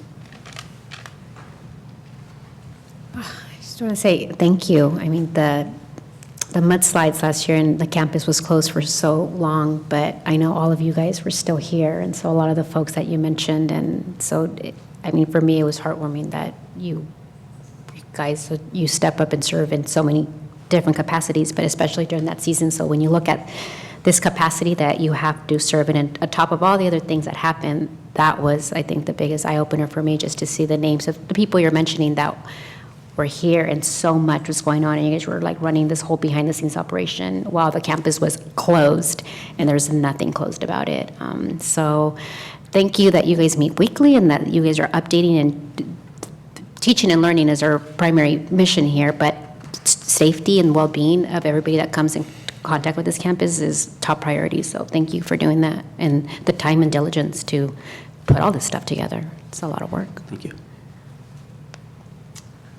Questions? I take it that we really began in earnest about 2013. Yes. In terms of emergency preparedness. That's correct. Prior to that, I don't recall much of anything. For example, gathering stations where people would gather in order to be evacuated. And I mean, that was a long time in coming, and probably due to then President Laurie, who was the source of inspiration for emergency planning and that sort of thing. So thank you for carrying through with this. Thank you. Yeah. Marcia? Thank you as well. I'm wondering what proportion of our students and our employees we're able to reach with some of this training, like the active shooter training. And do we have ideas about reaching more folks here at on campus? That's always the challenge. We get a greater buy-in from the classified staff. Their schedule allows them to be on campus more often, but it has been a challenge to get more students involved in particular. So when incidents do take place across the nation, we do notice that there's a spike in interest, and then that lasts just a few days or a month, and then it's back to normal. So yes, that's why we have to keep pushing more information out, putting on more presentations to try to reach as many people as possible. I was thinking maybe some part of orientation or something could at least address in a very brief and pointed way some of these basic ideas. And we have the opportunity to address that at the upcoming in-service. So that is the first time that we've been able to present to that audience. Anyone else? Thank you very much. Thank you. Appreciate it. So that's the end of our open session agenda. Do I hear a motion? Item 12? What did I miss? Briefly. It's the items for future board consideration. Item 12? 12. Is in a dozen. Couple thoughts. One is, and I think we will be expecting it anyway, a budget update. We had talked about having a budget update monthly because of our budget concerns. And for me, I'm particularly interested in, obviously, next time we'll get the information on the rates, we hope. But I'm also interested in major changes in assumptions. What's happening with our original assumptions, and now where are we on those assumptions? The board audit committee was something that was in Helen's report, and I think we should follow up on, so I'm hoping we can have that as an agenda item. And another item there was the ombudsperson discussion. And in conjunction with that, when we get to that, I'm hoping that we could have a much more concrete understanding of the expenses that we have under the current system, investigating and trying to resolve things, and compare that to an ombuds system and what that would cost and who it would cover. I recognize they're not the same thing. You would not resolve every complaint through an ombudsperson, but getting a sense of the magnitude of the two elements would really be helpful, and kind of where we've spent our money in the system we now have. Okay, those are two items that have come up in past meetings, and we should get those on the next meeting or two. Thank you. Any other comments on item 12? If not, we could maybe go to item 13. Does somebody have a motion to adjourn our open session? I so moved. Is there a second? Yes. All those in favor? Aye. Aye. Can I ask, though, President Miller, that, so the Brown Act requires that you verbally list what we're going into closed session for, so maybe you could read off the items? Read off what's on the agenda? 1 through 5, yeah. Okay. Number 1, public employee discipline / dismissal / release, Government Code Section 54957. Number 2, conference with labor negotiator, Government Code Section 54957.6. Number 3, conference with legal counsel, existing litigation, Government Code Section 54956.9A. Conference with legal counsel, anticipated litigation, Government Code Section 54956.9D2, and 5, Public Employee Performance Evaluation, Government Code 54957, Title Superintendent President. So I think we stand adjourned. we had a motion. We're all in favor? I don't think we voted on it. Yeah, we did. We did? I didn't hear it. Okay.